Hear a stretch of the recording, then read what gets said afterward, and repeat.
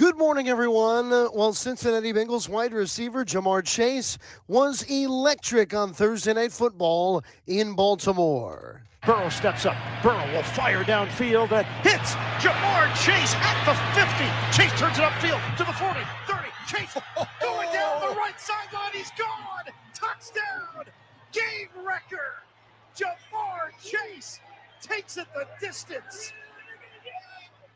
Iron Eagle on the Westwood One call as Chase had 11 catches for 264 yards and 3 touchdowns. But incredibly, all of that in a losing effort. The Ravens rallied with 3 fourth-quarter touchdowns. They foil a Bengals 2-point conversion try in the final minute. Baltimore beats Cincy 35-34 in one for the ages on Thursday Night Football. Now tonight, the Cavs host Sidney Crosby and the Penguins. Puck drop at 7:30 here on the Fan. Washington looking to go to 10-3 on the season. Maryland Hoops, they host Mount St. Mary's. Tip time 8 p.m. on the Team 980. The Wizards and Grizzlies from Memphis, they get going at 8 on Bloomberg 99.1 FM. College football tomorrow, Virginia Tech hosting 23rd ranked Clemson. A 3:30 kick right here on the Fan. And Maryland looks to slay Goliath. The Terps are at number 1 Oregon. A 7 o'clock kick on the Team 980. From the Crump Metcalf 5-Star Sports Desk, this is Adam Pohl on the Fan.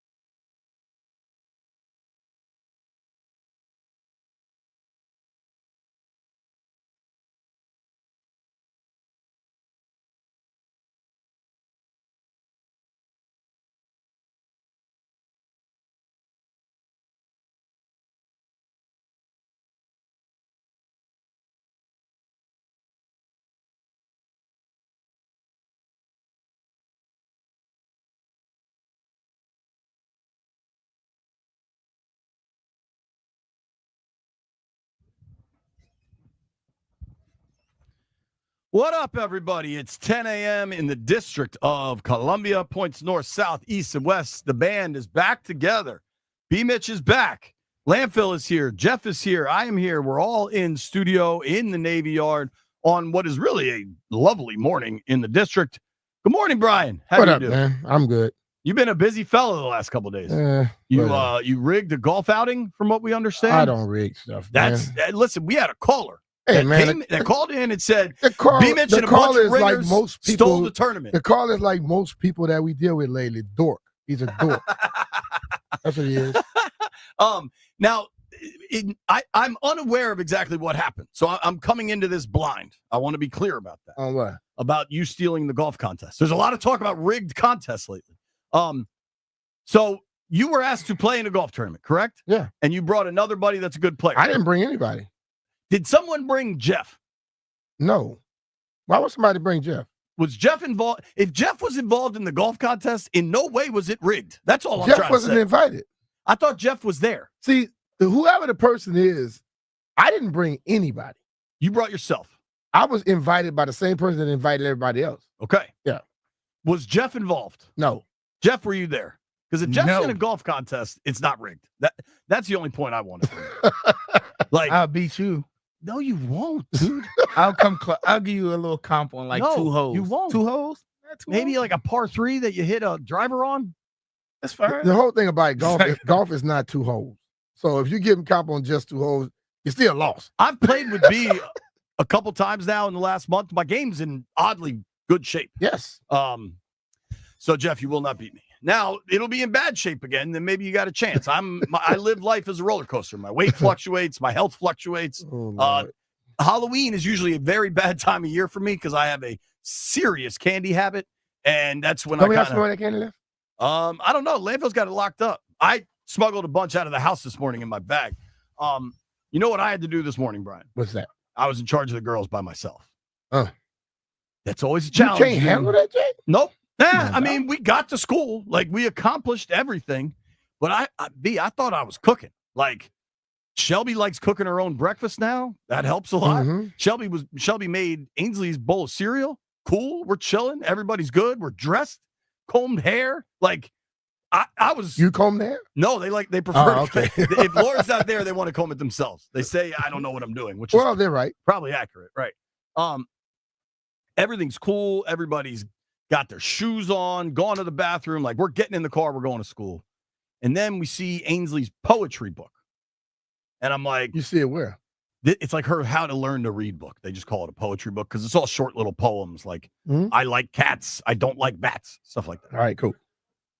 I was like, yo, does this need to come to school? And she's like, yeah. And I was like, all right, well, let's put it in your bag. She's like, well, you have to read it to me first. I'm like, this was not part of my calculations this morning. That sounds like JP's daughter. So that, you're like, it was, how long was the book? It was 5 poems. Okay. Each one's pretty short. Yeah. But like, when you're teaching a 5-year-old to read, you got to like sound it out and multisyllabic words kind of give you a run for your money. And so it just added like 6 unplanned minutes to our departure time. And you know me, like, I usually cut it pretty thin. I usually don't have 6 unplanned minutes. I'm with that. And so we may have cruised a couple stop signs in the neighborhood. Like, we might have had to come in a little bit hot, but we got there.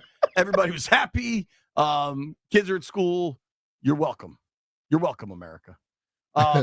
Now, Brian, there have been some mathematical decisions in the United States over the last week that have gotten a lot of attention. Obviously, the one that most directly relates to us is that it appears the Federal Reserve is going to lower interest rates again, maybe a 1/4 point. Okay. You also had the decision made last night in Baltimore that is particularly relevant because of a decision made last week in Kansas City. Last week in Kansas City, most people blasted Todd Bowles for not trying a 2-point conversion late in that game to give his team a chance to win. Yeah. To give the Bucs a chance to win on the road against the Chiefs. Todd Bowles took a ton of heat. Okay.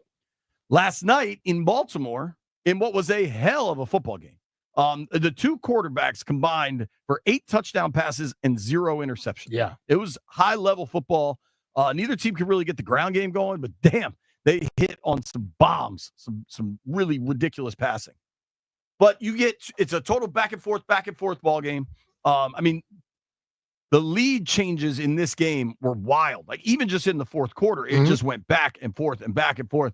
And so the Ravens were down 21-7 in the third quarter. All right. They come storming all the way back to get it to 21-20. Then they score again to make it 28-21, and they go for 2 there to take a 7-point lead. Now, that was with about 6 minutes left in the fourth quarter. Okay. So then it's all tied up, 28-28.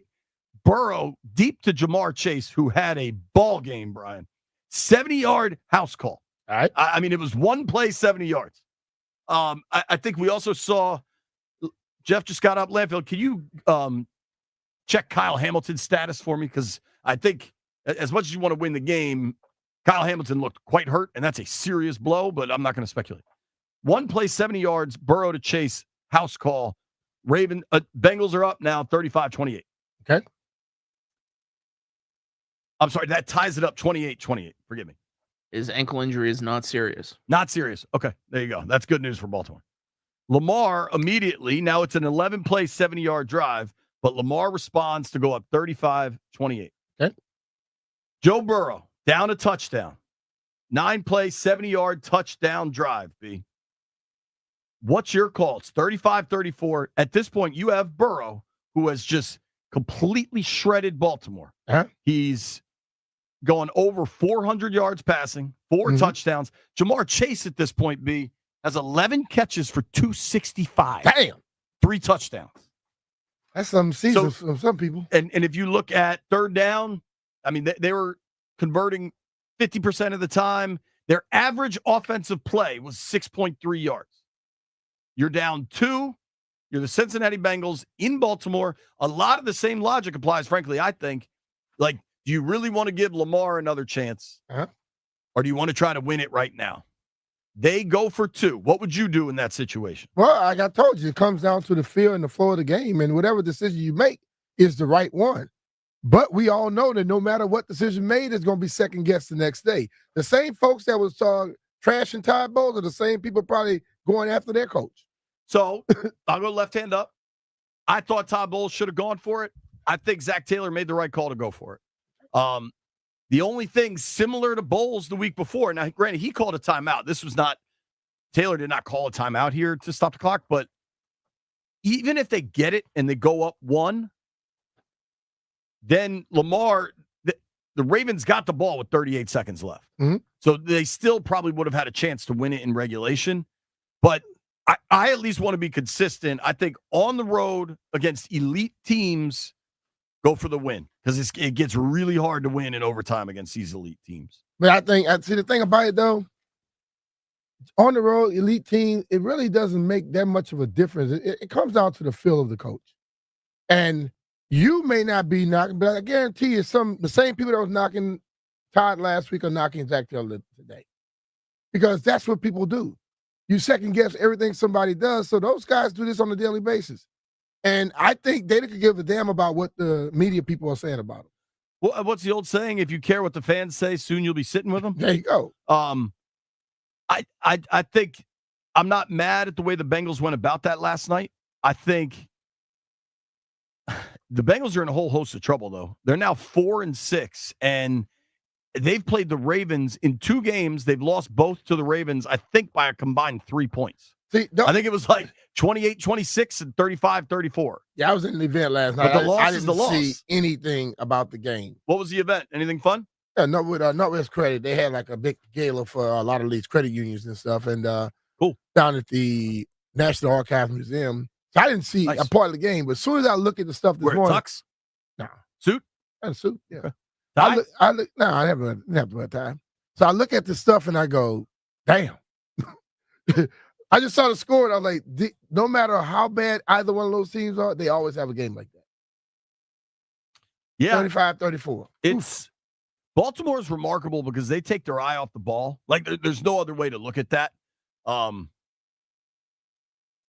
You lose to the Browns and the Raiders. Mm-hmm. You take your eye off the ball.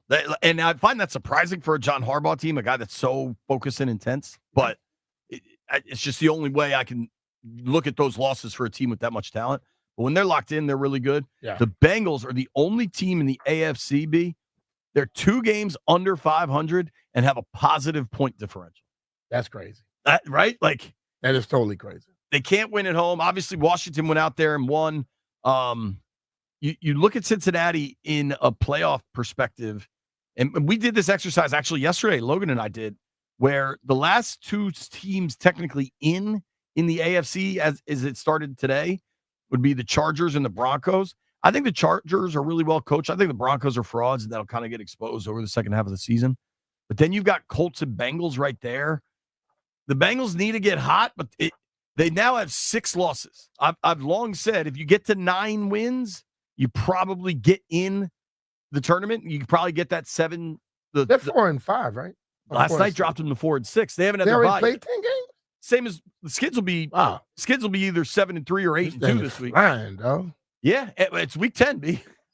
Ready or not, here it comes. The Bengals, though, 4-6. They played 10 games. That means they have 7 left. I think at worst, they can go 7-2 over the home stretch to get in. Right? Is that math right? No, that's not right. They have 7 games. They already played 10 games. Why would they go 7-2? 5-2. 5-2. You think that's possible? I don't know. They're good. And offensively, they're good, but then they're not good. Offensively, they can hang with anyone. They just but they can't keep letting people score 34 and a minus higher. All right. They got to go 5-2 the rest of the way to get in. You ready for their schedule? Go. At LA next week, Chargers. That could be a loss. Then they get a bye. I honestly think Harbaugh's a really bad matchup for them because he's just going to slow it down, grind it out. They need to go up tempo and score a ton. So at the Chargers, bye week, Steelers, at Dallas, at Tennessee, at Cleveland. I'm sorry, at Dallas, at Tennessee, Cleveland at home, Denver at home. Then you get the Steelers. They've closed with the Steelers again on the road in Pittsburgh. Okay. The Dallas, Tennessee, Cleveland, Denver portion, you should chop some wood. But by my math, which is always questionable, you got to get to 5 wins. You can only go 5-2. So you got to knock off one of the 2 Steelers games or win this week in LA. Yeah. It's a tall road. It's going to be a tall task for them. All right. That was your Thursday night wrap up. It was a fun game to watch. I had it on. It was a second screen experience. We were watching Outer Banks. Try keep the wife happy. Also, I bet on App State last night. If you want to know how my betting streak's going, it's still going great. B, we haven't got to talk a ton since Latimore got to town. I'm guessing you have texted with a bunch of folks. Now that he's here, premature to say, but it doesn't look like he's going to play this weekend. More and more, I think, I almost wonder if their focus is on Philly, which is the division game, and it's only 4 days later. You know, it's a very fast turnaround. I think their focus is on the damn Steelers. I'm saying specific to Latimore. Oh, yeah. Well, maybe, but I think a lot of people in New Orleans and Louisiana feel that Latimore's hamstring is just like Jamal Adams. No. Devontae Adams hamstring, where I'm going to get healthy if I'm traded from here. I agree, but he hasn't practiced yet this week. Devontae came in right away and played. Yeah, I know. Practice and played. So I think it's a little bit more than that. But I think if he's not on the field Sunday, which I guess today will go a long way. A defensive back can play without practicing, without knowing the defense. Basically, if he know he got to go man or zone. If you just tell him man, and we know he's good at that. But if he's healthy, it's a possibility. But if not, then it's no possibility at all. That's right. And I think if he thinks he's very close and the trainers buy it and maybe want to just kind of open it up a little bit, the fact that you have 2 games stacked up just like on top of each other, and then what A.J. Brown is different than most receivers in the NFL. It's a problem. I think A.J. Brown's closest comp is like Debo. It's just a way more physical outing than it is. And I'm not saying he's the best because I think Latimore plays those big receivers. Right. He plays Evans tough as hell. Right. Down in Tampa. That's his MO, right? Like he doesn't give a damn about how big you are, how physical you are. He's going to be right there with you step for step. Super physical, super competitive. So I just wonder if there's not some level of, Sean, we want you, man. We want to make sure you're really good to go because we got a really short turnaround. That's a division game. This is a non-conference game. The folks like Dan Quinn and everybody are completely focused on Pittsburgh, but the Latimore trade, there's not a rush because they plan on playing football deep into January. Yeah. We'll know more today. If he gets like even limited work today, that makes this thing a little more interesting. I'm not sure I would count on it quite yet. But it is interesting talking. Yesterday, we talked to McLaurin and to Sam Cosmi, and both those guys have been here a while. McLaurin, obviously, longer. But the feeling of going out and trading for a guy like that, what that says to the locker room about, hey, man, we're in it to compete right now, away. I mean, that's got to be a pretty uplifting thing, right? Oh, yeah. I mean, I think players, for the most part, always feel that they're trying to compete because they're trying to get better. And if they sense management is also along with that, it's a breath of fresh air. It's like a stress relief. Like when you feel supported. Yeah, when you're out there working your ass off trying to win a game and you feel like management don't care about this year, that's hard as hell to get ready to go. It's like telling the person, go and become your absolute best, but we're not supporting anything you do. Sounds to me. That sounds correct. All right, here's what we're going to do. We got a packed show coming your way. Jeff's got a new hype song. We have the governor of Maryland, Wes Moore, joining us with his picks. Let me be clear. I did get a text yesterday that the Ravens were already a pick. So he's already 1 for 1 on the weekend. All right. The governor and his Ravens, he was making that pick all day. Well, we knew that. Gus Frerotte will join us at 1 o'clock. Ask B. Mitch anything, early edition, 11 a.m. We'll open the phones. Nobody go anywhere. B. Mitch here. Big changes are happening in the DMV. And just like our upgraded football team, Now is the time to upgrade the comfort in your home with a Root HVAC system. I did, and the difference is night and day. My family and I felt the change instantly. And if you don't have a Root system yet, trust me, you're missing out. Plus, there are tax-eligible options for you in the DMV. And if you're in Maryland, you might score some utility rebates. So head over to Root.com, find your local pro partner, and get ready for winter. Always remember, if it ain't Root, it ain't right.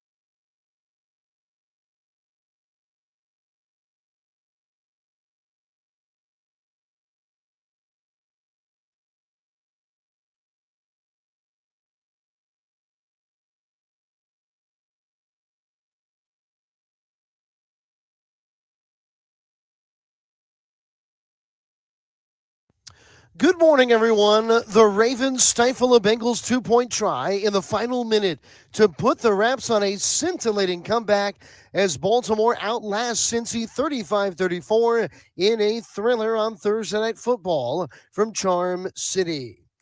The Capitals start a back-to-back tonight, Washington hosting the rival Pittsburgh Penguins at 7:30 this evening. They then will quickly head out to St. Louis to take on the Blues tomorrow at 7. You can listen to both of them here on The Fan. And the Wizards are looking to end a brief 2-game slide. Washington 2-4 on the young season. They are on the road at Memphis this evening. Tip time with the Grizzlies, 8 p.m. You can listen to it on Bloomberg 99.1 FM. From the Crop Medcalf 5-Star Sports Desk, this is Adam Pohl on The Fan.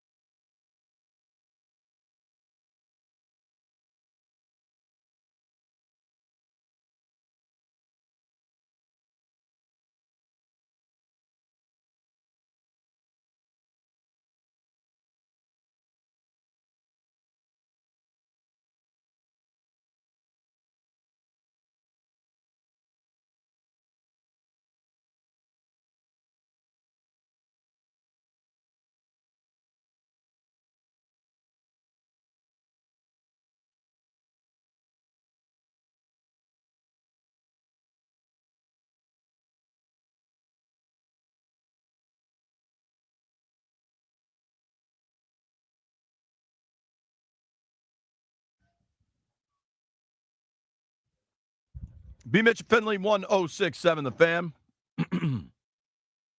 Like we do every morning, let's check in on the stream. Stream is up and running if you want to say what's up.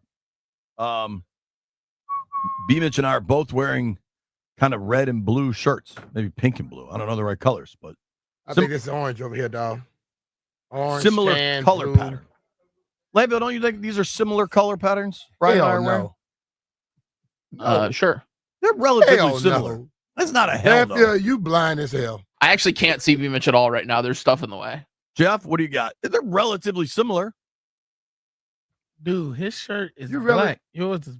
You say it's black. It's definitely not I'm black. talking about the That's lines. racist. The lines on it are black. The pattern. Yours are No, blue. it's blue in there. It's blue, dude. You got some black right there, blue over here.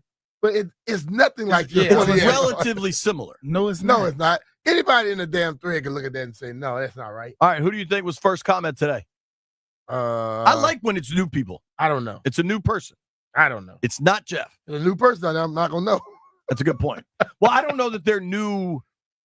They're newish. I don't know if they're new to the stream, but they're new to be shouted out for being the first comment. I don't know. Shout out to Jesse Roby. Hope I'm saying that right. Appreciate you, Jesse. What up, Jesse? Appreciate everybody in the chat. So B, something just happened that you were made aware of, and I want to get your reaction to it.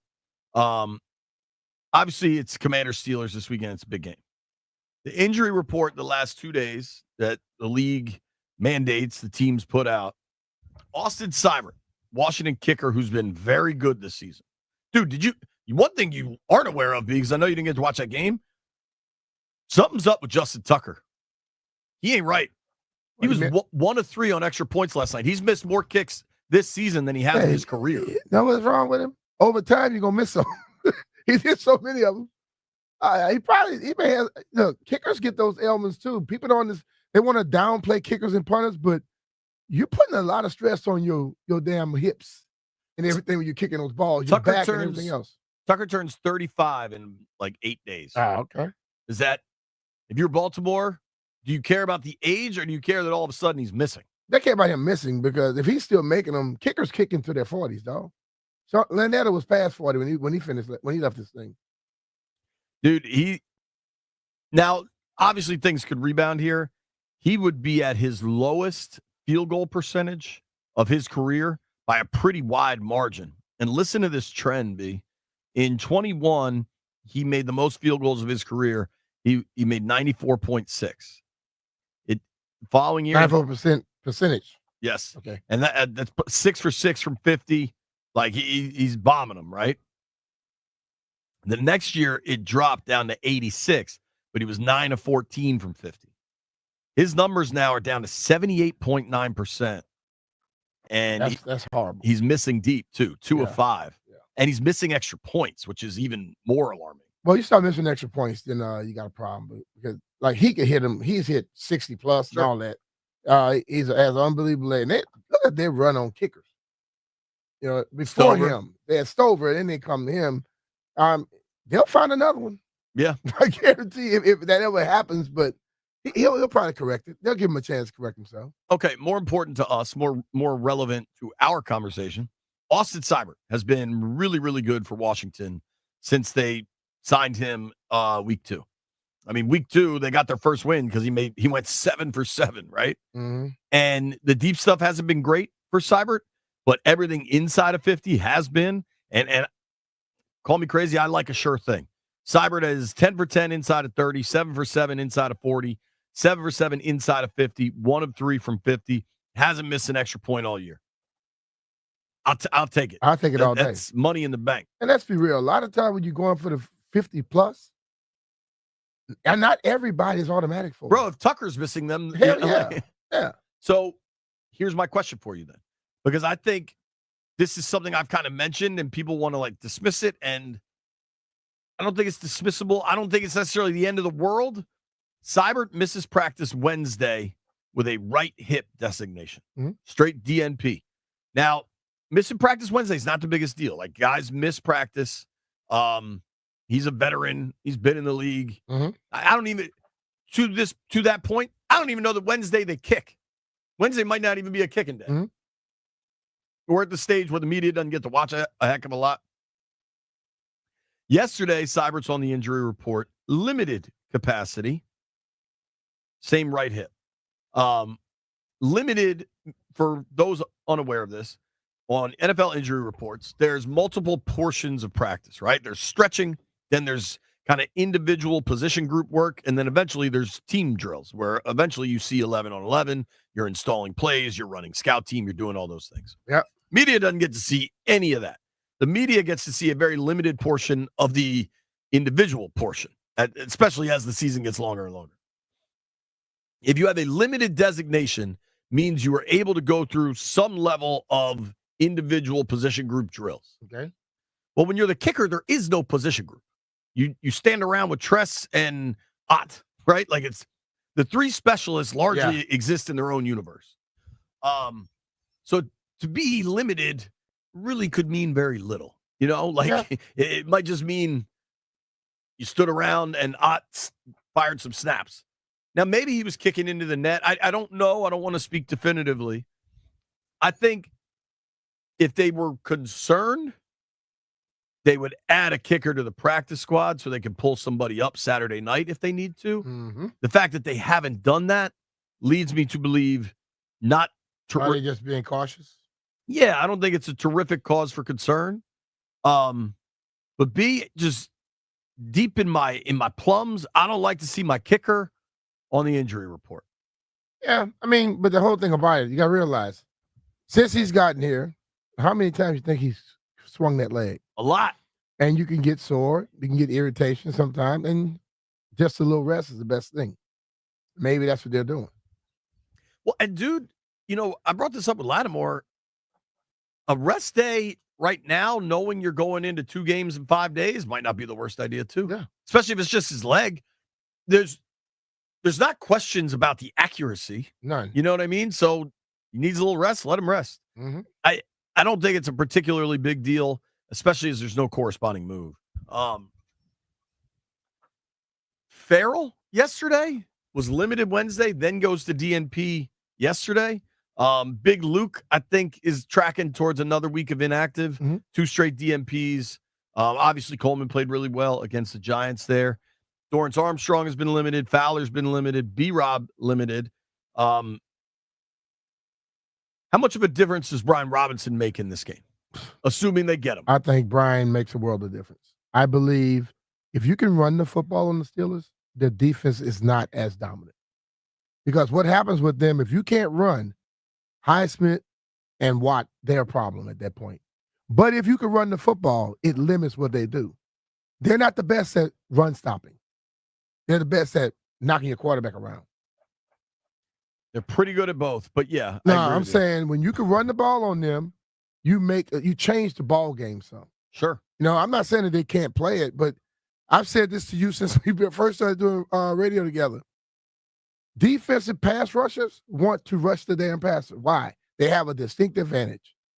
But when you make them start catching those linemen in their chest, they're not the same people. None of them.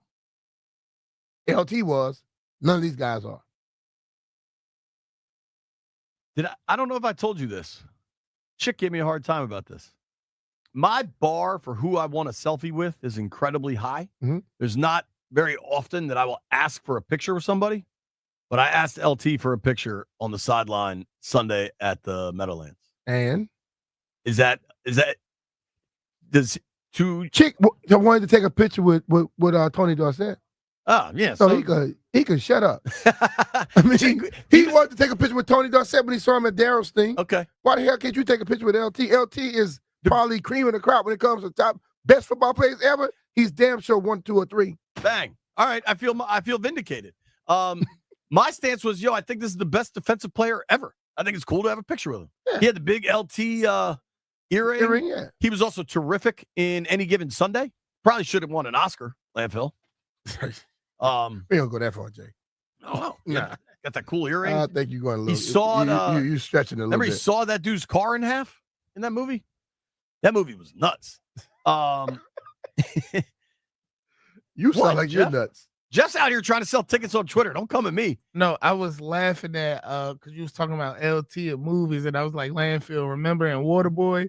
And Bobby Boucher was talking, and right after he finished, LT was like, and my next point, kids, don't do drugs. Didn't follow his own advice, did he? He's pretty funny about it. Like, oh, he's hilarious. Like he owns his past. There are some people that try to act like the past didn't happen. Oh, LT seems to take great ownership of it. I played 2 rounds straight with him, and it's interesting. Golf? Yeah. Oh boy. Bruh. What's his drink? You think choice? I got some stories for you? I can only imagine. Johnny Walker Black. New York in the 80s when you're the Johnny biggest Walker badass Black. on the planet. Yes. Have you ever seen that photo? There's a really famous photo of like LT, Doc Gooden, and Darryl Strawberry. And just think about the brightness of those stars in 1986 in New York City. And woo! That's interesting, Jay. Whatever the hot club was, I bet they had a table. That is interesting. I can tell you that. Coming up 11 a.m., we open the phones for Ask B. Mitch Anything.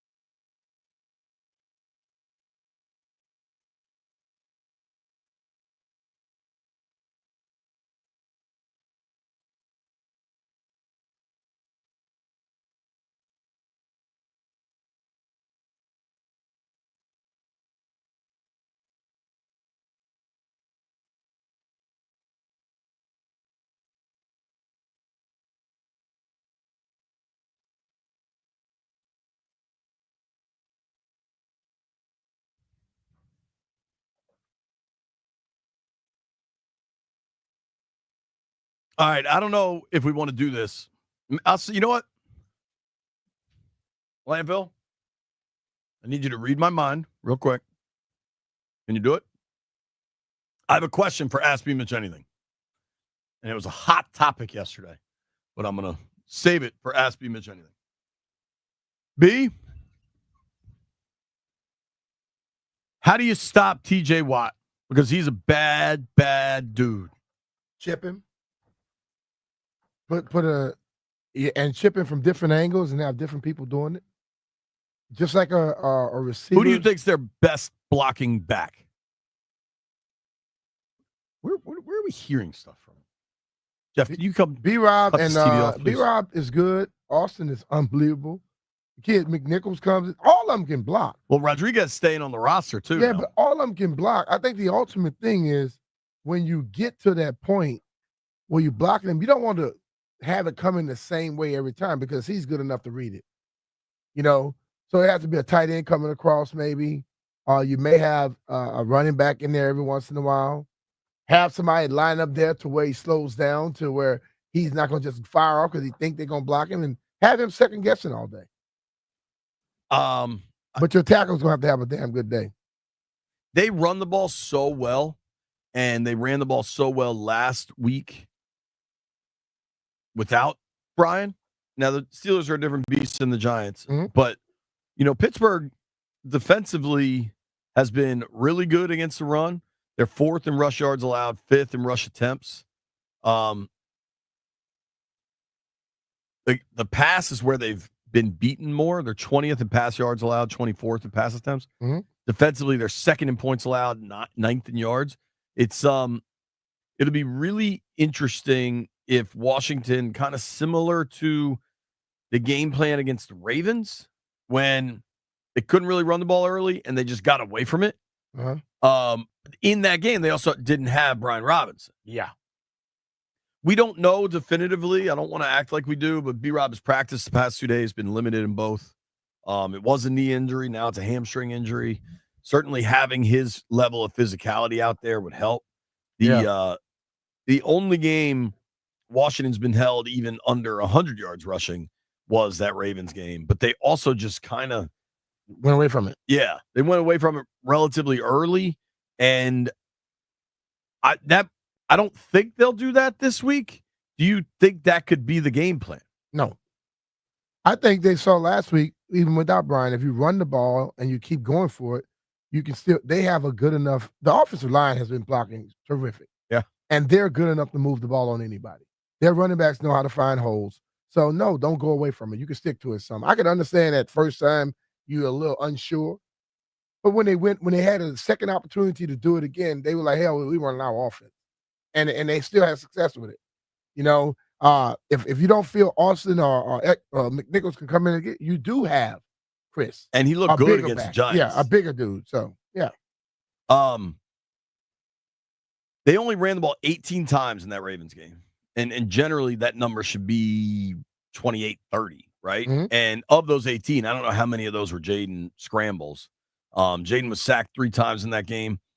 Just compare that to last week against the Giants. I mean, those numbers, there were no sacks just as a starter, and they ran for over 100, almost 150 rush yards. And that Giants defensive front is good. I think you have to show some level of commitment to the run game. And that game was a little funky too, if you remember, because Washington didn't really possess the ball in the first half. Not very much. I bet they lost time of possession. Yeah. The Giants ended up winning time of possession 32 minutes to 28 minutes. And the Skins still ran the ball 38 times. Like, it's pretty unbelievable. Yeah. What I think it's like you have Jaden, yes. And I think people assume that you can always, but you can lean on that running game. So that takes some pressure off. I think that makes him even more deadly, the way that they run the ball. Absolutely. Yeah. I think Jaden's legs are a huge part of them being, is it 11 for 11 or 12 for 12 on 11 for 11. To be perfect on 4th down through 9 games is pretty telling that, one, you've got a really highly functional offense, but 2, you've got at least one elite playmaker. Yeah. You know? I think 11 for 11 on third down and what Jaden can do with his legs, or even if you give him kind of a run pass option, like he's such a special threat. There's so many good things happening with Washington. Mhm. You've got contributors on both sides of the ball from all over. Yeah. Zacchaeus, Ertz, Eckler. They're playing with confidence, dog. Totally. That O-line has been fantastic. I think Alec Reddy's been fantastic. Biotish has been fantastic. Brandon Coleman last week in his first complete game, absolute stud as a third-round rookie playing left tackle in the Meadowlands. Against damn good pass rushers. Defensively, Dante Fowler's been terrific. Jeremy Chinn's been really good. Wagner's going to the Hall of Fame, so maybe the expectation is he's really good. But, oh, by the way, he is really good. Like, you're getting it from everywhere. The coaching staff seems to have them dialed in. The play calling is really good. Like, there's so many things to highlight. But, damn, when you got number 5, it really looks good. It does. Like, it does. That's a different animal. You got to have that other stuff around number 5 for it all to go well, because, I tell people all the time, quarterback ain't going to do it by himself, no matter how good they are. If you look at last week against the Giants, that was a complete team win. Yeah. Got a little tight there late in the game. They kind of always had enough margin, right, to keep it comfortable. If they end up winning by 5, I think 9 times out of 10 across the NFL, 90% of the time, whatever you want to say, that drive just before halftime where Washington was able to score to make it 21-7. I watched Baldy break that down this morning. That, to me, is where you've got a quarterback that can do stuff not many can. Yeah. Because you had the tough holding call on Allegretti. Then you're backed up against the clock, have to burn a timeout. It seemed a little out of sorts, and Cliff and DQ have been so good end of half scenarios, getting an extra score. But it didn't seem like it was gonna happen. Mm-hmm. And then Diami makes a hell of a play. Diami deserves more credit for breaking a tackle and then getting a 24-yard gain. Jaden put it on the money. Diami makes a play. 3rd and 18 from the Giants' 42. I mean, just think about that. They scored from this down and distance. Mm-hmm. 3rd and 18 from the Giants' 42. At this point, you're wondering, I don't know if Seibert can kick it this far. Maybe you just want like a 5-yard gain, call your last time out, try to get 3. The probability of converting 3rd and 18 ain't very good. 3rd and 18 from the 42. Daniels finds Diami. Diami breaks a tackle, 24-yard gain. Washington calls their last timeout. 1st and 10 from the 18 with 11 seconds left. The half was dead. 3rd and 18 from the 42. A couple guys make a couple plays, and then on 1st and 10 from the 18, Jaden just throws an absolute rip. I mean, just a beautiful, beautiful back shoulder pass to Terry. Right by the Terp's ear. 18 yards touchdown. Like, not a lot of guys can make that throw. Yeah. And that makes a big difference, too. And he let it go so soon that Totally. nobody could react to it. The Banks, his name, Yep, couldn't react to it. And nobody, the safety didn't have a chance to even yell out to say ball's coming. When he got ready to look, the ball was going past his ear. And so we got to talk to Terry yesterday. Actually, Lamphill, maybe we can run that. He's so good all the time. And I asked Terry, I was like, dude, you ever had 2 touchdowns on 2 catches? And he thought for a second. He's like, nah. and he gives such thoughtful answers. He's like, I have really worked on my red zone routes and trying to make myself more available. But damn, when you get to play with Jaden, it's just because the other pass was better than that pass. Yeah. The other pass that he threw low and away, that was better than the pass that he threw to him right there. What a world. What a game. Week 10 against the Steelers, battle of first place clubs. When we come back, 800-636-1067. 800-636-1067. It's time to ask B. Mitch anything. Also, a shout out to our guy Tay in the chat. Happy birthday, buddy.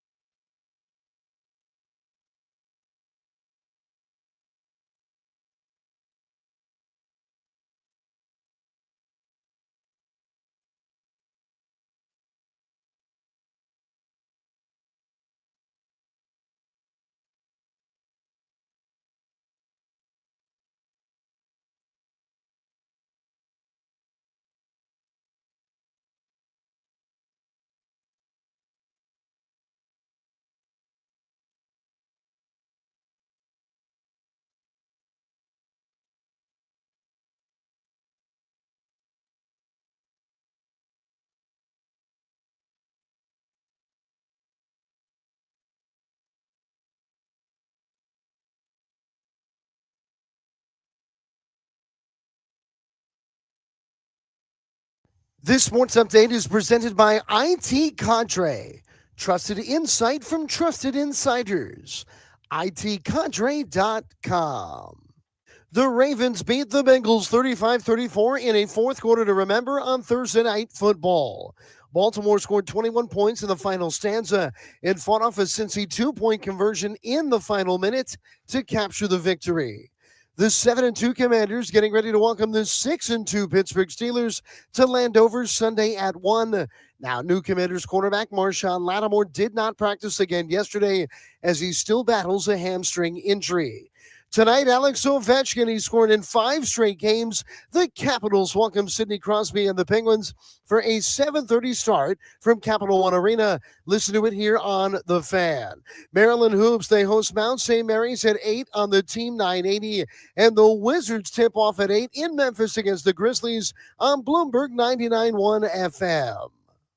IT Cadre's trusted insight, helping leaders of the nation's most important organizations understand complexity, align efforts, and make the best data-driven decisions to achieve success. IT Cadre, your vision, our purpose. To learn more, visit itcadre.com. That's itcadre.com. From the Crumb Metcalf 5-Star Sports Desk, this is Adam Pohl on The Fan.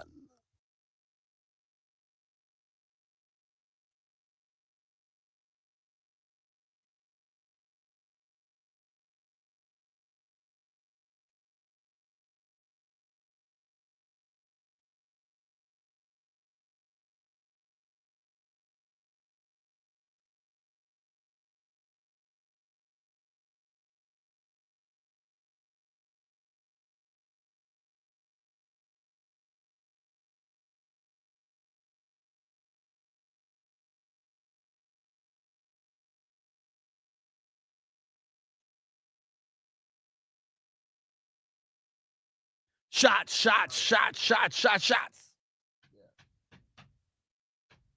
Oh, that wouldn't be a problem at all. That wouldn't be a Everybody. problem at all. All right. Stephen A is making a list of his top 5 Atlanta Okay. pro athletes. Best I can tell, only one of those dudes has a ring. Like, shouldn't rings matter in that contest? What are they saying about it? He's got Dion, Hank Aaron, Dominique, Chipper Jones, Michael Vick. Only Chipper, I think, has a ring. But Atlanta doesn't win championships. The Braves used to win them. I don't know how the hell Greg Maddux doesn't make a list. Yeah, but you gotta realize top 5 don't always mean just because they were successful. Yeah. It means popular.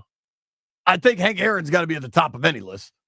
Yeah, Dion's best days were in Dallas and San Fran. he was damn good in Atlanta too. Sure, but where he won and became, I don't know. It's also Stephen A. What he wants me to do is get mad about it. So, And that's what you're doing. I'm going to So move you're forward. feeding right in. I'm going to move forward. Jeff, I'd like you to prepare I'm seeing a lot of Grammys talk on my timeline here. I got to be honest, I'm not familiar with a lot of this work. I don't know much about Troy Sivan or Madison Beer. Maybe we'll do a Grammys pop quiz. Right now, though, it's Ask B Mitch Anything. We got packed phones, and Brian's ears are ready to listen. Dan, you start us off, buddy. What up, Dan? Hey, thanks for taking my call. JP, love your work on NBC4. B. Mitch Thanks, should be bud. in the Hall of Fame 20 years ago. So, look, Appreciate it. I got a question for B. Mitch. A life-changing decision. I need your advice. Ooh, this is intense. Should I buy a Commander's hat? Yeah, man. Get a hat. Man, I've been waiting. I didn't want to put any money into that Commander's junk, but I mean, I got a there's hat no right way here they're for the gonna people on change the stream. That's No hey, way but they're Pretty fresh. they're balling. See, you even thinking about it, saying that with my little comment earlier, if they start winning, people start doing stuff. You thinking about buying it right there tells me that you're starting to lean towards it, right? I think I mean, they're not listen- going to change the name. We might as well face that. if they might have for a little while, I don't know that they are now because everybody's right. buying hats. All right. and All right, dude, well, hey, so B. Mitch, do you have any Commander's gear? yes, he wears Yeah. it all the time. Yeah. He wears it on the All right, YouTube all post right. game. I'm on my way to Dick's right now. All right. All right, man. Got you, brother. Tweet Take care, man. tweet Jeff a picture of your new hat when you get it. I will. I love the show. Listen every day. Appreciate Thanks, you, dude. bro. Where should we go? I have a question for you, but it's hyper specific, so I'm going to let some Hyper specific? Yeah. Rusty's on the line. What up, Russ? What up, Russ? What's going on, fellas? How you doing this morning? Chilling, Good, man. buddy. Hey, before my question, I just want to give a quick shout out to our football group, our 9U Harrington Spartans. We start the first round of the playoffs tomorrow, and it's the first time our program has been to the playoffs since 2014, and the first time this age group since 2005. Well, That's dope. So good big luck to you, shout out bro. to those Good boys. luck. Yo, here's what I'll Yes, tell sir. you. If you send me a T-shirt, I'll wear it on the All Ears show and give Harrington some love. That's my new thing. No problem, brother. Thank you. B. Mitch, I want to ask you a question, not as a kick returner, but as a offensive football player. All right. I watched the kickoff late in the game last night where, I believe it was Baltimore ran it out of the end zone, and they kind of were hesitant to run it out of the end zone, and they only got to like the 24. As an offensive mind, any ball that went into the end zone, and maybe there's certain circumstances, but would you have every single time that return not happen, like take the touchback, give me 70 yards of field? I mean, it's as an offensive guy myself, I would be like, stay in the end zone, give me the ball at the 30, unless it was like late in the game and you thought you could break something. But I just wanted your opinion on that. No, I wouldn't stay in the end zone every time. I would go based on how did he kick it with a lot of hang time or not, and do we have a legitimate and effective kickoff return unit, or are they horrible covering it? It'll be based off of those things. I remember when I played, Martin Henderson would always kick the ball low and deep, and Wayne said, I don't care if it's 6 or 7 yards deep, bring it out, because he had no hang time on his ball. But we play another group, and another guy kicked it so high, if you're 1 yard, 2 yards deep, stay in the end zone. So it's depending on the competition. Thanks, buddy. Can I ask you my question now? Yeah. I don't know how the hell this happens or works, but there is a persistent nail. Like, I got an old house built in like 45 or something, right? All right. And we have hardwood floors. And there's this nail that always like comes up out of the ground. And then I have to go and hammer it back down so that, you don't stub your toe on it, or like, because, how about pull it out, put a new one in? That's what I'm wondering. You think I can? Yeah. I think that if the is nail, it possible the whole house would just collapse? No, come on, dog. That house is an older house. It ain't going nowhere. But you should pull that nail out and take a screw and screw that screw in that spot. Would you? Because tell what has Lauren happened now, that little for me? hole has gotten worn out. Would you tell Lauren that I am cool to pull it No, out? I would tell Lauren to call a handyman, because the man she have is not very handy. Look at that, Jeff. I just wrote nail down. That was my Ask B. Mitch Anything question. Let's go to Reggie in Seat Pleasant. Reggie, what up, man? Hey, what's up, B. Mitch? You that beast. Appreciate you, bro. Beast. All right. Yeah, I had a question, man. It was like high expectations, at least I thought, with Jamon Davis, the linebacker. He just like faded out, and now I look and see he went to Green Bay.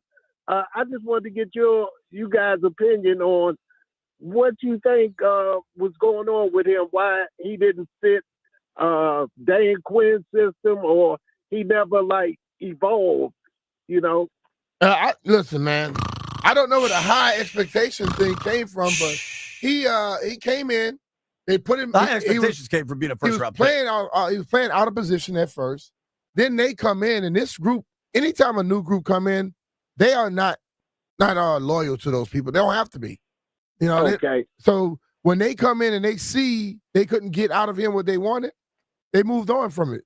Yo, It would be more costly if they kept him around. Reggie, thank you for the call. Thank you for listening. All right. Sincerely. All right. I appreciate you only saying hello to B. Mitch and then Jeff chirping me about it. But Jeff, I'm gonna make a rule. We could debate this. It's a democratic process here on the B. Mitch and Finley program. I want no more Jamon Davis questions. It's November. He was cut a month ago. He didn't play all year. He's on the Packers practice squad. I officially want no more Jamon Davis questions. Jay, you gotta let people ask the questions they want to ask. Yeah, but do you think he could help with the pass rush though? I mean, yo, the defensive coordinator week after week says, I'm playing the guys that helped me win. Well, they're 7-2. Everybody got that right to ask that question. They're 7-2. They're 7-2. Yeah.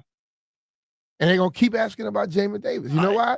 Because somebody drafted him in the first round and made people think that he was that guy. Co from the foe. Co, hello. What's up, gentlemen? How we doing today, man? We good, bro. Look What's at happening? this. Look at, hey, JP, you wrong for hitting the snooze on the last question, man, because the first 2-3 questions weren't right anyway, especially the hat question. You could have flipped a coin about that.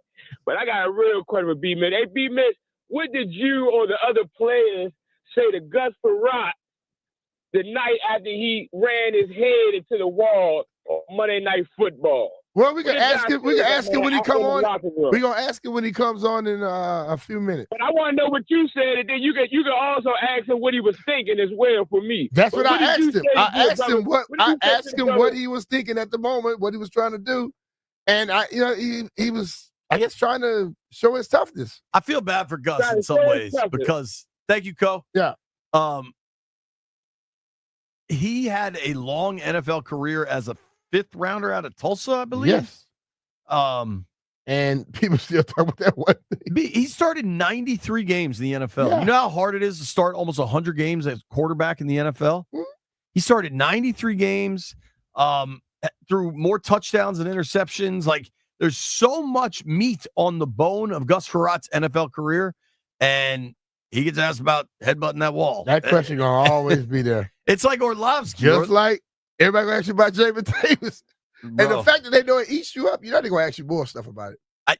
At some point, you've got to believe in what market economics tell you, and the market has answered all of those questions.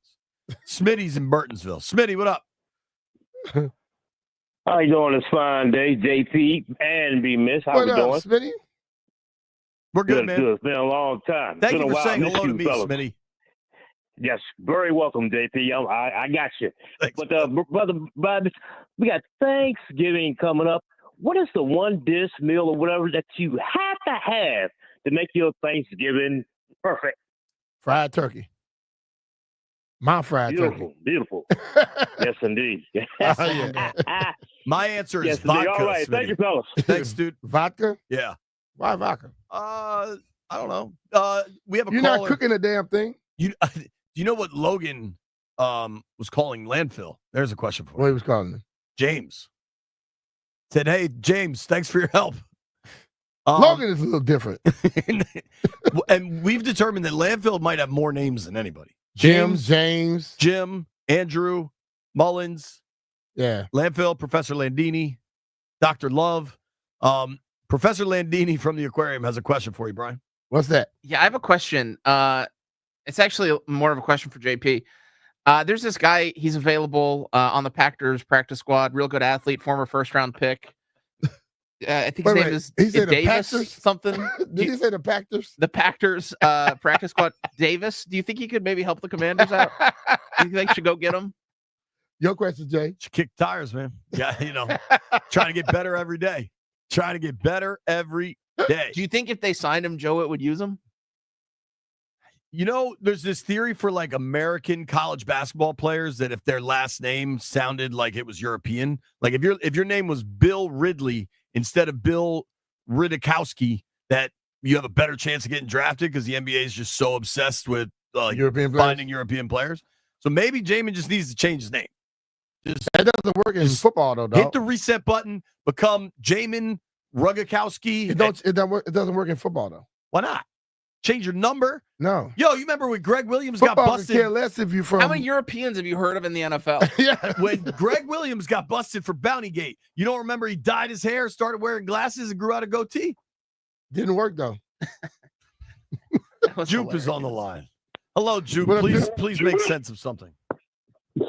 Hey, what's going on, JTV, Mitch? How y'all fellas We doing? good, man. What's happening with you? Hey, I'm good. All right, I got a question. It's a two-part question, D. Mitch.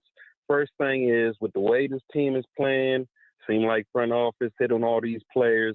Could this be a season where Washington do a sweep of the year awards, like rookie, coach, and executive? That's an interesting And then the question. second part to it is, has any other team done that in the past? I'm gonna hang up and listen. I don't know if a team did it in the past, but I can see Rookie of the Year definitely being there. And I've already said I think Coach of the Year, Dan has to be leading in that. He completely changed this thing around. And then Adam has rolled in, and everybody was questioning what he was doing and how he was doing it. Look like it's working, right? The people that they got, the people that they picked, not only did they bring the team got better, you brought in a few guys that they changed the culture instantly just by being who they are, not by trying to put it on a damn a shirt and trying to buy an article in a newspaper. They just went out there and did it, and guys began to follow them. They got leaders on the football team, which we talked about it before. If you're a leader, you're a leader. If you're not, you're not. Don't talk about it, be about it. In a lot of ways, DQ is who Ron was supposed to be. Our guy Drew is on the line. What up, DC? Drew? Hey, B. Mitch. Hey, JP. Thanks for having me on the Ask B. Mitch Almost Anything segment. I appreciate that. I love it. Get on JP for that, man. I'm just saying, man, like at some point we got to turn the page, right? Channel your inner Bob Seger. I had a real question. Actually, it's a question I've had since the beginning of the season, but I think it's more relevant now. I know that Jaden wears that virtual headset when he's practicing, and so I have a couple of questions about that as a technology guy. One, do you think that that's effective? And two, is that starting to be something around the league? I mean, are other quarterbacks starting to do that? It's kind of a copycat league. Do we see trends? And if they do start to do that, do you think that helps other guys start to make some of these amazing throws that Jaden's doing there? Is he just special and that's just something he does? Well, I think it's effective. I think it's helping him, and he swears by it. And yes, people are ordering it for not only players in the league, but people in college are starting to get it now. You know, they watch. I mean, he did it at LSU. He did it at LSU, and he was the first. Then the people started to get it. Yes, these teams are invested in that because it's supposedly do things like your brain will pick it up many, many times faster without going out there actually going through the play. You can sit down and watch everything and pick it up mentally, but some of those guys may not be able to throw the ball like he does anyway. Right. If you don't have that physical ability, you can know what the hell you want to know. You still can't get it done. So it's a combination, cool. I think. B, now I would go one step further. Thank you, Drew. Okay. I would go one step further with it, B. Whether it does anything or not, if he thinks it does and things are going so well, hell yeah, keep doing it. But I think it does. I think it does too. You're watching film. But I don't think any quarterback it works for. Yeah. I think he's also an excellent quarterback. But you're watching film, and then all of a sudden, you have to remember things. If that virtual reality thing is so much, it makes your brain catch on to it faster and deeper. That's basically watching film. So why not? And you could be sitting at home with it on, chilling, picking up your stuff. I think it's a great move. I think it's absolutely not a wrong one.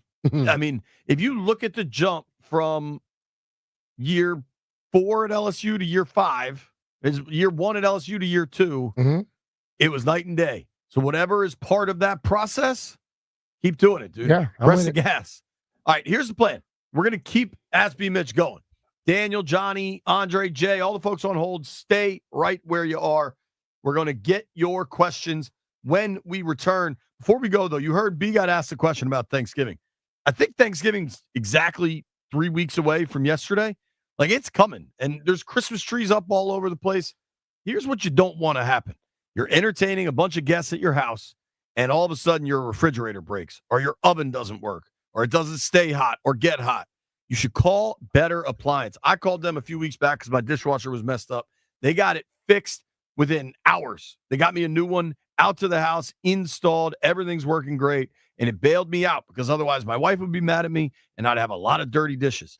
If you have any issues or you just want to make sure you want some maintenance, some repairs done in advance of the holidays, get a hold of Better Appliance. They're a family-owned small business serving Metro D.C. since 1945, based in Kensington. 70 years of service and repairs and new appliance installations. They go above and beyond to get you what you need. Check them out at betterappliance.com. That's BETTAR. Better get better. Betterappliance.com.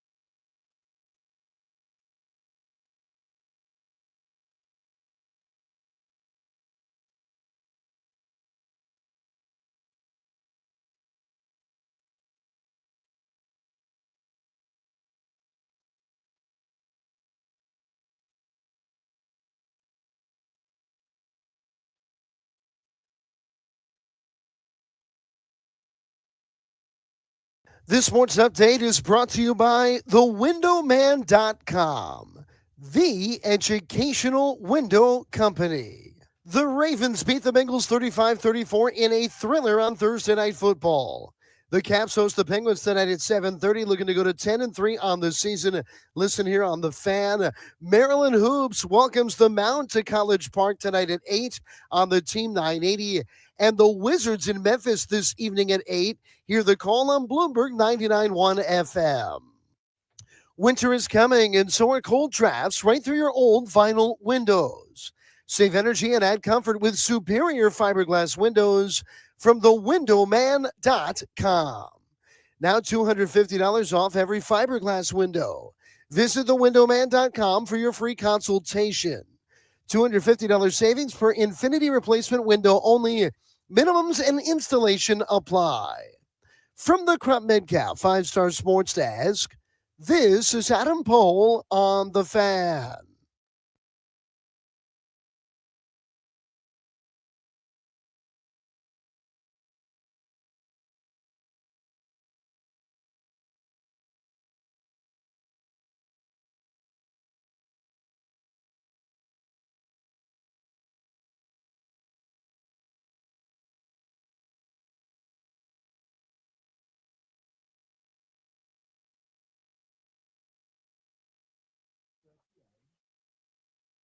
What? Yeah. Live your life. All right, folks. It's a Scotty's Vodka Rebel Friday. A lot of action going on. Gus Frerotte at 1 o'clock. The governor, Wes Moore, joins us at 12:30. We got a Jeff Walker hype song in minutes. Now, listen, it's been a few days, but obviously this has been a polarizing week in America. A lot has happened. A lot of people feel very passionately on the outcome of events and the discourse that surrounds these events. And so as we get back into Ask B Mitch Anything, I don't want to waste any more time.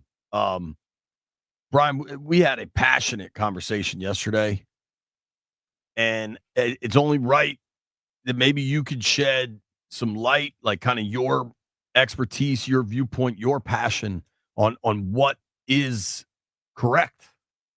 Do you say roundabout or circle when a group of cars are on a road that goes in a circle? Roundabout. That's incorrect. I call it roundabout. What do you call where Massachusetts and Connecticut and New Hampshire Avenue all meet in central northwest Washington? That's a roundabout. It's DuPont Circle.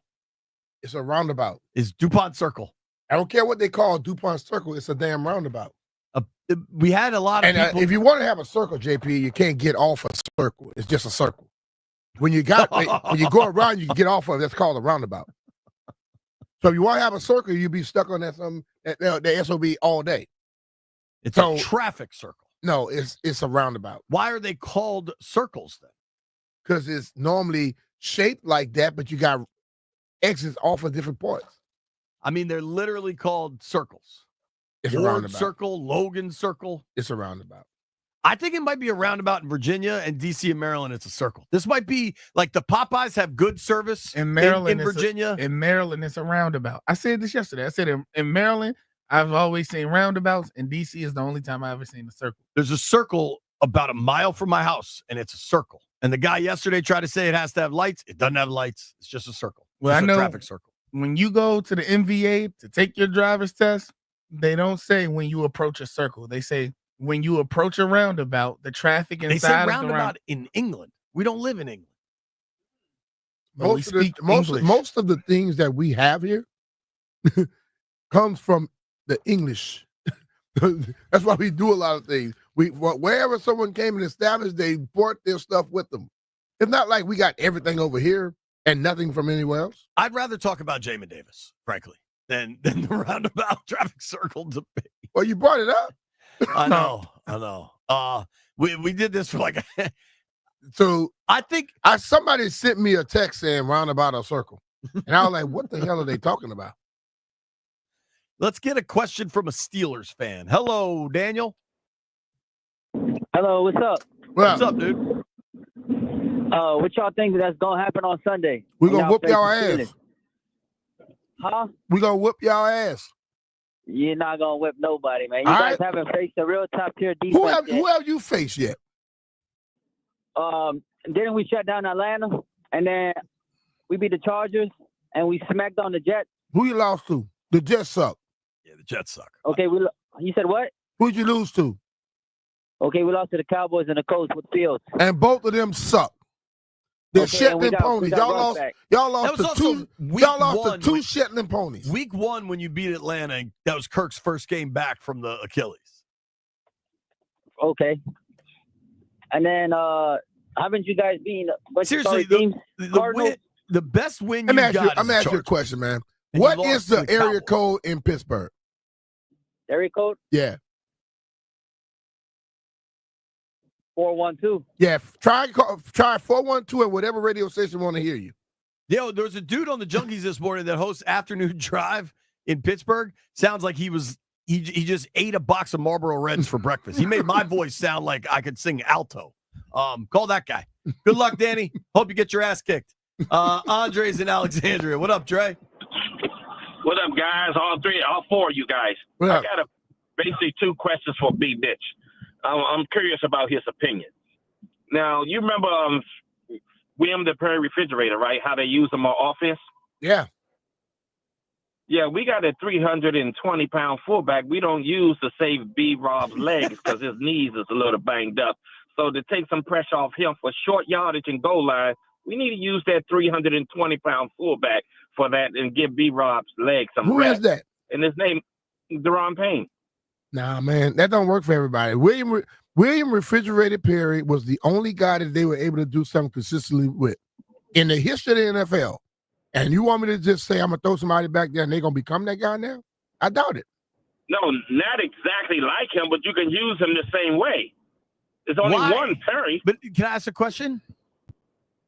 They're 11 for 11 on fourth downs. They're really good in short yardage. Yeah. Why do you need to bring Payne in? I answered that in the beginning to save some punishment on B. Rob's legs. All right. I don't So- want to wear him out. So do you want Deron to start getting hit in the knees and then he won't be able to play defense? I don't think nobody's gonna get low. Oh, I promise you they will. Okay. They'll get low enough. Thank you, Dre. Appreciate They the might call. take a knee to the head. They might take a knee to the head and be in concussion protocol because that's 320-pound fullback and he can move. He can move. Oh, he can move. This But sounds like a passion project for you, Andre. I want to lead Deron on defense. I don't want him running no plays. Short yardage. Yeah, that's what I'm saying. I don't want him running any plays. I just saw the guy who tried it against us. their tackle. He's not Deron Payne. He's not Deron Payne. All right. Andre, Well, thanks, dude. Andre, I'll be honest with you. That's one I can't go with. All right. All right, bro. Very, very, very specific game plan for Andre. A very specific plan of attack. Johnny's in Fredericksburg. What up, Johnny? Hey, guys. Thanks for taking my call. What's up, So man? I had two quick questions. Who do you prefer? This goes to both you, JP and Mitch. Jimi Hendrix or Prince? Well, I think Jimmy was the best guitar player, but Prince played everything. I like Prince. That's really, really hard for me to be Jimmy, but that's really, really hard. Prince did everything. right. He wrote music, All right, played cool. every instrument, So did can Jimmy. sing. Jimmy played the guitar tremendously. Right. But I think this is also subjective. It's just what you like more. Yeah, no, I was just wondering. Just quick question. Now, my other question, though, is so I'm trying to plan a hotel in like February in D.C. When do you think we're going to have that parade? Right now, you can get a flight to New Orleans for the Super Bowl from Dulles for like $700. So that's the only planning I've really started. Round to look trip? at. Yeah, it was like $680. You better get it right now. Thank you, Johnny. All right, thanks, guys. All right, ask B Mitch anything. Last call is Jay in DC. Jay, what up, man? Hey, what's up, fellas? Thanks for taking my call.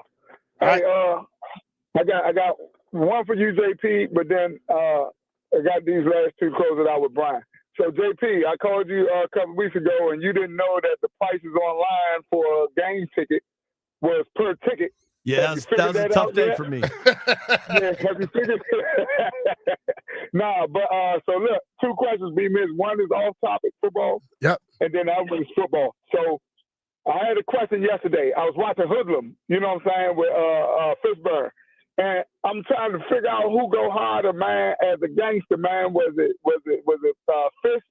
Fishburne in that joint, or was it what's his name, Denzel and American Gangster? That's one. That's the first question. You can chime in on that too, JP. Thanks. But my last question. Well, let us answer that one, because what happens when you ask multiple questions is we just forget and just answer the last one. I'm gonna go with Denzel. I think Wesley Snipes in New Jack was the best gangster. That's not what he asked you, though, JP. You have to learn to go along with somebody else. You always change up the whole damn narrative. That's how I operate. No, but that's not how it goes. I would say Denzel in that then. What's the other one? All right, but Hoodlum was thorough, though. It was. Man. Yeah. All right, so look, football-wise, man, look, y'all know I call in all the time and I talk to y'all, and this has always plagued me. I ain't never really want to even ask you because I kind of lean to what I think I know. But look here, man, I got a girlfriend, I got a wife on the side, you know what I'm saying? I'm asking you, B-Mitch. Hey, look, B-Mitch, look, man, I know we did you wrong back in the day, man. I know you here with us every day, but I hate the fact that you went to Philly and I hate that you went to the Giants and all that. So where was I supposed to go? You go where the money at. I'm not mad at you. I'm just saying, tell me you don't love them as much as you love us. Just tell me I never wanted to leave. I had a few idiots that got rid of me. Jay, thank you for the call. So yeah, and I love this area more. He lives here. I live here. You need to know. Why you think I moved back? So don't love me more. Just tell me you don't like Philly at all, man. Just tell me you with us when we play them next week all the way. And you don't got, like, I got 2 feet in the pie. I got one over here and one over there. You know what I'm saying? Nah, I want us to win. I want us to win, but I like them to be like second place. When you go in the Hall of Fame, are you mentioning Philly? Look, when Deion went to Hall of Fame, he ain't mentioned nothing about his Redskin tenure. So when you go in the Hall of Fame, I'm going to tell my story. That's Deion's fault that he forgot this part of his story. Thank you, Jay. We got to go, dude. Woo! Another rousing edition of Ask Me Mitch Anything. When we come back, Jeff Walker got the Week 10 hype song. Hey, it's Brian Mitchell here. The NBA is back, and FanDuel, America's #1 sportsbook, wants you to catch all the action. And right now, FanDuel is giving everyone 3 months of NBA League Pass. All you have to do to catch every tip-off and buzzer beater is place any $5 bet on the NBA to get 3 months of NBA League Pass courtesy of FanDuel. Just visit FanDuel.com/Brian to make every moment more this season. Make every moment more with FanDuel, official sportsbook partner of the NBA. FanDuel Sportsbook is the official partner of 106.7 The Fan. You have to be 21 years old and present in Virginia. After 3-month free trial, the full price of League Pass will be automatically charged monthly. Cancel anytime. No refunds. Terms, restrictions, and embargoes apply. Limit 1 pass per customer. See terms at sportsbook.fanduel.com. Gambling problem? Call 1-800-GAMBLER.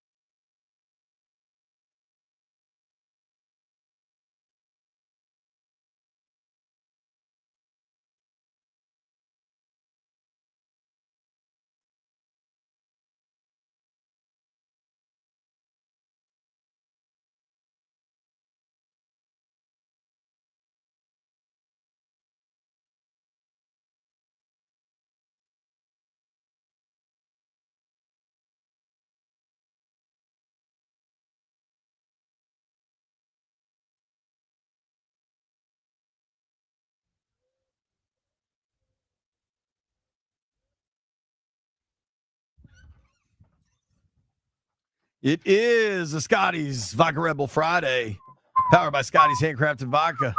Maryland made, amazingly smooth and loved throughout the DMV. Get some Scotty's for your weekend, Week 10 matchup. Steelers, Commanders. Like he does every week, Jeff's been bringing the heat with the songs. Jeff, I give you the floor, sir. So, JP, we halfway through the season, a little bit more than halfway. And a lot of people that were doubting us in the beginning of the year, a lot of the fans that were ready to leave because they thought we were going to suck. This is the interlude. Checking back in with my little brother. Let's go, Landini. Y'all remember my little brother? Listen to the conversation now. Yo, big bro, I really can't believe it. We're really doing good this season. To think, I thought about leaving. Man, I'm glad I kept believing. I respond. Bro, I absolutely get it. It's hard to see the light from the era we were living. But now, this is where the franchise pivot. You gotta let your chef cook when he in that kitchen. Time and time it said that man Adams on the mission. He perfect from the field, every move he made hit. From Bobby to the kicker. You think we can beat the Steelers? Man, I know we gon' get them. Old man Russ or Justin can't deliver. Black on Judge, so you know it's slim pickings. Even if he open, they won't have time to hit him. Man, but what about TJ? Why is the beast? Do you really think Jaden can handle the heat? He can run, he can pass, he is the total package. Boy, do you listen to the lyrics I be rapping? It's a reason every week that he picked as a captain. Every time he hit the field, Jaden make it happen. Nah, for real though. What about the playoffs? What about the bowl? Whoa, little bro, slow your roll. It's only week 10, it's still a long road. Got the Steelers this week, then Philly on the road. And then we come back and play Dallas at home. Well, big bro, I'ma speak it till existence. You the one that told me stay optimistic. Left hand up. You do listen. So that was my conversation with little bro right there. I like that. I like that one a lot. I like that. Like an ode to Slick Rick. But who was that? So that's actually one of my little bros that I met in college. Dude, he actually hit me up his senior year of high school and was like, yo, I heard you the DJ on campus. I want to work with you. He's been working hard. He's been background. He's an actor now. He's been background in BMF, the TV show that came out. He's making strides in Atlanta. His name is Hazy. Shout out to my boy Jay. He's the one who produced the beat. But when I was writing the song, I was like, yo, we got to do it. But, you know, on the first time when it was little bro, it was my voice. But I wanted to bring more of a like theatric feel to it. So he happened to be visiting me from Atlanta. I was like, hey, bro, I'm about to get you on this song. Now, what I do have to shoot out, he's a Cowboys fan. Oh, Lord, look, hold on. I told him, he said, yeah, I get on the song. I said, it's a Commander song. He said, that's cool. I said, oh, yeah, you a fan now. I said, you on this song now? You a fan. So, yeah, we back. All right. I like that one a lot. And I like the tone of it. I like the slow your roll part. I like it, Jeff. I enjoyed that. Landfill, what would you think? I like that we're converting Cowboys fans. Oh, man. That was good, Jeff. I got to ask you a question here, B. Yo. I'm trying to confirm something real quick. We talked about this just a moment ago, that until Washington is bringing other guys in, it's not really that big of a concern about Austin Seibert's situation. Bring us right in. From a source, yeah, we're having workouts, doing our due diligence. Could just be. It's due diligence. Like Like business. Yeah. being smart. Yeah. Not great. Hey, score a touchdown. You got to worry about it. Hey, what about that extra point? You going for 2 now? Still score 6. I'll take that chance. Hell yeah. If you have to. Yeah, I mean, obviously you don't want to do it. We just played a team that earlier this year that had a kicker injured coming into the game and didn't have nobody extra. We're not going to be that stupid. You know what I mean? Yeah. So I think that's a great point that clearly they're not going to allow themselves to be in a scenario where the Giants were in week 2, which was honestly coaching malpractice by Brian Daboll. But I think the damn Cyber's GM been is involved so with good. that too now. Sure. Yeah. And not just Brian. I don't know if I told you guys my Joe Shane story from New York. Did I? Did he give you a high five? No. But He probably gave you a high one. He probably was flipping you off if he saw you. I got to tell this story real quick. So we gave him a lot of grief. I think he's made a series of bad decisions as a general manager of the New York Giants. Mm-hmm. But so B. Mitchell know this. I don't know that everybody else will. In the press box, there's a lot of coaches and front office staffers that end up either sitting in the press box or on the same floor as the press box in various booths or suites to watch the game. Uh-huh. And at the 2-minute warning, they lock up the elevators to go down to the field for the coaches and the staffers so that when the game ends, those guys get to get down there first. That is fair, right? Okay. So I made a point of that Giants game, which was pretty much not a runaway, but was pretty much over. I wanted to get down there early. So I walked over to the elevator with like 2.5 minutes. The elevator person was looking at me. Joe Shane is in the elevator with another Giants staffer. Mm-hmm. And I'm like, is it locked up? And they just kind of look at Joe Shane. He's like, it's fine. Come on. I thought that was cool. So now you like him? I don't like him, but he could have been a jerk, and he wasn't. Yeah, I still think he's an idiot. Idiot is different than jerk. He's an idiot. He was nice. He didn't have to be. That's my Joe Shane story. Governor Wes Moore joins us at 12:30.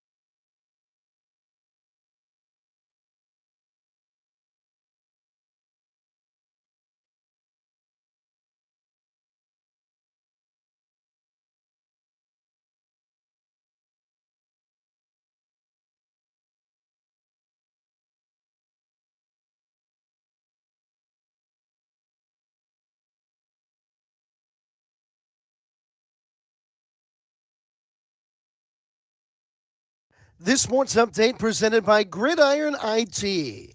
Tested, trusted talent. GridironIT.com.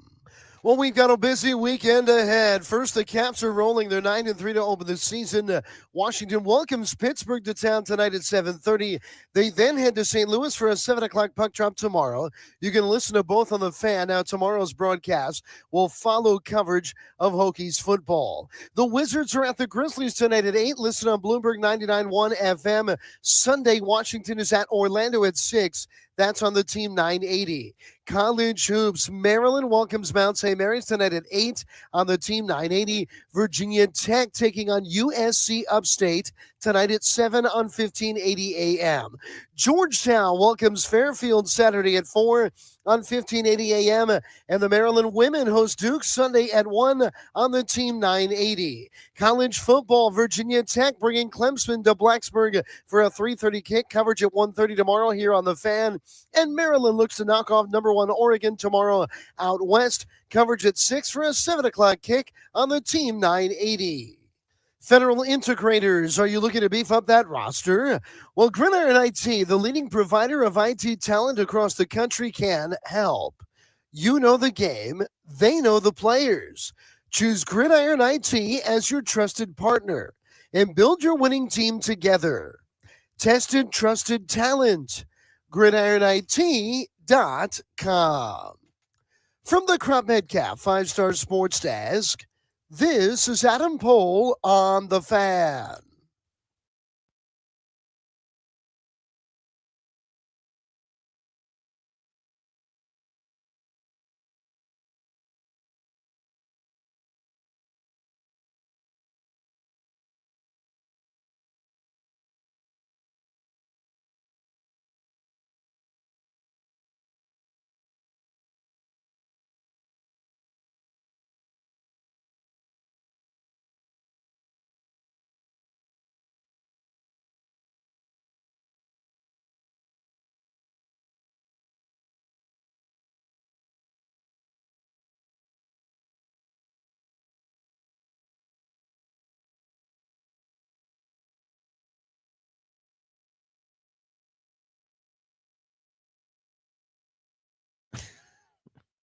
High noon in the District of Columbia. It is the Scotty's Vodka Red Bull Friday. If you want to know where you find Scotty's Vodka, Google Find it in Maryland. It's Maryland made, amazingly smooth and loved. You can find it throughout in the a DMV. lot of places in Maryland. A lot of places in Maryland. Yo, Jeff, check the... I had some yesterday. Did you now? Yeah. Where at? On the course. There you go. Jeff, I was playing with Raven Caldwell. Oh, how's Raven's game? That's a big man. It was me, Raven, and Ricky. We shot 14 under. That is... So you did bring some ringers. Me, Raven, and Ricky. Isn't Ricky pretty good? Irvins? Yeah. Ricky, all right. Ricky could drive it. But I killed it. That's kind of a good Ricky impression. Bro, he hit my mini driver like 290 yards yesterday. I don't think people realize how big Raven Caldwell is and like still is. Yeah. I mean, he's in absolute great shape. I just Googled him. 6'3", 240 is what he's listed at. I feel like he's bigger than both of those. Oh, yeah, yeah. Jeff, I just dropped something in the text thread that might help you. You're looking for a lot of products. You're so stupid. Dude, it's not. Jeff, I couldn't find coochie cream, so I found that. I'm not even going to say it, Landfill, because I feel like you'll get upset with me. Here's what we got to do. We're going to go around the room. Everybody give a theory. How does Washington beat the Steelers? Our dear friend Greg Height texted me something yesterday that I think may prove true. Pittsburgh is playing really well. They obviously have some elite talent. I did have this debate with Mitch Tischler. B, who do you think the best player on the field for either team is Sunday? Washington is going to be Jaden. Fitzpatrick, I think, might be overall a better player than anybody on that field. So I had said TJ Watt. Mm-hmm. I think Jaden is already a top 10 NFL quarterback, maybe higher than that. I think eventually he's a top 5 NFL player in the league. Like his trajectory is just so bright. But we got to remind ourselves of the level of talent Pittsburgh has. They've got a defensive player of the year, a multi-all-pro guy in Minka. I mean, they are very much the real deal. They're really well coached. It is nice to say that I think Washington's really well coached too. Yep. I think Pittsburgh, Russ has looked pretty good since he took over. And Pittsburgh's beaten up. If you want to say Washington's beaten nothing but bad teams, look at the Steelers' wins. Man, you beat teams that play in the league. Who cares about bad or good? Denver, Chargers, Raiders, Jets, Giants. They beat Atlanta week 1. My path to a Washington win,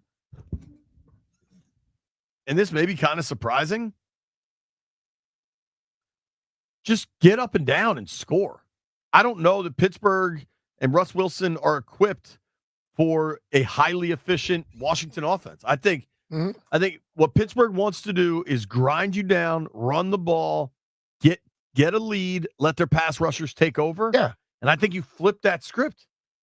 I like to the point where almost if you win the coin toss, elect to receive right away and try to go on a drive and take a lead right away.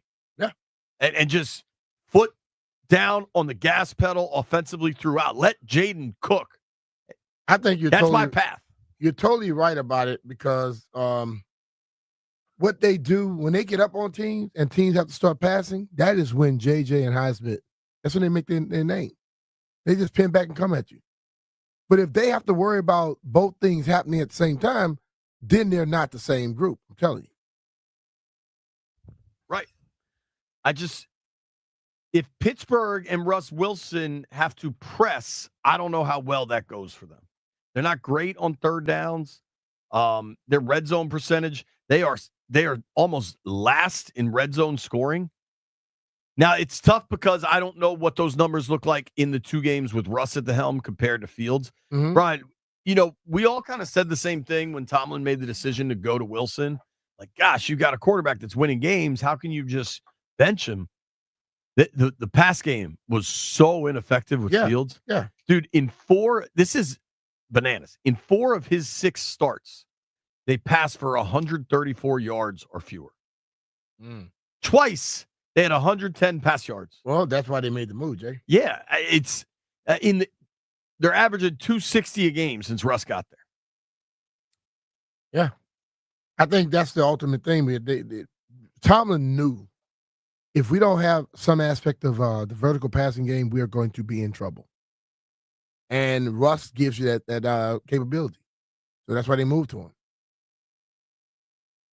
Jeffrey, how do your Commanders get to 8-2?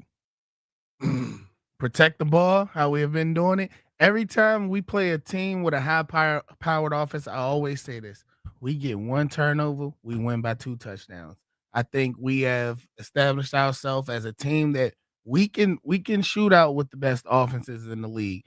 We just need our defense to generate 1 to 2 turnovers. I know that's a lot to say, but even if we force a couple of 3 and outs where they end up with no points on the drive, because honestly, the way I've been looking at our team, we're going to score on most of our drives. Also, we're coming to the part of the year, even though it should have been at the beginning of the year. This is this half of the stretch we're going to. It is imperative that we finish in the red zone. And when I mean finish in the red zone, finish with touchdowns rather than field goals. Sure. Bam. Your Week 10 captains have been announced. These are heavy hitters here. Terry McLaurin, Bobby Wagner, and Percy Butler. Oh, little homie. That's a Raging Cajun, a future Hall of Famer, and hell, maybe 2 future Hall of Famers. You never know.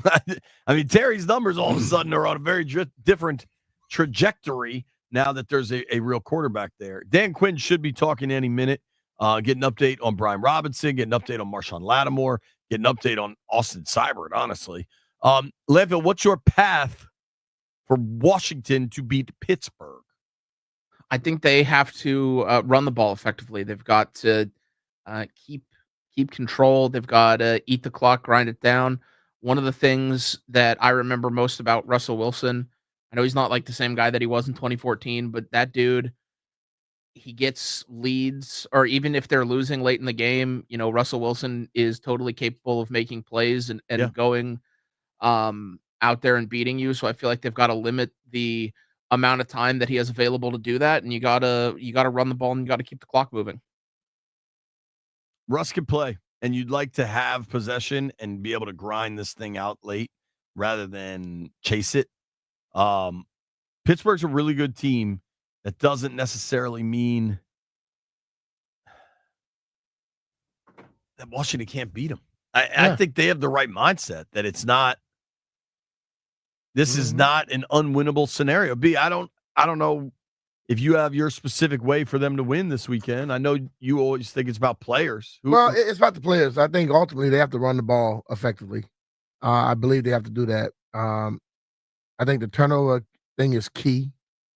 And when Jeff said about the red zone, they have to come away with touchdowns. You can't come away with field goals.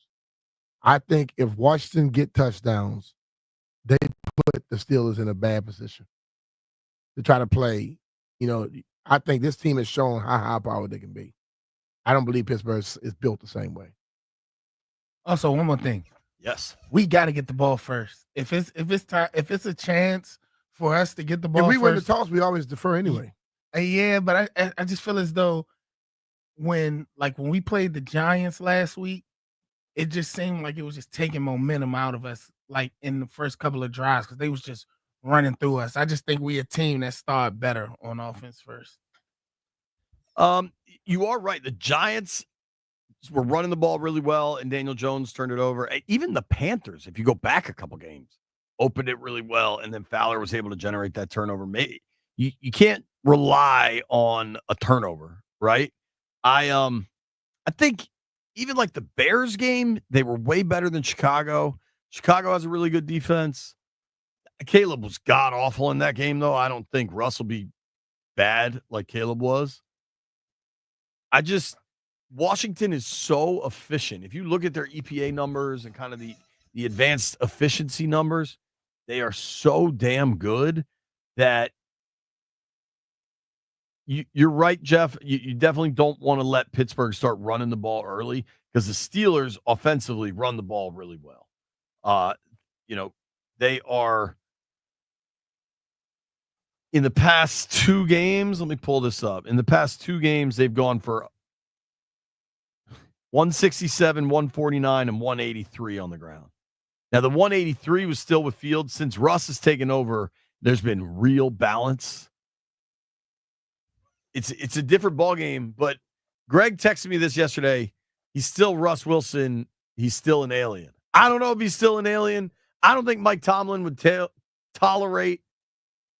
He could be the alien tamer. He might be. Yeah. If you consider some of the people Mike Tomlin has dealt with, he might be an alien tamer. Antonio. Le'Veon Bell. Le'Veon, he deals with people. Bro, this Deontay Johnson fella seems like a bit of a handful. Plaxico. I mean, Tomlin seems to be able to handle most things. How much of an advantage is the bye week, Brian? Pittsburgh's coming off their bye. Tomlin's record is incredible. In 17 seasons as Steelers head coach, he's 13-4 coming off a bye. Yeah, but he is 13-4. He's not 17-0. Right. So they can be beat. That's the way I look at that. It's going to be. What is it going to rain? Somebody was texting me that. Maybe we get camera on that. I'll be outside. I mean, inside. Where would you do your show if it's raining postgame? There's a tunnel, right? We'll find a way. I wonder if they make me go outside. Sunday looks like rain, but it's 50% chance. I mean, it's 50% chance of sun. Yeah, 50% chance it won't be raining. Do you think Jaden, at this point, week 10, he has stared down Joe Burrow on Monday Night Football? He's had the big flex game with Caleb Williams Sunday afternoon. Is all of that stuff mattering? Like, I just think he's past all of it. Playing the Steelers is I a don't big think deal. he cares one bit. about any of that stuff. I think he wants to be the best Jaden Daniels he can be. It sounds cliche-ish, but you know what? If you sit and you have a conversation with that kid, you talk to him, you hear people around him talking, all he cares about is improving his game. And I think that's a damn good position to have.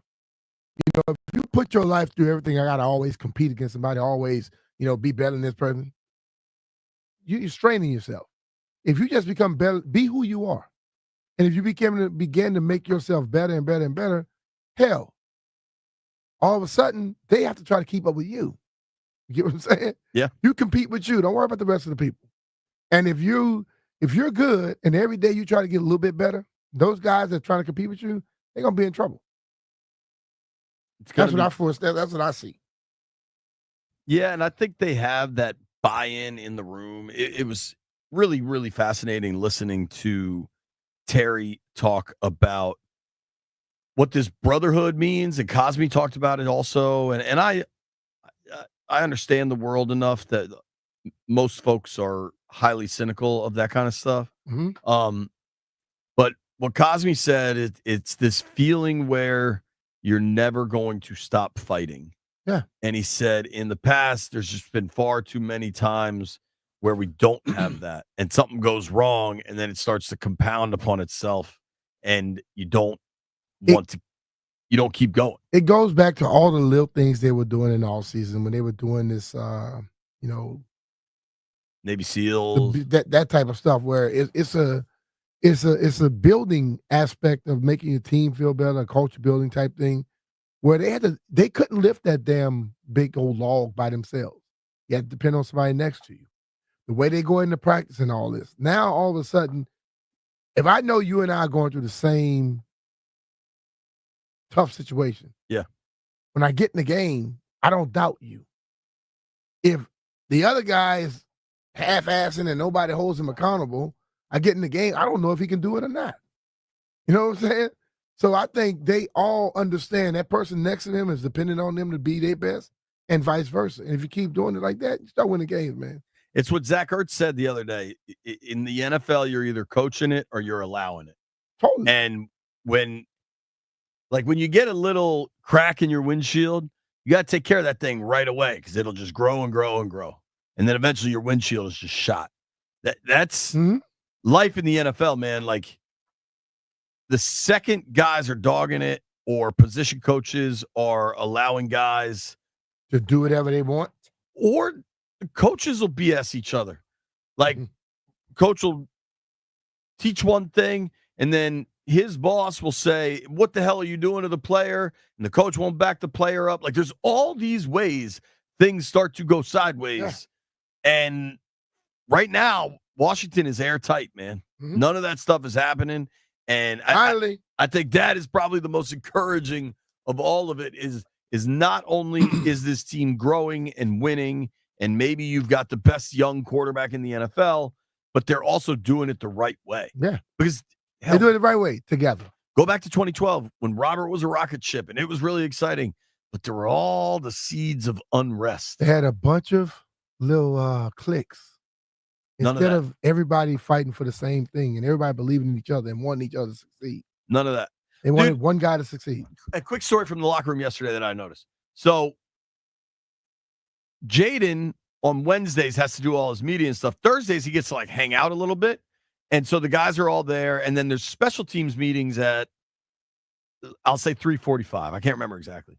So, of a 53-man roster, probably 40 dudes need to be in special teams meetings. And then there's a couple guys that don't.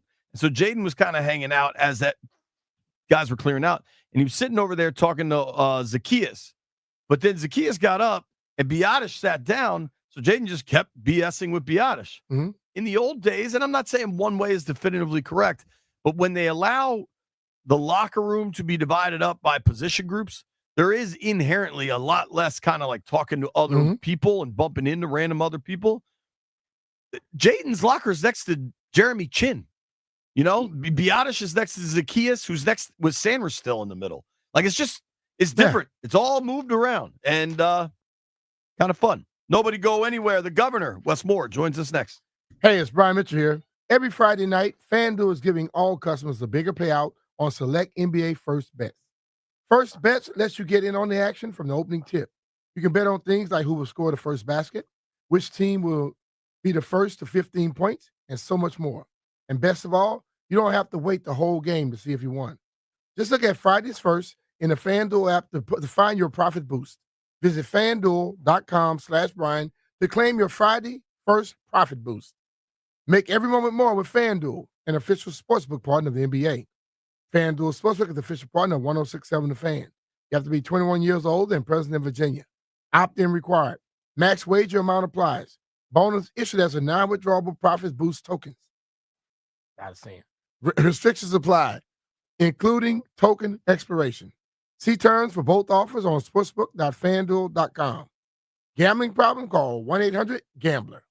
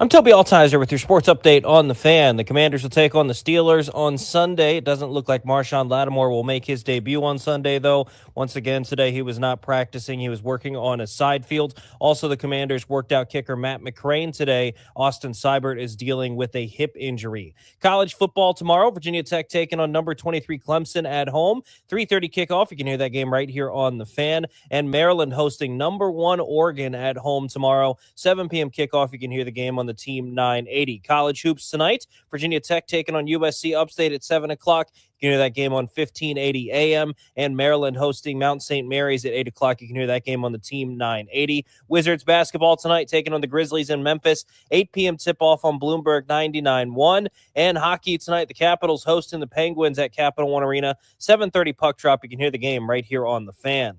From the Crop Metcalf 5-Star Sports Desk, I'm Toby Altizer on the Fan.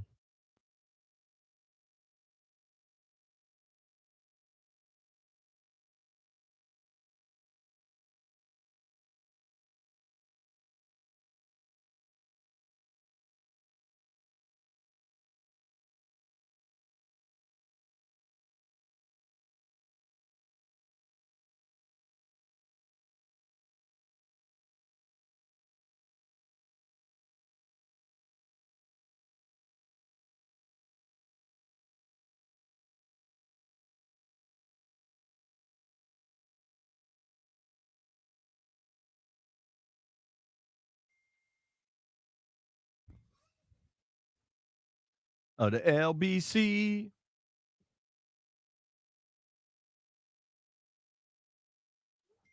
With 213. On 2-1 and Lewis. Let's do this. I'm stuck. Straight Mitch hit and the Finley, curve. 106.7 The Fan. We also got Warren G here. And Nate Dogg. In moments, we'll be joined by the governor of the great state of Maryland, Mr. Wes Moore. Wes is on fire, dude. He had a huge week last week. He is 30-17. Making picks 5 games Getting a it week. done, dog. Yo, that is seriously Well, getting it maybe done. you should start getting some hints from him because you are horrible lately.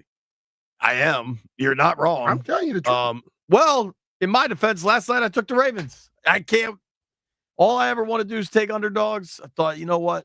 Derrick Henry, T. Higgins is out. Last week, it was only the governor calling for an upset of Miami going to Buffalo kept him from a perfect week. We're going to speak with the governor in moments here when he calls us. Kind of a busy dude, probably a busy week. We just made our weekend parlay picks, if you want to know what to fade.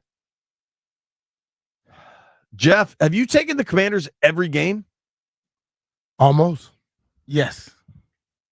All right. You go from point spread to money line. Yep. Have you?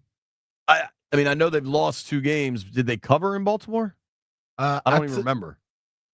What was it? I think I took money line on Baltimore. Yeah, I took the money line on Baltimore. Win. Yeah, it didn't. A little overconfident. And I doubt they covered because I think it was 6.5, and they lost by 7. So I think Baltimore covered. Yeah, I just know I took money line that one. But What'd you do week 1 with Tampa? Did you take the points? Yeah, I took the money line on that too. But it wouldn't have covered anyway either. I think it was 10, and I think we lost. Yeah, but 7-2, baby. Hey, 7-2, man. Going 8-2. Highly profitable. Landfill is taking the Bills. I feel like you take the Bills every week, Landfill. Is that your new move? Yeah, pretty much. I mean, it's working. Dan Campbell and the Lions are covering at a ridiculous pace right now. So, man, they're a good team. So, look, if they go out and score what they're capable of scoring, they're going to probably cover most times. Well, you know what your boy does when I see a trend like that. Yeah, you always zag. I zag. And you steadily losing, so you might want to just zig. I'm not even steadily losing. I'm just losing. Like, I don't even know how steady it is. Yo, the Giants are favored this week in Germany over the Panthers. Do you know the last time the Giants were favorites? Last year? 24 games ago. Damn. So that's what, 22 season? No, probably last year. No, 24 games. He only played 17. 17 games, and how many they played already this year? 7. I don't know. I thought they played 8 or 9 already. We have Maryland Governor Wes Moore joining us now. Hello, Governor. How do you do? What's going on, guys? How you doing? We good, brother. I told the world, and this is not a surprise to our normal listeners. They are very aware. I said I did get a text from the governor yesterday. He was on the Ravens before that game kicked off. But, dude, you had to get a little nervous. That was a wild game. I tell you, man. I mean, like, and first of all, they're killing the coach for the decision on the 2-point conversion. You know, listen, I'm glad it didn't work, but it was the absolute right football decision, because you don't want to go into overtime against the Ravens at home when Lamar in the second half was very different than Lamar in the first half. So, I mean, I'm really glad it didn't work out for them. But the truth is, that was the right football move for the Bengals to make. I'm just glad it worked out in our favor. Yeah, it was. I agree with you, because B and I were talking about it after the Bucs Chiefs Monday night game last week, I guess, where they didn't go for 2 late and a lot of people were hammering bowls. I think they made the right call. They just couldn't get it. How nervous were you when Kyle Hamilton went down? Seems like he's going to be okay. Oh my gosh. It's so funny. Before the game, I was talking to because I was at the game, and there was a bunch of Bengals fans there, and I was telling them that I thought Kyle Hamilton was like this. That this was the new generation's version of Ed Reed, and they were trying to kill me. They're like, "That's not true. That's not true. That's not true." I think Kyle Hamilton is such a special player, and I think that there's not many like him in the NFL. He's one of the only folks that you actually, as a quarterback, you have an active eye and you need to actively notice, where's Kyle Hamilton on the field. I think he was like that in Notre Dame. I think he's been like that in the pros. And so watching someone like him go down, particularly in a non-contact injury, your heart stops. But we're thankful that it's not serious. But I just think he's one of the biggest game changers in the NFL. All right, Gov, you are absolutely red hot. Talking with Maryland Governor Wes Moore, 30-17 on the season. It is. I hope you're cruising over to Maryland Live or something to enjoy some of these wins. Now, the picks we are ready to rock here. We're going to finish with the local boys, so we'll start down in Dallas. Eagles, Cowboys, and I don't know if you saw this. It just came out. Nick Sirianni all of a sudden is saying Jalen Hurts might have a little bit of an ankle issue. Yeah, but even if he does, you have Dak on the IR. I mean, right? Who's starting for? Isn't Cooper Rush? Cooper Rush. I mean, come on. This is going to be the Cowboys are just they're in a death spiral right now, and I think they've got a lot of thinking to do. They might be getting to the point that they should start thinking about draft picks. And listen, and I don't say that in glee. Y'all know how much I hate the Cowboys. But this is really bad what they're putting up right now.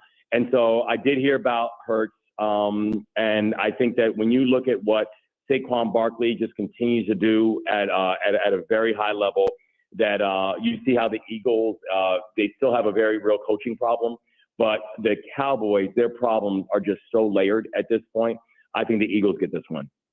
The Eagles seem to be surging, and we got a hell of a ball game next Thursday night in Philly. That's but right. You got to get through week 10 first. That one's going to be a tough game, man. That one's going to be a tough game. How about the fact that Dallas were buyers at the deadline? That was stunning. But Jerry does what Jerry wants. Jerry crazy. We're going to keep it in Texas.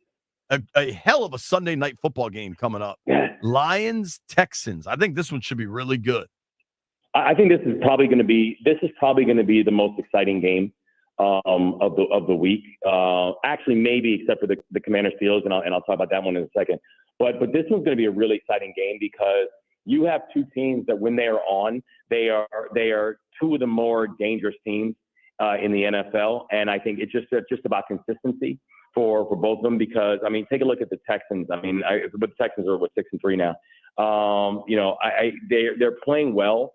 But when they're not playing well, it really shows.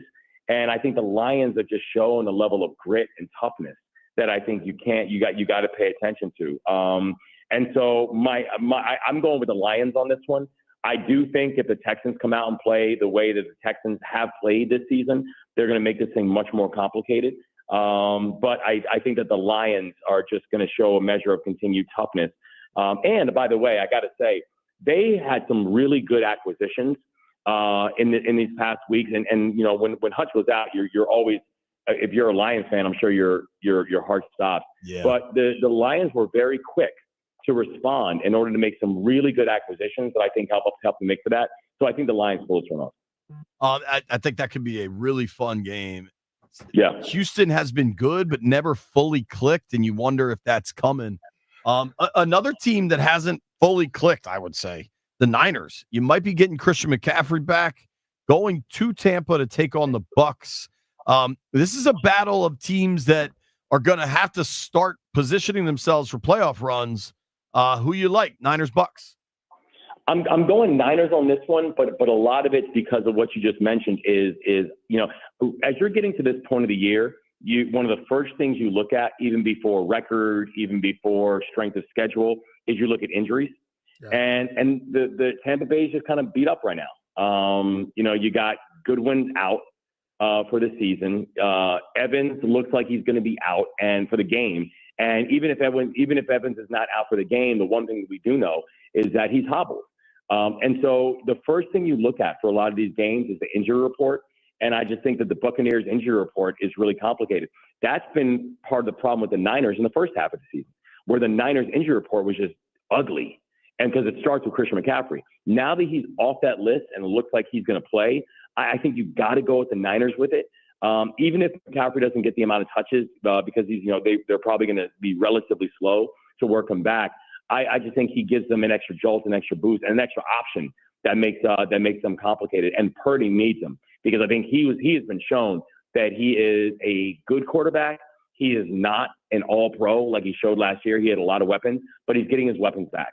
So I think I go with the Niners on this one. Got it. Well, Gov, let's do two things. The Niners make sense. If they're going to get right, this is the game to get right.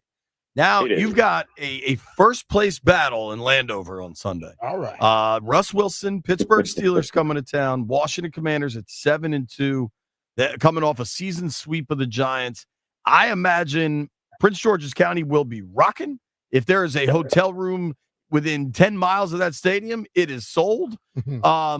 What do you think this atmosphere is going to be like come 12:45, 1 o'clock on Sunday? So first, I got to tell you, as a Ravens fan, I'm rooting hard for the Commanders because I need the Steelers to lose. This is ridiculous. The Steelers are, and the part of it is that I want to, and all my Steelers friends who are calling me up about, they're, you know, look at the record of, like, you know, where they are in the division. But let's be clear, they haven't played anybody. Like, this is the best team. The Commanders are going to be the best team that the Steelers have played all year, and that the Steelers have beaten all year. And I think the Commanders, you talk about a team that did some really interesting moves, you know, with trades. The fact that the Commanders just added Latimore. Yeah, what'd you think? I mean, that was a smart pickup. The only thing I didn't like about it is I was like, damn it, why ain't the Ravens? Because I mean, like, you know, he's one of the best quarterbacks in the league, and so you add on a Latimore to a defense that again is not a great defense, but he really does help you to an offense that's actually, including offensive line, which is shocking, that's really actually starting to show some things. And you show Jaden, you know, as people was concerned last week about what was his health and what's going to happen, he has shown there is no concern about Jaden Daniels right now. So I get that the Steelers have a good record. I get that the whole experiment of having Fields and Wilson, that did not turn out to be a complete dumpster fire. That was actually pretty smart. I still love the Steelers coaching. I love Tomlin. Yet at the same time, I think when you're coming to Prince George's County and you're watching how the Commanders are playing right now, and they just added on a real weapon like Latimore, I think it's tough to go against the Commanders right now. I think the streak continues. I think they're hot. I think they're going to show there's a reason why. And so I think the Commanders pull this one off. I mean, if they get to 8-2, and then there's a Thursday nighter in Philly, just the excitement surrounding. And Philly plays at 4 on Sunday. Yeah, in Dallas too, and that's fly back. Gov, that's right. maybe we don't count it yet, but the Ravens are now, after last night, are they 7-3? Yes. Correct. Yes. I think of all these states with 2 football teams in them, Maryland's got to have the best record right now. Oh, by far. What is that, 14-5? Yes. Because who else are we talking about? We're talking about the Giants and the Jets. Yeah, New Jersey's got a combined 5-12, I think. Yeah, I mean, like they're not even. They're horrible. They're horrible. You got to start chirping some of these other govs and just tweeting stats at them. Just text me like, you want to know how it's done? That's right. That's right. But if I do that, they're just gonna block me. So it's all good. Governor, we always appreciate the time, sir. 30-17 going. You know what? You're already 31-17 because you hit the Ravens last night. You're going Eagles, Lions, Niners, Commanders. That's it. That's the 4. They going keep this winning streak going. All right. Thank you, sir. Always appreciate it. All right, guys. Talk to y'all.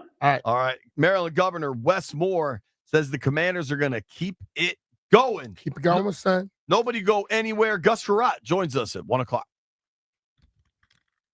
Before.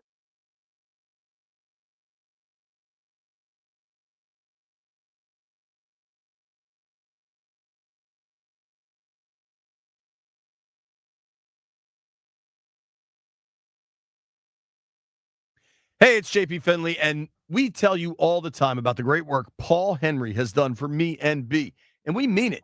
When you work with Paul, he personally comes out to your house, gives you an estimate, tell you what you need to do versus what you can do, and he gives you lots of options at lots of different pay points. It's a fantastic family-owned business that makes you feel like they care about you as part of their family. If you call this month, you get $100 off each window with a 5-window minimum and $500 off doors. And when you purchase Soft Light windows, you get an additional 7% off each window. B, it's funny. My wife was telling me the other day how it really mattered. Did Paul Henry do that red light trick where he shows you how much heat gets in? Yeah.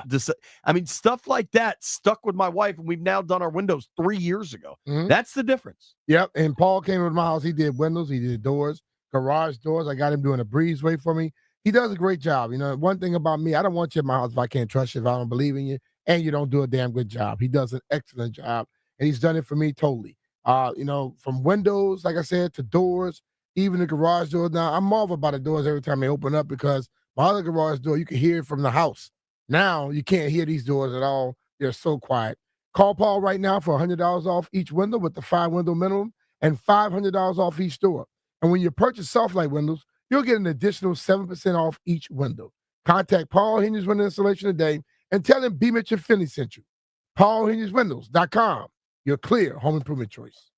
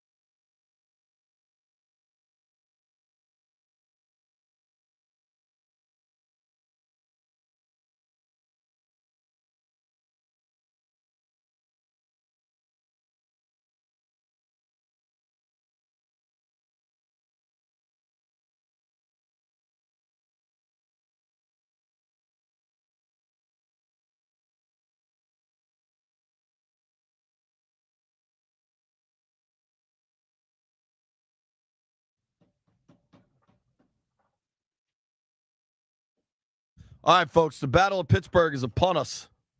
The stupid Penguins are coming to town tonight. Cap One Arena. Barstool Nate's going to that game. I know that. Cap should thrash them like they normally do. Are you going? I was going because I heard Nate going to be there. Oh, that's too bad. Ovi's got 8 goals. Does he get another one tonight? He's doing it, bro. Let's make an Ovi prediction. Does he get one tonight? Yes. Yes. I'm going with 2. 2 yeses, Jeffrey? Don't you ruin the party. I'm Hell going yeah. with 2 goals. Oh, snap. B saying 2 goals. Yeah. I feel like we should look up. Should we have a group bet on Ovi getting 2 goals tonight? Because that's got to pay pretty handsome. I mean, I feel like, yes, we should. I feel like we should. I got $10 towards Ovi 2 goals. Maybe more. But you also might not want my action because I'm butt cold.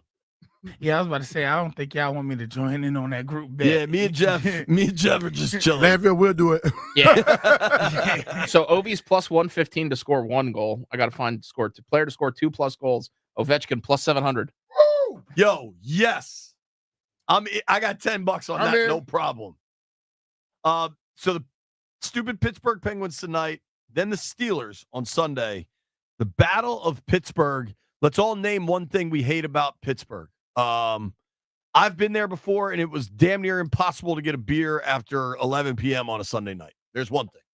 It was boring. Yeah, bang, 2. I have a hot take.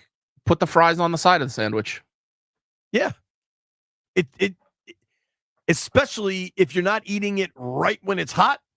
Cold fries suck, and cold fries on a sandwich suck more. Jeff? It's my dad's favorite team. That's what I hate about it.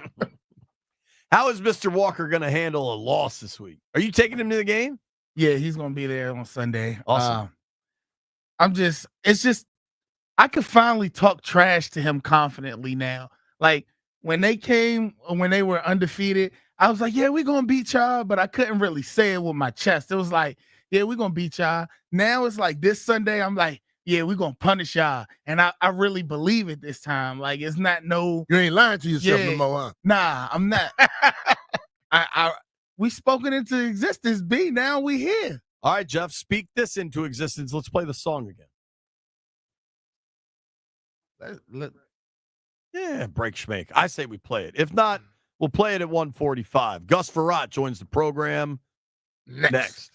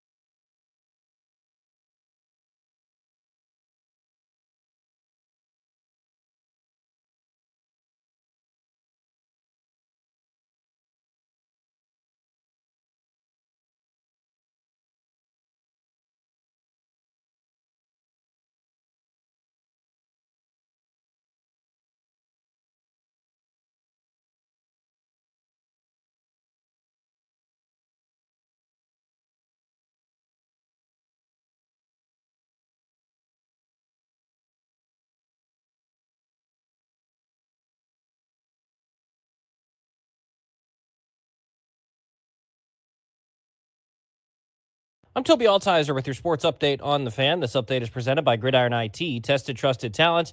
GridironIT.com. The Commanders take on the Steelers on Sunday. Marshon Latimore is going to be out for the matchup. Also, the Commanders worked out multiple kickers today, although Austin Seibert was able to practice. He's dealing with a hip issue. Thursday Night Football last night, the Ravens beat the Bengals 35-34. College football tomorrow, Virginia Tech hosting number 23 Clemson. 3:30 kickoff. You can hear the game right here on the Fan. And the number one team in the nation comes to College Park tomorrow to take on Maryland. 7 p.m. kickoff. You can hear that game over on the Team 980. College hoops tonight, Virginia Tech hosting USC Upstate. 7 p.m. tip-off. You can hear that game on 1580 a.m. And Maryland hosting Mount St. Mary's at 8 o'clock. You can hear that game over on the Team 980. In the NBA, the Wizards on the road taking on the Grizzlies tonight at 8 o'clock. You can hear that game on Bloomberg 99.1. And a big night for the Capitals as Sidney Crosby and the Penguins come to town. 7:30 puck drop at Capital One Arena. You can hear that game right here on the Fan. Are you an IT professional looking to move the chains on your career? Gridiron IT specializes in placing top IT talent with the industry's top employers in the DMV and across the country. Visit gridironit.com and speak with one of their recruiters today. Tested, trusted talent, gridironit.com. From the Crop Metcalf 5-Star Sports Desk, I'm Toby Altizer on the Fan.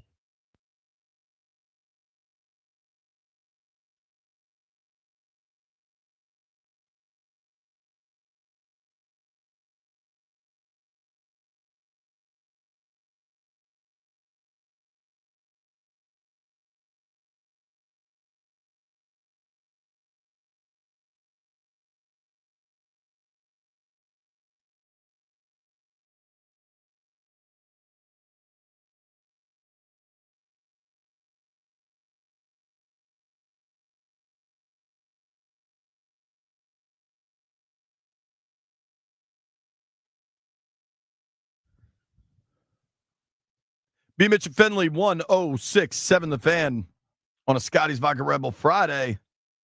Very excited to get on the phone lines. Welcome in Mr. Gus Frerotte. A unique perspective here. Gus obviously started for years in Washington, but also a Pittsburgh native. Gus, what's up, man? Thanks for joining us. Oh, Hey, how are you guys doing? What's we up, got you in the B-Mitch? bind here, Gus. How you doing, Hey, brother? I'm always true to the burgundy and gold. Don't get me wrong. All right. Love to hear that. Of course, Gus, in 5 years as a starter in Washington, threw for 48 touchdowns. Dude, I don't know how much football, like NFL football, you're consuming every Sunday, but is it for you watching how things are changing in Washington pretty damn interesting? I love it. I've known Dan Quinn for several years, for a long time, since I played in Miami in 2005. And I've always kind of watched his career. And I still text him every now and then. And I'm just so excited for him. And even the entire city. It's just been great to get those fans back, to get the stadium back full. And, you know, when people talk about last time they were 7-2 was when I was there, I'm like, wow, that's a long time ago because I'm old. I'm not as old as B. Mitch, but I'm old. Gus, I'm still crazy. Nah, but think about it, like Dan Quinn. Just for fans to understand him a little better, I'm sure they can look at him and see how genuine he is. How would you describe him so the fans could get a better understanding? Well, I'll put it to you this way. When I was in Miami, he was D-line coach. We used to come out for practice. You know, Saban was our head coach, and Dan would just come out in cleats, and he'd run all the drills with the guys.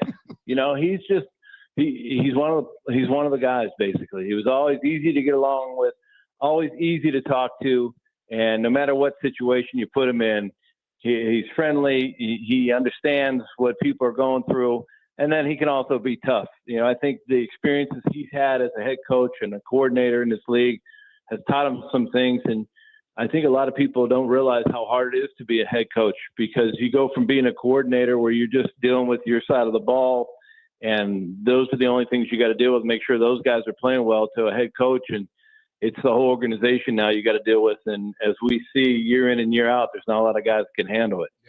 Yeah, it's interesting, kind of the consensus builder he is, like just the staff he was able to put together. And now these guys have, I think in general, pro athletes tend to be a little skeptical of like the overt We're all in it together, blah, blah, blah. You know what I mean? But these guys are all in on everything he's pushing. And it's remarkable to watch kind of take hold in a locker room. I think which you guys obviously would understand, that it starts from the top. We see a team in that division that's not doing very well, and things always start from the top. And I think in Washington, the top hasn't been very good for a long time. And so now we got some new leadership and want to care, want to win.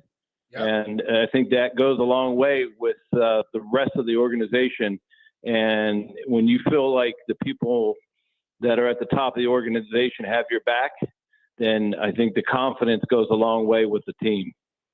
You've watched a lot of quarterbacks who played in this league. Looking at the young guy, Jaden Daniels, what are your thoughts on him? I love him. I think he's just, I don't know why he was watching him. You're saying, why wasn't he the first pick? But I think that takes a lot of pressure off him. I think he's doing well. He sees the field tremendously before the snap. I think that gets him out of a lot of situations. He reads defenses really well. He can move in the pocket, and he can escape. We were watching the game the other day, and I told my sons, man, if I could have ever run even like half of like that, I'm not, you know what I mean? It's just, the kid's got a lot of talent. You see the throws he makes, and then when you see the ability to stand in the pocket when teams are running cover zero against him and bringing the house, and he's got to hold that ball an extra second to get it up and throws touchdowns and puts it in the right spot. He's pretty special, and I'm really excited and happy that he's in D.C. It is neat and fun to kind of watch this unfold, and what Brian and I try to talk about a lot. We're talking with former Redskins quarterback Gus Frerotte here. What B and I keep talking about is, they've really built a team. There's real cohesion. They've got a really good coaching staff. Dan Quinn deserves a lot of credit. Adam Peters deserves a lot of credit. But when you add a dynamic talent at quarterback, everything looks better. Yeah, I think any team. I mean, you look at the Kansas City. I mean, if they didn't have Mahomes, who knows what they'd be like. But that dude goes out. Doesn't matter who's playing receiver or tight end or what lineman they have in or running backs. The changes all the time for him, and he gets the job done. And I think that's what we're looking at. And, as long as you can get the support from the top and those people have the trust in you to let you go out and run the team like you want to run it and be a leader like you've grown up to be as a quarterback, then I think that gives you an unlimited chance to have success. And if you can have good people around him, I'm not saying you have to have every position has to be great, but I just hope the five guys in front of them stay big, strong, fast, and smart. And I think they can go a long way in Washington. I think that's been the key right there. If any quarterback, if you don't have a good offensive line, somebody can protect you, it's going to be tough. Even if you're a Pat Mahomes, the year you didn't have the good line, they got handled by the Buccaneers in the Super Bowl. But when you get a good line and you're a good quarterback, those things work. I think Tyler Biadasz, the center, has been one of the better additions to this team. And talk about the importance of a center, because we always talk about the left tackle, right tackle. The center is more important than either one of them, I think.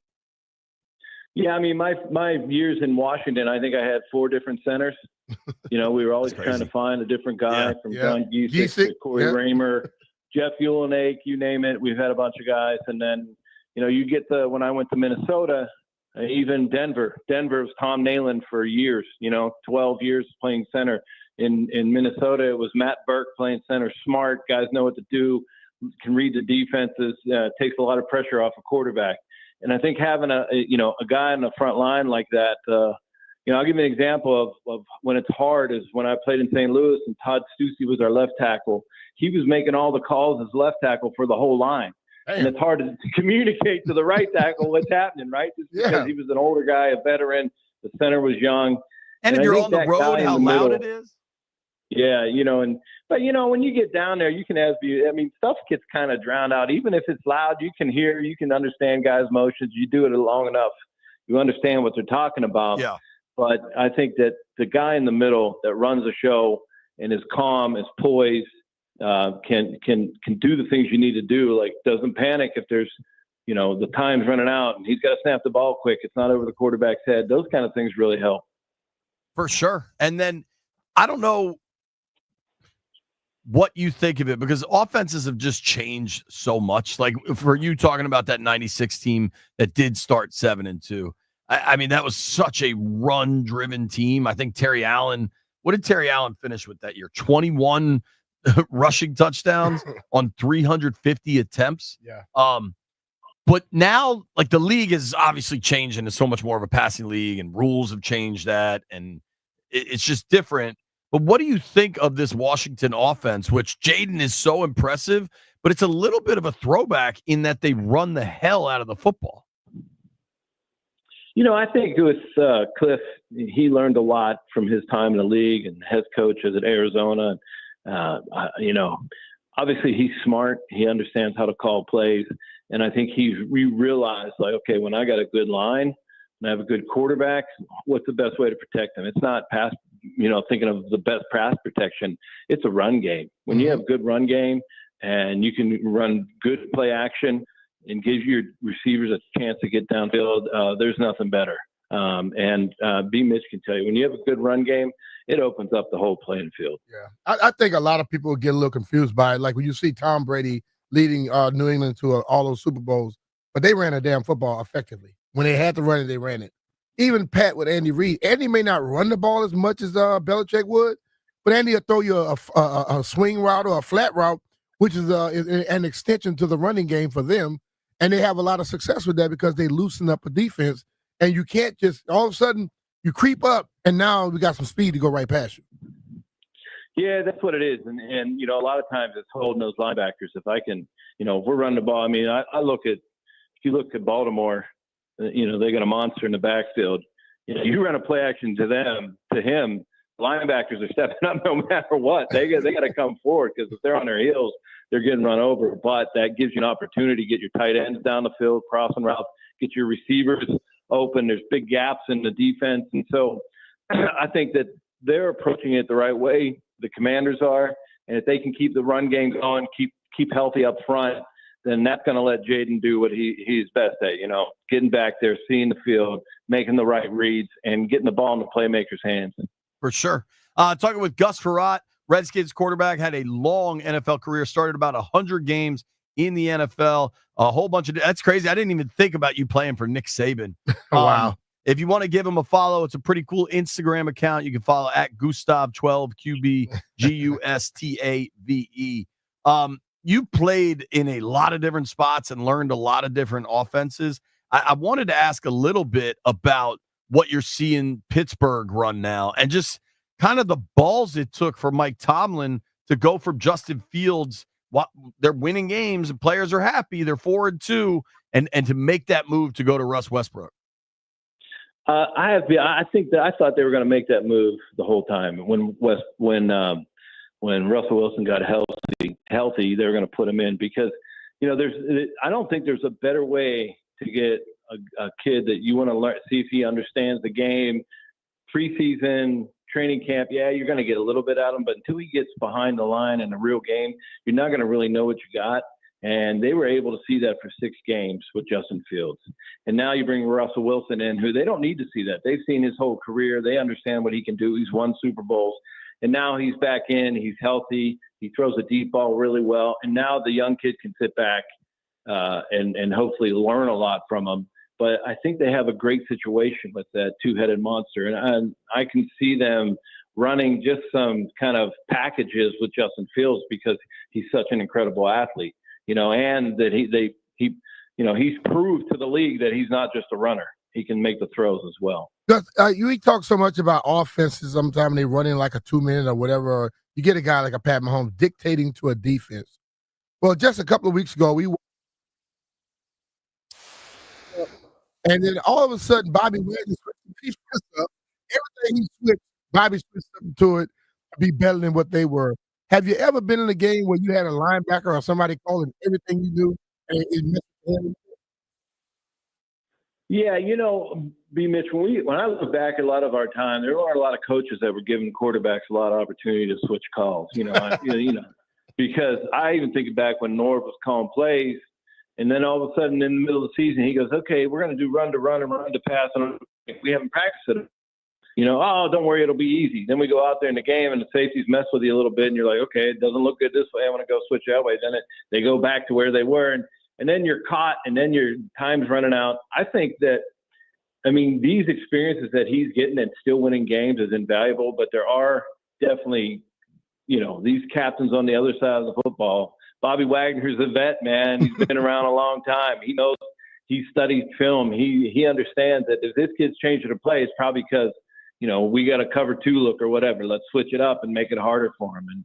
And those kind of little games that get played during the game, they can make it a lot of fun or they can make it really difficult for a quarterback. Talking with Gus Frerotte here, Redskins quarterback for 5 seasons. Obviously still watches the burgundy and gold, but played a long time in the NFL. I'm curious. So you get drafted by Washington in 94. You come in, that scenario was nuts. 7th rounder. They had just drafted Heath. He was the better quarterback. I've heard that on air, off I'm talking air, about you, Gus. right away. Frerotte was the better quarterback, but he knew how I was in the huddle. Yeah, the locker room always knows, right? Hell yeah. How difficult was that as a rookie to be in a situation where there's a kind of a golden boy installed? Yeah, I was brought up on hard work and just going out and doing the best you can. And then once, I think the biggest thing was he held out for training camp. Yeah. And I literally got all his reps. And I got to prove to everybody there that I could play, that I could call plays in the huddle, be a leader. Because when you're not the first round pick, you're just coming in. Nobody really knows anything about you. All I knew is when you're in training camp, don't walk through the veterans locker room or something's going to happen to you. I learned that lesson early. And then other than that, just try to go out and do the best I can. I think some of the other things, like the leadership we had on that team between B. Mitch, B. Mitch is going to let you know if you're doing it right or wrong. And then guys like Darryl Green, who said, I was taking practice snaps for the defense, right? I'm running scout team and I'm throwing it to where they have it circled. D. Green comes up to me after practice. What are you doing? I said, telling what the coach is. I'm just trying to make the team. He goes, you're not doing yourself any favors. You're not doing me any favors. I said, well, if I don't do that, they're going to bench me, and I'll never get a chance to play. And he goes, look, I'll talk to him. You come in and you throw it where you think it needs to go. I don't care who's playing. If it's on scout team, if you're running the first team offense, you got to play like it's a game every time. And from that point on, that's what I did. And, when you have veteran people like that around you that are willing to see what you can do and hopefully push you in the right way, then you have opportunities to, go out and do very good things. And, I just feel really lucky. I try to take advantage of every situation that came my way throughout my career. That is a really, really cool story, dude. Yeah, that's how coaches keep. I think a lot of coaches keep their roster how they want it by doing that. Hey, throw it right here. Then they never know what you can do, and they can say, "Oh, I never knew he could play." Nah, but when you start doing what Darryl told Gus to do, now they go, "Oh, Gale, we got to make some decisions here." Right. That's self-preservation. It doesn't do a backup or a third-string quarterback any justice doing that, because all of a sudden, if he's got to play, and he's been throwing it to the wrong places, and you got to go out in the game and throw it to the right places. Sometimes that stuff doesn't compute, and you got to. It's hard for guys. So your brain gets wired a certain way, and especially if you're on scout team, like you can't. Like I never wanted to get used to throwing interceptions. I don't care who it was to. If it was our team, it doesn't matter. Like you have to go out and you want to win and you want to be great. You got to compete at the highest level, no matter what. That's why I ran scout team all the way to year 14. I didn't care. Yeah, but I ran hard. I ran to stand around. You didn't want to stand around. Yeah. Like I never liked standing around. I love running scout team if I wasn't the starter. Yeah, I ran hard. I didn't care what they said, but the defense loved it because they want to see a real look. They don't want to see that loafing crap. No, nobody gets better doing that. Yep. Nobody gets better doing that. I totally agree with that. I had to follow up on something you said there. When you were a rookie, they had a veterans locker room. There was a separate locker room back then? Yeah, back in Carlisle, there was the veterans, and then there was a rookie training camp. You want to get your ankles taped to go to the training room, you got to go around the veterans locker room. Everybody knew that. So what would happen if you walked through? Gus, did we lose you? Yeah, sorry. No, all good. Can Can you hear me? Yeah, we got you. What would happen if you walked through the vet's locker room? Yeah, you just didn't want to. You want to do. I mean, obviously, I don't think that things are the same way anymore. But it was that's just kind of how it was, and you got to earn that respect to get in there. Let me ask a different question. B. Mitch, what would happen if a rookie walked through the veteran's locker room? Naughty things. Now we'll tape your legs up. Would you just grab them and start taping them? Tape you up. You might get somebody may touch your hair, and your hair may fall out later because it was a hair remover. We did all kind of stuff to people.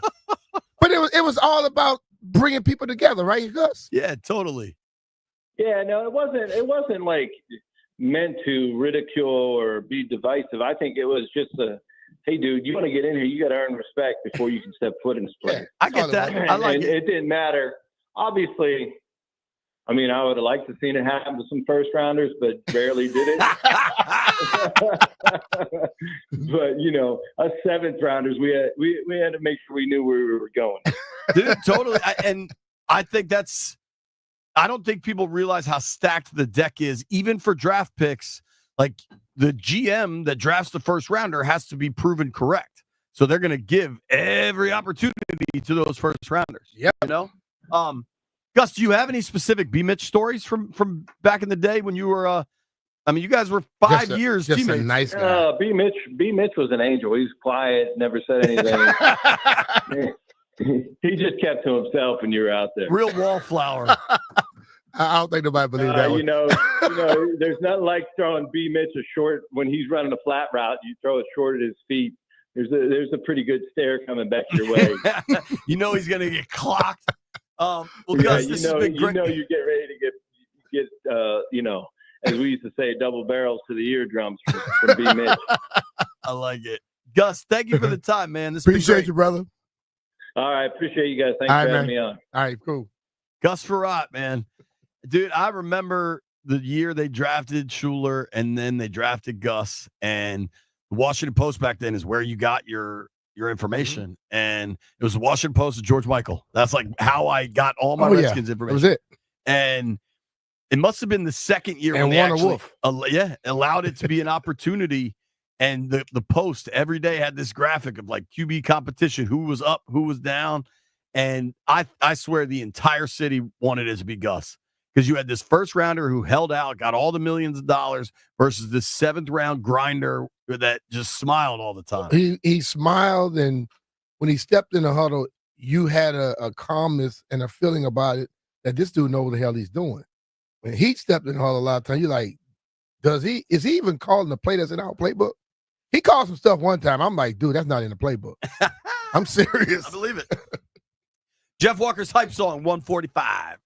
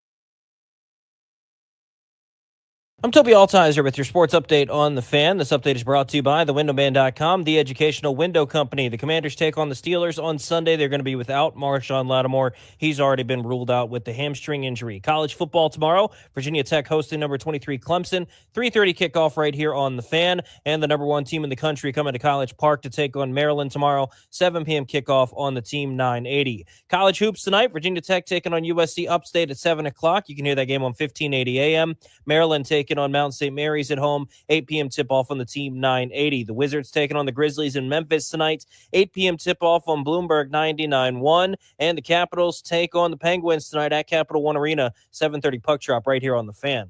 Winter is coming, and so are cold drafts right through your old vinyl windows. Save energy and add comfort with superior fiberglass windows from thewindowman.com. Now $250 off every fiberglass window. Visit thewindowman.com for your free consultation. $250 savings per Infinity replacement window only. Minimums and installation apply. From the Crop Metcalf 5-Star Sports Desk, I'm Toby Altizer on the Fan.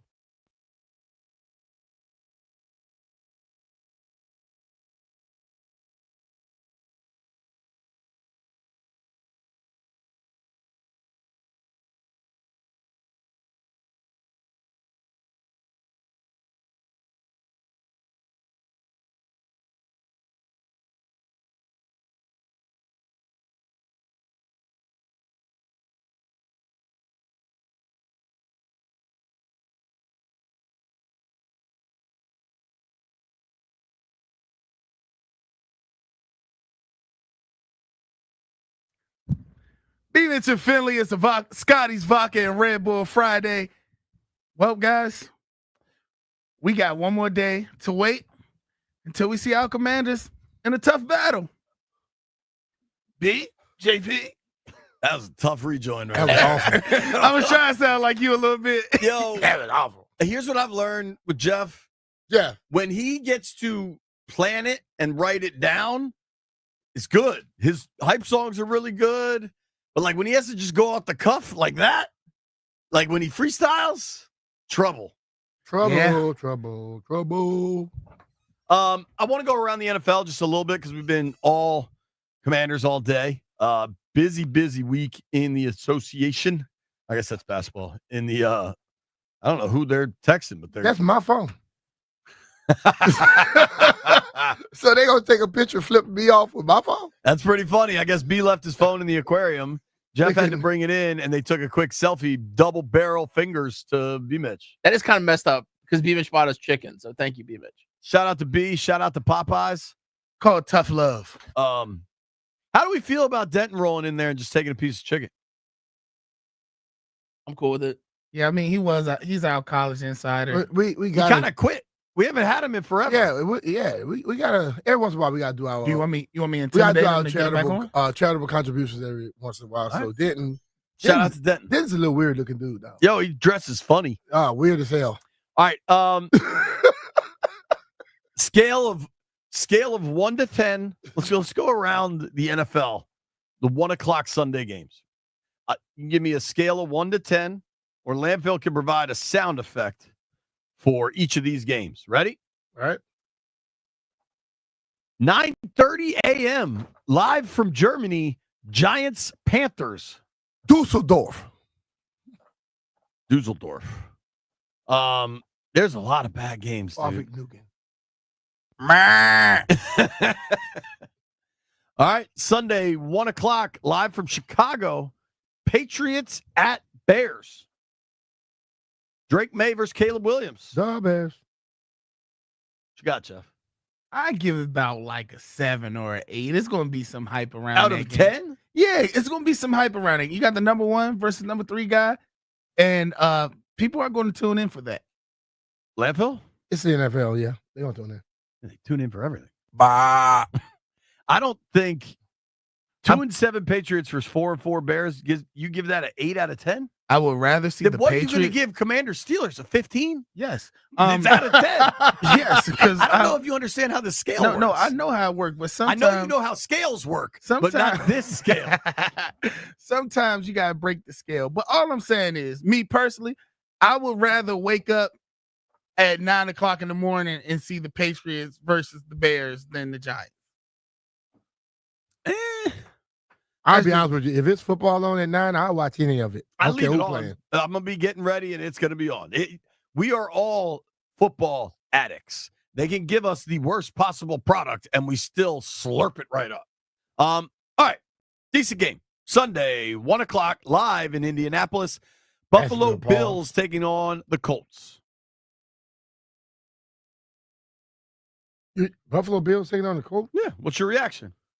So far, you've said Dusseldorf. Yeehaw. Now you're making donkey noise. Yeah, Cowboys ride horses. Colts is a horse, but I'm saying they're all donkeys. Okay. It's either going to be a blowout or a close game. And That's wild, boy. That's really saying a lot right there. Hard-hitting analysis. Let me finish. I'm just saying, but I think it's going to lean towards more of a blowout, so I don't think it's going to be a good game. Okay. Jeff says it's either going to be a blowout or a close game. What do you say, Bills, Colts? I was giddy like a schoolgirl. Landfill sound effects are the best. This is a dog right here. Going live to northeastern Florida, the Minnesota Vikings taking on the Jacksonville Jaguars. Blowout Vikings, again. Jaguars. Oh, yeah. Vikings should beat them. There's a lot of bad But that is a game, though. You look at some days, guys get just like we were saying, they're going to blow them out. And then that game come up and Jacksonville washes them. Minnesota's playing really good defense. Team defense. They've got some players that are really standing out. Brian, Minnesota remains with Sam Darnold at quarterback. How much do you trust the Minnesota Vikings, B? To, win that game? To win. They're 6-2. Well, they're one of the best teams in beat football. Jacksonville, I'll take Jeff Landfill. Big picture. Big picture, I don't trust him a lot. I don't trust Sam Darnold a lot. Jeff, do you trust the Vikings? Does defense win? Jeff is in there signing the football. I trust the Vikings to beat the Jaguars. What about big picture? Vikings. January hopes. Nah. Landfill, what do you have on Sam Darnold and the Vikings? I feel impending doom coming for all of us. All right. Sunday, November 10th, 1:00, 12:00 local kick. This is an oddly early game for two Western-ish teams. Denver Broncos go to Arrowhead to take on the Kansas City Chiefs. Kansas City going to kill them. Division games, man. I don't care. You just said I think KC's going to win. You just said Denver are frauds. I do think Denver are frauds. And you think Kansas City is not going to expose that? Kansas City hasn't really been blowing people out. They are 8-0. Who gives a damn? Sure, but you're saying they're going to blow them out. What's the line? Let's find out. -7. You laying it? I'll take KC with it. All right, I'm pulling it up. 7.5. Broncos are 7.5-point underdogs. I mean, Ahmet probably won't let me put this in. I can't wait. I kind of want to put the Broncos in now for the weekend parlay. Yeah, I imagine you all don't want me to do that. If you do it, they'll lose it. The last one I wanted was the Browns. You guys wouldn't let me in. They won outright. Landfill, do you have a sound effect for Broncos Chiefs in Kansas City? I mean, just bury my ass with that.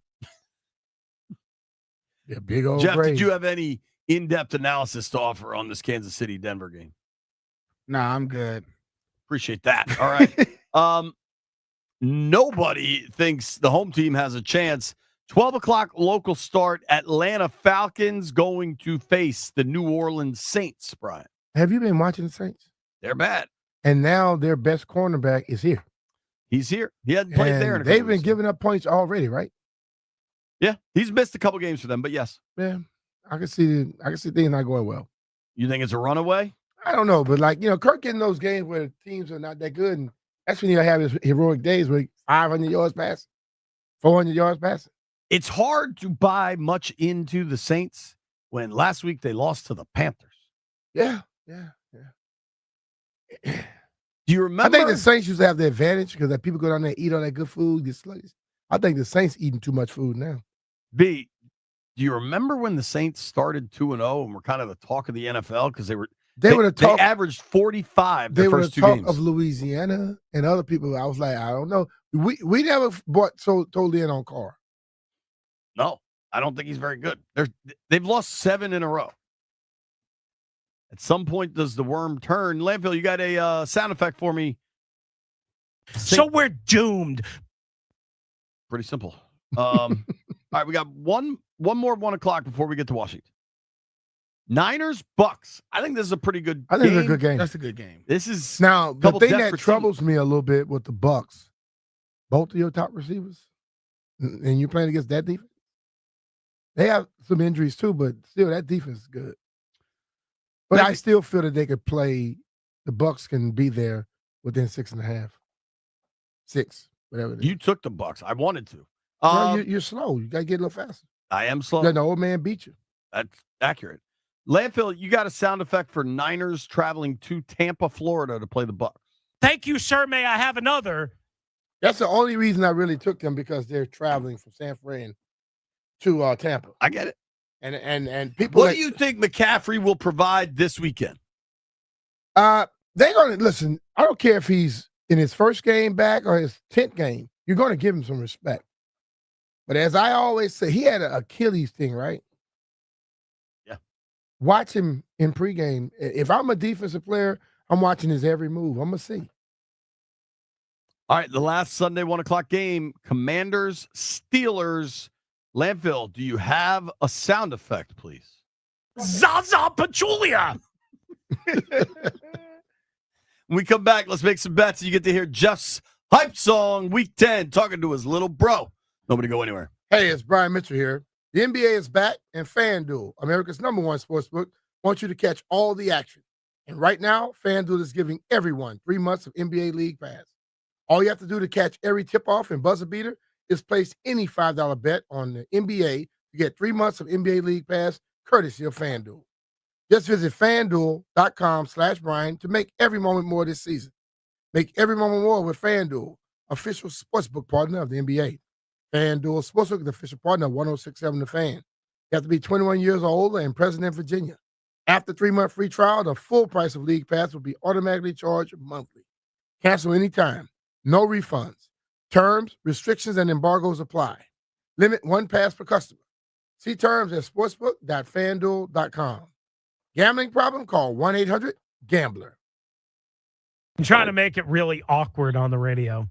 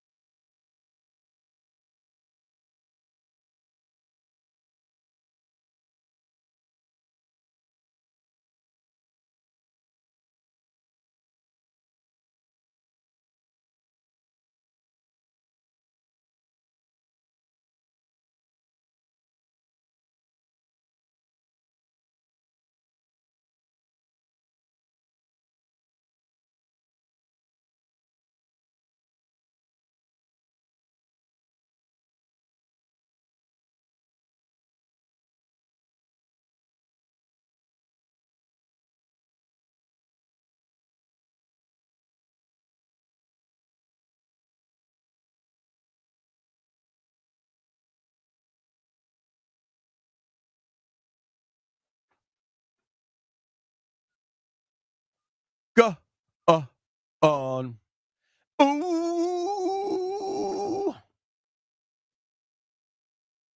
Song's a banger, Jeff. You should have made this one. How much money do you think he's made on just this song? How does that work? At least $60 or $70. I'd go over. I got him at, this song has made him $2 million. More than that. It's a banger.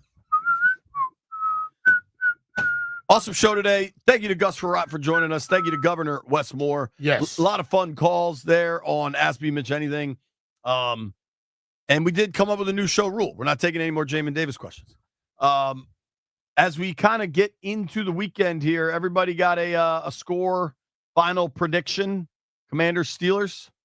Jeff, I don't want to give away your secrets, but the Jeff Walker analysis could be, it'll either be a blowout or a close game. Yeah. Jeff, what do you got? That's a great one. I got us winning by 2 touchdowns, 28-14. Let's go, Commanders. Wow. There we go. And you're tailgating, right? Where can people find you, Jeffrey? I'll be at Gate A on the turf. Come through. Let's have a good time. There you go. If you need some more Commanders content, you can check out All Ears is on YouTube. And I'll have my show on Monumental. B, what time is your pregame show on YouTube? 12. High noon. This joint's going to be rocking. I think, seriously, for Commanders fans, get in early. I know you want to shotgun one last beer in the parking lot. Get in there like 12:30, 12:45, because the Steelers fans will be there early. Landfill, what's your prediction this weekend? I think it's going to be a close game. I think it's going to be actually a little low scoring, like kind of low 20s. I think it'll be some weirdness. I'm going to go 22 Commanders, 20 Steelers. Why weirdness? I like it. I feel like the Steelers have weirdness going on frequently in their games. They have weirdness because they could like get a safety. Yeah. What you got, B?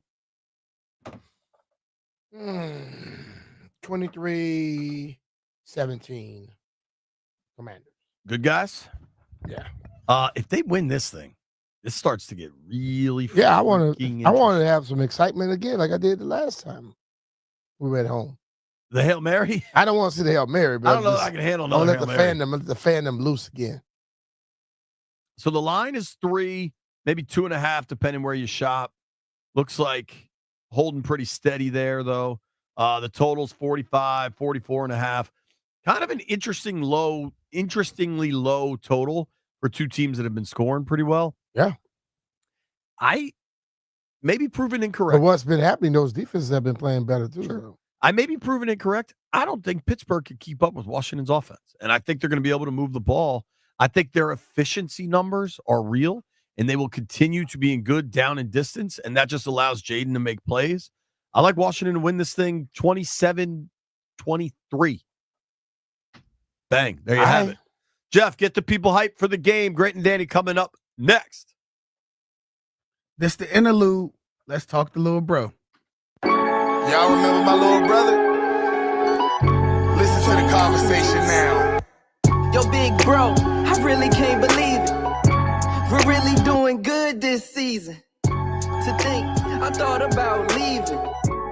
Man, I'm glad I kept believing. I respond. Bro, I absolutely get it. It's hard to see the light from the era we were living. But now, this is where the franchise pivot. You gotta let your chef cook when he in that kitchen. Time and time it said that man Adams on the mission. He perfect from the field, every move he made hit. From Bobby to the kicker. You think we can beat the Steelers? Man, I know we gon' get him. Old man Russ or Justin can't deliver. Let on Judge so you know it's slim pickings. Even if he open, they won't have time to hit him. Man, but what about TJ? Why is a beast? Do you really think Jaden can handle the heat? He can run, he can pass, he is the total package. Boy, do you listen to the lyrics I be rapping? It's a reason every week that he picked as a captain. Every time he hit the field, Jaden make it happen. Nah, for real though. What about the playoffs? What about the bowl? Whoa, little bro, slow your roll. It's only week 10, it's still a long road. Got the Steelers this week, then Philly on the road. And then we come back and play Dallas at home. Well, big bro, I'ma speak it till existence. You the one that told me stay optimistic. Left hand up.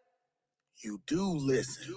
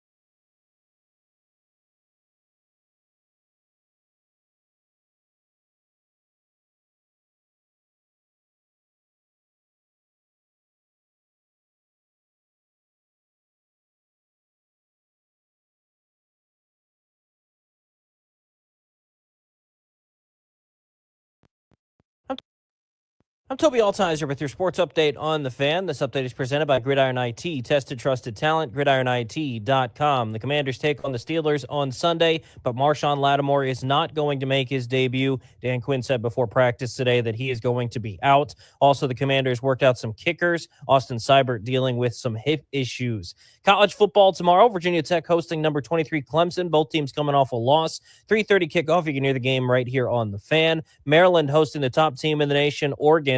You can hear that game over on the Team 980 kickoff at 7 o'clock tomorrow evening. College hoops tonight, Virginia Tech hosting USC Upstate, 7 p.m. tip-off. You can hear that game on 1580 a.m. And Maryland hosting Mount St. Mary's tonight at 8 o'clock. You can hear that game on the Team 980. In the NBA, the Wizards going on the road to take on the Grizzlies. That game tips off at 8 o'clock. You can hear that one on Bloomberg 99.1. And the Capitals hosting a big game tonight against the Penguins at Capital One Arena, 7:30 puck drop, and you can hear that game right here on The Fan. Federal Integrators, you looking to beef up that roster? Gridiron IT, the leading provider of IT talent across the country, can help. You know the game. They know the players. Choose Gridiron IT as your trusted partner and build your winning team together. Tested, trusted talent, gridironit.com. From the Crop Metcalf 5-Star Sports Desk, I'm Toby Altizer on The Fan.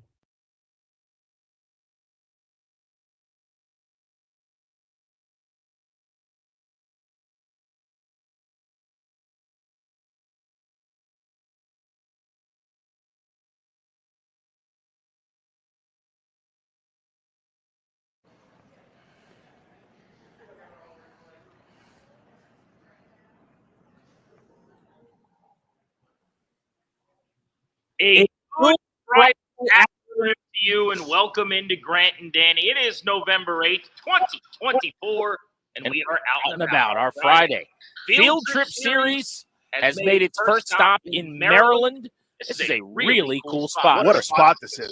Sports and Social in Bethesda. We will be here until 6:30. They normally don't open until 4. That changed today. When you're huge deals like Grant and Danny, yeah, I mean, you roll in, the carpet wasn't blue, it wasn't green, it was red. It was. There's a whole staged area set up for us where we're like, they make us feel like we're pretty important. This place rules. Our guy that helps run this joint, his name is Larry Bird. I don't think he's a basketball player who was competing against Magic back in the day, but he may have been. Did he go to Indiana State? Very possible. He is awesome, and he already fed us delicious food as well. So we're doing very well, and we're hoping to see you guys today. We're excited to be out in Maryland. Very, very rare, I will say, Danny, that we cross over the river into Maryland as a show. We're happy to be here. Saw some Terps fans out here already, so we're jacked up. Should be a lot of fun. Terry McLaurin jersey at the bar, ready to go. The Commanders trying to get to 8-2. They will have to do so without Marshon Latimore, which I do want to get into in just a few minutes. But should be an excellent show today. We've got a good one planned for you. Charles Davis is on the call with Ian Eagle on CBS for the 1 o'clock. Kick's going to stop by at 3 o'clock. You will hear from him right here on The Fan. And Max Starks will help us to scout the opponent, the former Steeler, turned radio personality. He's a part of their radio booth. He will be with us to give us all the intel we need on a much improved Pittsburgh offense over the last few weeks. Russell Wilson's got their passing game going. The Steelers are a sneaky 6-2 team that I think a lot of people thought were about to fall off this year. Not under Mike Tomlin's watch. Yeah, he didn't do that. So last year, they were winning games, and they were getting away with winning games. You know what I'm saying? Like, it was they would win these 15, 13 weird bets. Someone missed an extra point, and their defense was grinding to a halt. It was always just enough. Maybe a play on special teams, maybe a pick six, maybe a fumble return, something like that. All of a sudden, don't look now. Arthur Smith's offense, with Russell Wilson at the helm, and really over the last month or so, they've been good on that side of the ball. Not great. No, I'm not talking about Washington's level. I'm not talking about elite, but they've moved the football Washington's level. Right. Nobody's Washington. No. When you're number one, you don't have people at your level, please. And thank you. You're all looking up at us. Maybe the Rams' greatest show on turf back in 99, 2000, when Hall of Famer Kurt Warner was at the controls. That's the last time we've seen anything like what Washington is doing in terms of moving the ball and scoring points. But to your point, though, I was wrong. I think a lot of people were wrong about benching Justin Fields. And it's funny to say that because I am about as anti-Justin Fields as a starter as you can be. But I also don't think very highly of Russell Wilson. And by benching Fields, who was a playmaker with his feet, my thought was, well, now you're just going to a guy who doesn't do anything well. At least Fields, who doesn't throw the ball particularly well, can run it. Russell Wilson doesn't throw the ball well, and you know where he's going to be at all times because he can't run out of the pocket like Field. But he has played at a higher level than he's played at any point the last couple of years. He's been good. Now, it's a smaller sample. We'll see what kind of taken away. And we had a guest on this week, and I'm blanking on who it was, but he kind of referenced this, where there was a discussion. Russell Wilson, we viewed last year as a disaster. He was terrible, and he was benched. He wasn't that bad. I know that's not a ringing endorsement for somebody. I know that's not a way to say, this is the decision you should make. But looking back on it, there was a lot left on the table, I'm sure, and I think there was probably frustration among the fan base, and they thought they were getting a guy that only a couple of years ago threw for 40 touchdowns, was an MVP candidate, and that guy didn't show up, but he wasn't atrocious. It wasn't good. I'm not saying it was, but it wasn't atrocious. It now seems like you find a good fit here in Pittsburgh. They want to play smash mouth. Those moon balls over the top that he can now throw, letting guys like Pickens get some highly contested catches. It seems to be working. Again, it's early. Maybe somebody figures out the kryptonite. Maybe it's this week, I hope. But without Marshon Latimore, I don't know how confident I am. I think Sean Payton would disagree. To me, I think his year last year with Denver, without going too deep into it, it reminds me a lot of the Carson Wentz Indianapolis year. Where if you just look at the touchdowns and the interceptions, basically, you go, he didn't really play that bad. He had 27 touchdowns and 7 picks with the Colts. Washington's getting a guy that had a 4-to-1 touchdown interception ratio. Last year, Russell Wilson had 26 touchdowns and 8 picks. I think there's a lot more to quarterback play than the touchdown to interception ratio, but it's not necessarily worth parsing that up. He's played very well for 2 weeks in Pittsburgh, and we'll see if they can continue the trend. I want to get into what I love so much about this matchup in just a few minutes, but I will say this is a heavy-duty DC-Pittsburgh couple of days here because I'm wearing a Caps hoodie today. I'm actually leaving here and trying to get to Capital One Arena by puck drop at 7:30. I don't know if anybody can help me with that and where I need to go and how I need to do that. We'll figure it out. But the Penguins are in town tonight. The Penguins, who with the Capitals have kind of been at the top of the Metro for years, who Washington seems to be much better and more efficient at retooling, rebuilding, and keeping things afloat at the end of the career of their superstar. For the Penguins, it's Crosby. For the Capitals, it's Ovechkin, who has been on a heater and scored in 5 straight games. But you got the Caps and the Penguins, the best rivalry in DC sports, tonight. And then you've got the Commanders and the Steelers on Sunday. And I'm not one of these people that dislikes Pittsburgh as a city. I had family from there. My uncle was from Pittsburgh, went there and visited him many, many times. I think it's an awesome city. I actually really like. Criminally underrated, by the way. It's such a fun hang. Like Pittsburgh, it's beautiful with all the bridges. The ballpark, if you've never been to a Pirates game at PNC, is just pristine. There's a lot of things I like about Pittsburgh, but I hate the Penguins, and I do find Steelers fans overtaking your stadium, waving their towels, annoying.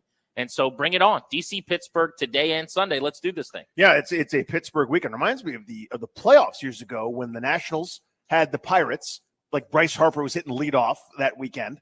And then the Caps were playing the Penguins, as they always did and do in the second round of the postseason. But yeah, this is a nice little Pittsburgh double dip here this weekend. I would love to start it off by beating the Penguins, who I hate so much. I loathe them. It's not just the Penguins and how Penguins they are. It's that they always have this thing where it's like some dude that you never heard of comes up from the minors and like has like a huge goal against the Capitals, and everybody from NBC or the hockey establishment just drools. It's like, oh, Enzo, Sidney Crosby exhaled, Enzo. He took air into his lungs and then pushed it out again. Brilliant by Crosby there. He does hockey things. He's a great hockey player. One of the greats of all time. He's very good. First ballot Hall of Famer, blah, blah, blah. They pretend he's using his stick to hit the puck, Enzo. Like he invented dreams and fire and is like riding it on a magical beast. It is so irritating. That's what it's like a fraction of the reason I hate them. Yeah, you watch one of those games and what he gets attention and praise for, it's like they know going into the game. Pass the puck, Enzo. They're like, before the second intermission, we're going to do a Crosby package. So we're going to show his best moments. Well, if it wasn't a particularly great period or he didn't have any highlights, they got to show something. So it's like, look at him here coming through the neutral zone. He skates right through the neutral zone and no one steals the puck from him. It's like, you don't always have to put him over. They do. You could just let the game dictate the stories. It's not necessarily the way they want to do it. But yeah, I hate the Penguins. I don't have any real hate for the Steelers because they are a little bit out of sight, out of mind. another conference. I actually kind of root for Mike Tomlin. I find him to be one of the most likable and awesome coaches in the league. He's the kind of guy I would want to play for. He's a leader of men. But that having been said, if you can only get one of the 2 wins, it goes without saying. Yeah, it's got to be Philly. There's only – well, I don't mean that. I'm talking about the Penguins or the sorry. I'm sticking with our current topic. I jumped to conclusion, Matt. I apologize. That's on me. Are you doing yesterday's show again real quick? Yeah, just real fast. If you could only beat Start the to Mike Gola Penguins Jr. at 3. or the Steelers, there's only 17 of these games. Obviously, it's got to be the football game. But, damn, it's just tough to lose to the Penguins at home. You walk out of that arena, and all those Yinzers in their sweaters are piling up on the steps across from Capital One. It is an awful vibe when you lose to the Penguins. Yeah, it's terrible. And I've done that for decades, for most of my life, until that one time where Kuznetsov went 5-hole, please, and thank you, please leave sad and get dentures. But that experience is beyond frustrating. They're so obnoxious. I can't stand them. And losing to them in Washington, as has happened billions of times, I hate it. That poison has never gone away, even after getting them in the postseason. That was awesome. One of the great moments of my sports fan life. But still, all that pain, nothing's ever made up for that. I need like a Patriot-style run of multiple decades where we knock them out, and they think of us the way that we think of them, to start to creep back some of it.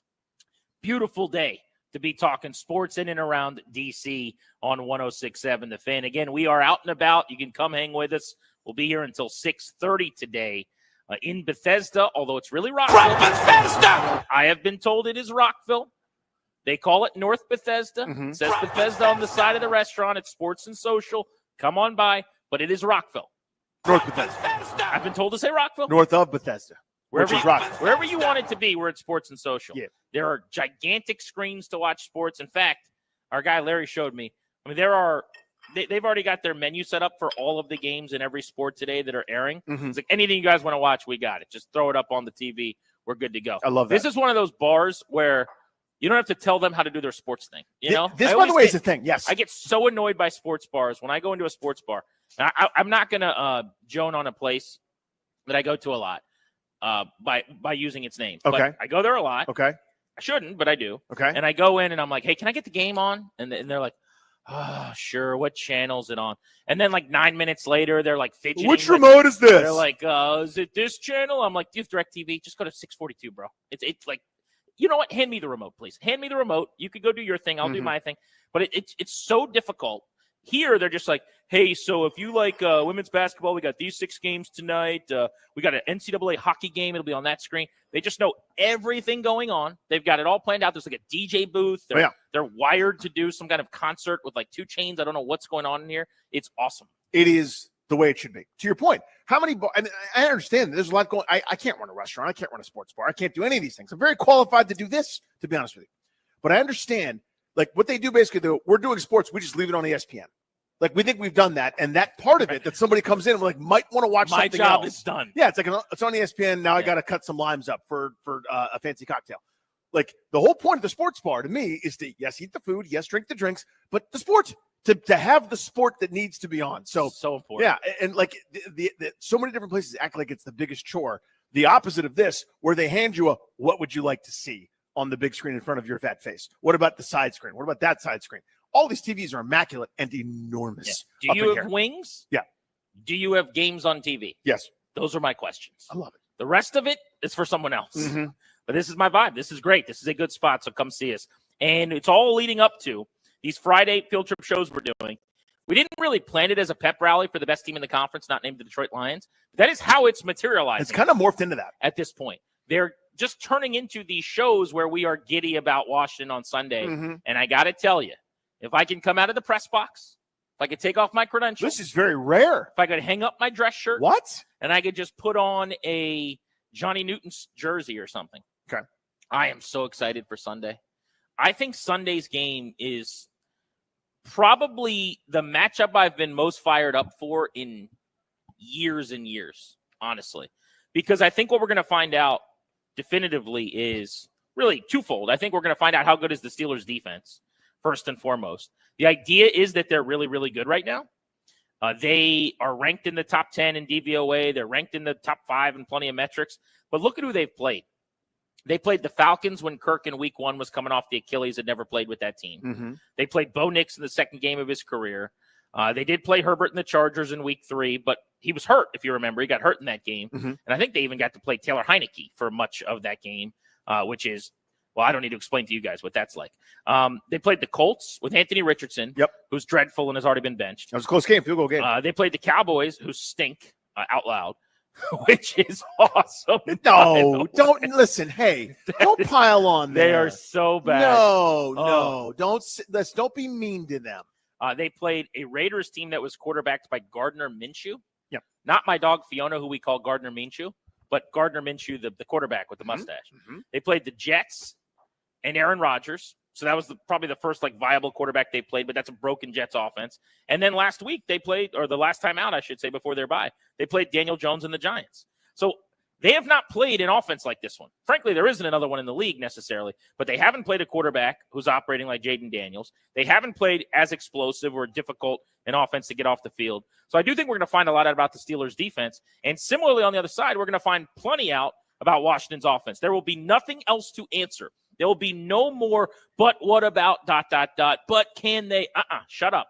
If they beat the Steelers, that's your signature win. Yep. That is they came to our place off of a bye. Mike Tomlin is 13-4 off of byes. They've won 7 straight games off of a bye with 2 weeks to prepare. If Washington beats them and offense goes up and down the field against TJ Watt and this defense, there's nothing else. Yeah, there's no more qualifiers. There's no more buts. The only thing I want to hear about is, but which week in the playoffs are you going to hope to have a home game? That's now the conversation. So before the season started, just looking at it, doing the best you can to prognosticate, I didn't have the Steelers as a postseason team and not having a winning record for the first time since Tomlin ever took over, because the teeth of their schedule was really after this bye week. I didn't count Washington among that, by the way, but you look at it, it's Baltimore, Cincinnati, Philadelphia, Baltimore again, Kansas City, Cincinnati. That's where I thought they were going to start to struggle a little bit. They've gotten fat and done well against teams that they are better than. And their resume, to be honest with you, is probably pretty similar to Washington's at this point. And that doesn't take anything away. Everyone always says, you just beat bad teams. Well, yeah, you do that, you go to the postseason. You do that, you win 9-10 games. You beat teams that you're better than. You do that consistently, you get to go, then you go 500 or so against everybody else. That's how you add up the wins. I didn't think they were good enough to do what they've done to this point. They've been pretty darn impressive. To me, where this game is won, lost, is where it's all decided, is Washington's been incredible in this regard. Not only for a rookie quarterback, but for an NFL football team in taking care of the football. Yeah. Part of that is, it's obviously a point of emphasis. Part of that is obviously, skill and something that is by design. Another part of that is good fortune. The Steelers defense and this team, they give up more yards maybe than you're used to seeing for a Steelers defense, but they are here to take the football away. That's the story of the game to me. If Washington's good fortune, skill, whatever you want to give credit for it, I'm not taking anything away. If they continue without turning the football over against this group, I love it. Or is this the game where they have to deal with some of that adversity where TJ Watt gets home or an interception happens or something to that effect? The Steelers are the best team in terms of defensive line and pass rushing personnel that Washington has played, by the way. Mm-hmm. They played the team last week that leads the NFL in sacks and in the Giants, and they didn't sniff the quarterback. That's right. They didn't get near Jaden Daniels. And by the way, Washington's offensive front last week was graded out the number 1 pass protection unit in the NFL in week 9 against the team that was leading the NFL in sacks. This week, you deal with a club that, in my opinion, has the best pass rushing personnel. They're not leading in sacks, but led by TJ Watt, who is the best defensive player Washington has played. They did have Myles Garrett and the Browns come to town. But if you remember, Myles Garrett didn't practice that whole week. Yep. Wasn't quite 100%. And I'm not even sure at 100% that he's definitively better than TJ Watt, who's a game wrecker. Watt's got 6.5 sacks, but between him, Alex Highsmith on the other side, Cam Hayward's a guy that's a all-pro type and maybe a Hall of Famer when it's all said and done. They have such good pocket-pushing interior linemen, penetration creators, edge rushers that get to the quarterback, that here's your ultimate test. Do they just pin their ears back and try to get to Daniels? You can't really do that. With his ability to move around, you've got to be more assignment sound. I remember still from when I was on the beat, and Washington would always struggle with these mobile quarterbacks. And I had a coach at one time tell me the problem with these QBs that don't allow you to bring them down like everybody else does is if you rush the same way you do for the immobile quarterback, it's over. Yep. So if TJ Watt just gets up the field, plans on the 5-step drop and the sack fumble, Daniels just moves up in the pocket. It's a 20-yard scramble now.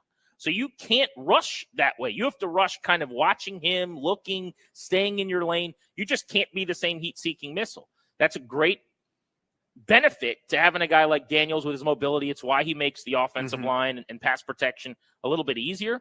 But I'm fascinated by that part of this matchup. We did find out today that Marshon Latimore is not going to play. He has been ruled out. So it's not a complete Devontae Adams hamstring situation. I think we could say there is something to it. Time zone didn't cure it. There was some thought that as soon as they acquired him, his hamstring would magically be better, and he would pull the Devontae Adams and play. But I don't need him to play in this game. We can get into this in more detail in a couple of minutes. I need him more for Thursday in Philadelphia, which is a more important game overall as it is anyway. But there's also some breaking news on the Commanders roster and possibly a sign that they might be missing out on a player who's been very good for them. Let's get to that right now.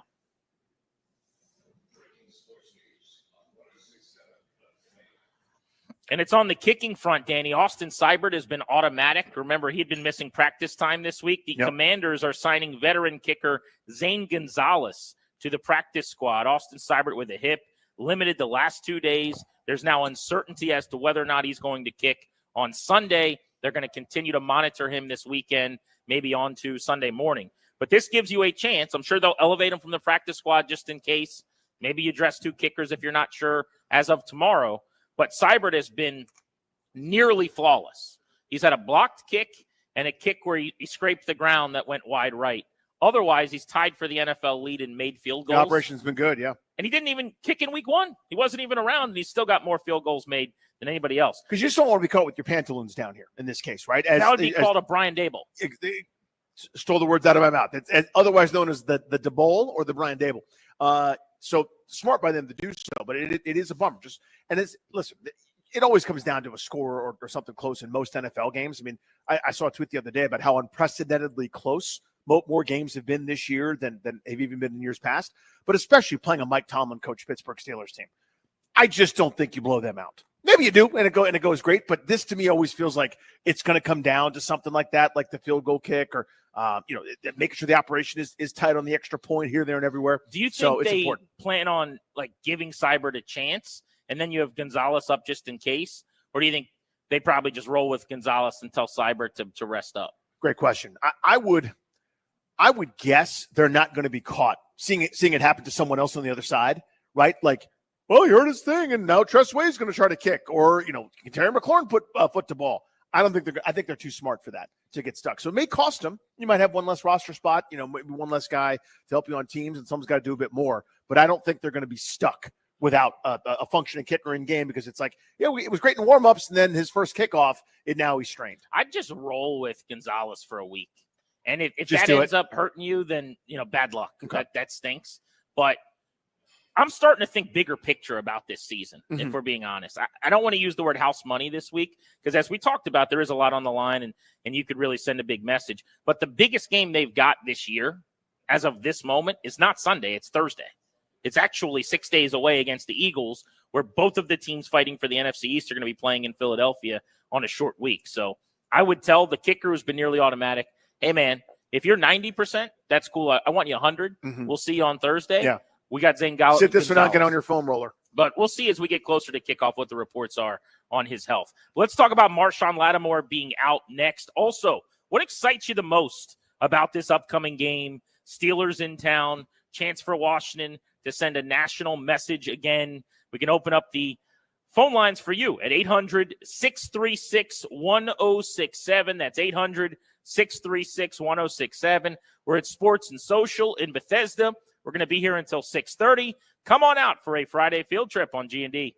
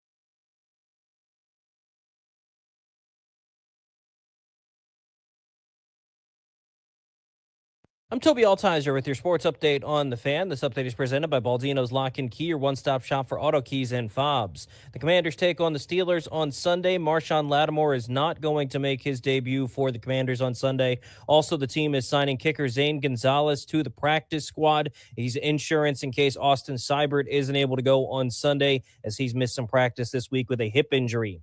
College football tomorrow, Virginia Tech hosting number 23 Clemson at 3:30. You can hear the game right here on The Fan. Maryland hosting the top team in the country, Oregon, at 7 o'clock tomorrow night. You can hear that game on the Team 980. College hoops tonight, Virginia Tech hosting USC Upstate at 7 o'clock. You can hear that game on 1580 AM. Maryland taking on Mount St. Mary's at home, 8 p.m. tip-off on the Team 980. In the NBA, the Wizards going on the road to take on the Grizzlies at 8 o'clock on Bloomberg 99.1. And the Caps host the Pens tonight, 7:30 right here on The Fan. This update is presented by Baldino's Lock and Key. They make car key problems look obsolete. With 9 area locations throughout Virginia and Maryland, stop by one near you today. For more info, visit baldinos.com. From the Crop Metcalf 5-Star Sports Desk, I'm Toby Altizer on The Fan.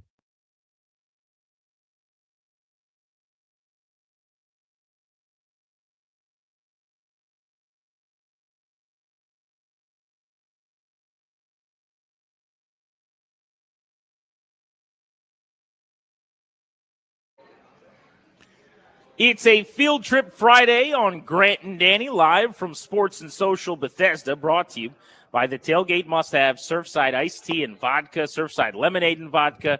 Delicious. Darius and I have ours up here right now. Available in convenient variety 8-packs. Each can only has 100 calories. Tailgate like a champ. Ask for it at your local bar and liquor store. Must be 21.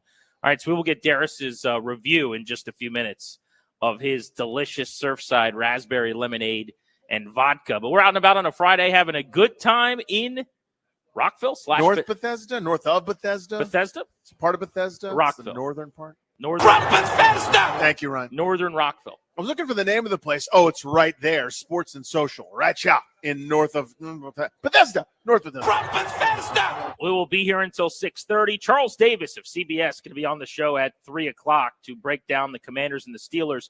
In that game, Washington will not have Marshon Latimore. They acquired him at the trade deadline on Tuesday. There was hope that despite having a hamstring injury that kept him out of last week's game for the Saints, he was going to magically heal, leaving the bad team that he was at odds with, coming to the good team that he's happy to be on. But the hamstring's actually legitimately not quite right. It's barking, it seems like. He did not practice again today, and so he will be out. My logic on that is if they lose to the Steelers, it will not be because they got eaten up by wide receivers. This is not a game to me that will hinge on corner play on the outside necessarily. Marshon Latimore will help, and in any game, you're better off having better players. But I look at the Steelers' passing game, and even when it's good, it's kind of George Pickens and not a lot else, right? Pickens is the type of guy that Benjamin St-Juste is a more favorable matchup for. And he'll beat St-Juste some. He's a good player. He was a high draft pick who's become a really nice weapon for them. I don't like St-Juste against Zay Flowers. I don't like St-Juste against the twitchy guy with the wiggle who's, shifty and diminutive. But when he goes up against another big fella that's long and can get his hands on like Pickens, I think that's a much better matchup. So I'm okay with him against Pickens this week, taking your chances with like Calvin Austin, who is that smaller guy who maybe chews them up here or there as a number 2 against Sandra Still and Igbenogany.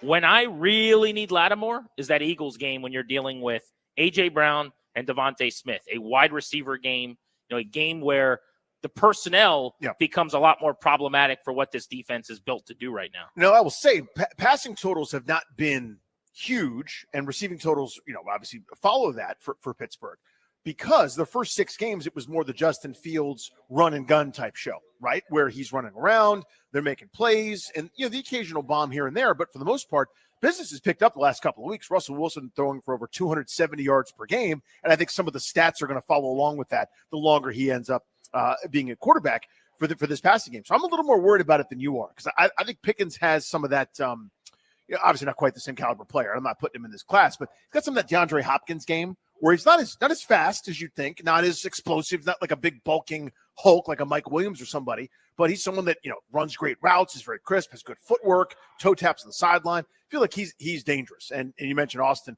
kind of running and being a predator underneath, kind of keeping them off balance. So to me, this is a Pittsburgh offense that we're thinking about them through a lens of 75% of their season. I think we need to look at them more what they've been the last couple of weeks, where they've been a bit more prolific throwing the football. So I'm a bit more nervous about that part, I think, than you are. Well, I'm not pretending like he's not a decent player or that they're not going to make plays through the air. I'm just saying that this type of wide receiver he is what I will take Benjamin St-Juste going up against. I agree with that 100%. Every single you're right. time. Yep. The last 2 weeks, Pickens has gone 5 for 111 on 9 targets against the Jets with a long of 44.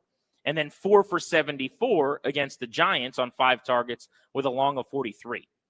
So his 2 longest catches of the season have been in the only 2 games that Russell Wilson's been working with him, throwing him the football. Part of that is Wilson's deep ball is special. I mean, that's the one kind of plus trait and attribute that you heard Dan Quinn, who was the coach of Seattle, who talked about knowing Russell Wilson the way that he does, say he still has a really good deep ball. And some of it is if you can get him on a crosser with some ball placement and some accuracy on one of these drags or, routes in the middle of the field, getting up the field, he can run after the catch. We've seen that. He's had, in his career, 60, 70 plus yard touchdowns where it's a catch and a run and he goes and makes a play. So, I don't think it's that he's not a good football player as much as Benjamin St-Juste as your corner one, which is the world we've been living in pre-Latimore and will live in for one more week at least.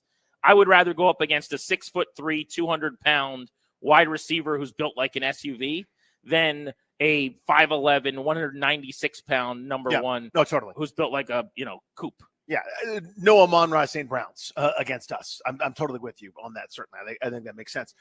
Those kind of guys, the water bugs will really thrive against the secondary. Do you agree with my theory though, and what I'm so excited about, which is I think that more so than even the Bears game, which is the only other time I felt this way, we will absolutely know what this offense is going to be capable of against a playoff caliber championship type defense after this game.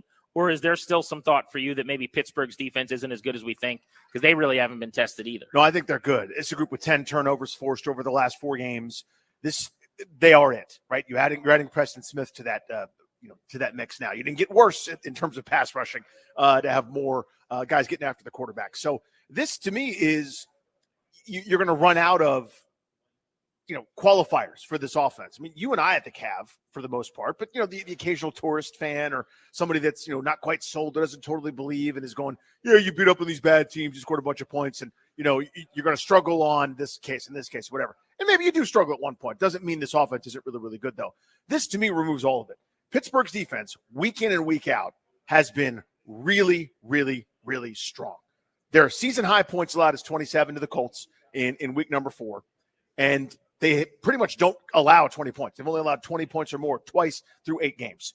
You tell me that's not a good defense? I don't care who your opponent is. This is the NFL where they want the scoring. Pittsburgh says that's adorable. That's what you want. We're not allowing it. They force turnovers. This is a really, really, really solid group. I know they're giving up more yards recently than we're used to seeing for them, but to me, this is their biggest test of the year, talking about Washington. Another thing I'm really excited about this weekend is the home environments have been so much better this year. I was just talking to one of our listeners, Pete, who's been, I think, at all 4 home games and even made a trip up to the Meadowlands. He's all the way in. He's never seen this team be this good. Who's out here watching the So It's Sports and Social today. But the environment's been so much better as the season's gone on, and it's matchup dependent and fan base dependent probably to some extent. This won't be linear. But I do think that the number of visiting fans is dissipating as there's more demand in town to go to these games, and there are more people wearing burgundy and gold and showing up that are fans of this team. This is the ultimate litmus test there. This is that, yep. And it might not even be fair to suggest that there shouldn't be or won't be a takeover, because that probably happened before the season started. I think Steelers fans, the assumption is they see it on the calendar. They already bought it. Well, exactly. And I think people assume Steelers fans travel better than other fan bases, which I'm not sure is completely the case. I mean, some do, but they're Pittsburgh fans everywhere. Like they're Red Sox fans everywhere. Exactly. Like they're bandwagon Yankee fans everywhere. They live here. Like Ryan. They live all over the country. And my uncle was actually part of a special they did on this many years ago on NFL Network. He was a media personality in Pittsburgh for a long time. And when the steel mill shut down, I believe it was in the 70s, people that lived in Pittsburgh and worked in those mills and that surrounding area had to go find work. Mm-hmm. And so they went all over the country to do so. And those folks that loved the Steelers took their terrible towel and packed it with their clothes and went wherever they went, and now have families and grandkids, and you still love your Pittsburgh teams. And so they quite literally live all over the country. So they will be there. There's no doubt about that. I don't know that they travel better than everyone else, but they do show up at your stadium more than everybody else. People just use travel as shorthand for they're always Pittsburgh fans at road games. And there's going to be. That's the thing. Commander's going to try to combat that like they did many years ago with the burgundy towels that they're passing Love that. out. Good job, ownership group. Yeah, I think that's a cool idea. They did that when they lost in week 1 back in 2016 as well. And it ends up being a nice way to kind of get a gauge on the Commanders fans pushing back and trying to make sure that they aren't overtaken in their own stadium. But we'll be covering this tilt with Pittsburgh all day long on Grant and Danny. It's going to be quite a game this Sunday over in Landover, Maryland. Charles Davis has more on this coming up at the top of the hour at 3 o'clock. He and I and Eagle will be on the call of the game at 1 o'clock on CBS. But next on G&D from Sports and Social Bethesda, where we are out and about today for a Friday field trip, let's look at the rest of the division going into the weekend. The Giants have a morning game in Germany. The Eagles are playing the Cowboys without Dak Prescott. Philadelphia's nipping at the heels of Washington. You're listening to The Fan.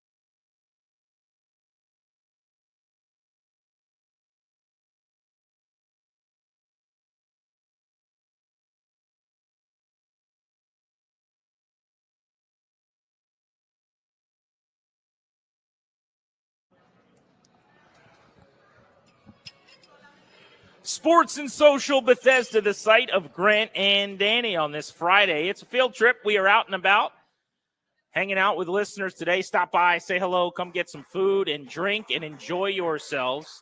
We are sponsored throughout the day. You like that ovation? I was surprised.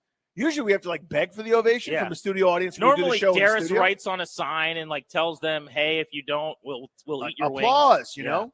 But this afternoon broadcast is brought to you by the Tailgate Must Have Surfside Iced Tea and Vodka. Can we punch up Darius's microphone, actually, please? Because I would like to get the live sample from you. You've already pummeled yours. You're doing all right. How was it? Halfway through, strawberry lemonade and vodka. I gotta say, this is refreshing. It's delicious. It's really delicious. I'm surprised. I was not ready for the good deliciousness that's coming from this. So my buddy who lives in Bethesda, and it's actually Bethesda. It's not north of Bethesda, or Bethesda adjacent, or It's Rock the real Vegas, Bethesda. whatever. He lives in Bethesda. He's a golfer. He loves golf. He plays golf all the time. He pummels these. Like this is his go-to move out on the golf. Oh, course, this is the golf right? play. Because it's like you're hydrating, right? You get your squirt bottle of water. Yeah. But he's like, you can't. It's not heavy like beer. It's got a little flavor to it. It's refreshing. And he's out there still, hacking and whacking, trying to shoot 80. So when we went, I don't golf very often, right? But when you do, I do a golf tournament every year for my buddy Jamon Bushrod back in Fredericksburg. He's a King George native like myself. He played for the New Orleans Saints and a longtime buddy of mine. And I play in his tournament every year. And so this past year, same thing. Yeah. I got in the golf cart. We were going around. And someone's like, oh, check these out. Started tossing me a couple of these surf sides. Next thing you know, 3, 4. I mean, it's just delicious all day long. That's the drink. It's smooth. It's perfect. So we appreciate them being part of this day today. Tailgate like a champ. Ask for it at your local bar and liquor store. Must be 21. Grant and Danny going to be here until 6:30 today on the Fan. Quick peek around the division. The Giants have a morning game. Now, you guys know this about Danny. He is very correct about a lot of things. His worst take is his hatred of breakfast football. He doesn't properly understand how great a 9 a.m. NFL game is. Right. I have to put my arm down. I was just flipping off the entire West Coast. Anyway, 9 a.m. football shouldn't happen. They should go back to the regular windows, more primetime games. Instead of 9 a.m. on a Sunday, let's do a Saturday night. Let's do Wednesday. Let's do Friday. All these other things are so much better than a fight with your wife when the kids have activities on a Sunday morning. It's morally wrong. They're robbing people of home games to go to these stupid international cities. Stop doing this altogether. 1, 4, 8 Monday. That's the best. You're going, we have a great formula. Let's mess it up. Thank goodness. And it's always on a weird website. It's always on some sort of thing. It's never on a weird website. It has been many times. I had to go to Yahoo on Never my and once. try to 100% once. Everything I'm saying is correct. I had to go to yahoo.org, then cast it to my television, commercial So easy. crackled, and it was delays, and I missed stuff. Millions of people found it It's out. always a bad call. Yeah, but not the millions of people west of here. So this is how they screwed it up, by the way. Yeah. By instead of giving you 12 hours of football on a Sunday, saying, we see your 12 hours. We know you like 12 hours of football. What if we gave you 15 hours? What if we just started that little day of sitting on your fat ass instead of at noon at 9:30 in the morning? That's how they screwed it up so badly. That's the terrible thing they did was say, you ever eaten an egg sandwich with bacon and cheese? You ever done that while you watch Justin Jefferson go for 96 and 2 touchdowns? That was the crime that the National Football League committed. Now, speaking of crimes, they are exporting the Giants and the Panthers to Germany. I don't know if you heard about this. This is the game this weekend in Germany. Well, this is also the buzz in Germany. We're very excited to see two terrible teams headbutt each other for so many minutes. What is your phrase? Hot garbage? You say this dog water about these people? These are terrible teams. They're not Giants at all. And these Panthers are very, very tame cats. They're not really Panthers. 2-7 Giants. Yeah. And the 2-7 Panthers. That's a combined 4 wins. That's very low. I mean, if you are in Germany, you're jacked up to get the NFL, but then you find out it's this game, you got to be like, do I really want to spend all my money to go to that? Yeah, it'll probably be second screen for a lot of us. Bundesliga kicks off later in the morning, so. And I have some Wiener Schnitzel to eat. Who does Dieter think's going to win the game? Is it a Giants or Panthers victory he's expecting? But this is a great question. The matchup is going to come down to uniform aesthetic for me. And I like the ways that the Giants' uniforms are very blue. They're like, hello, I am blue. Hello, greetings, salutations, blue person. And then the Panthers are like some blue.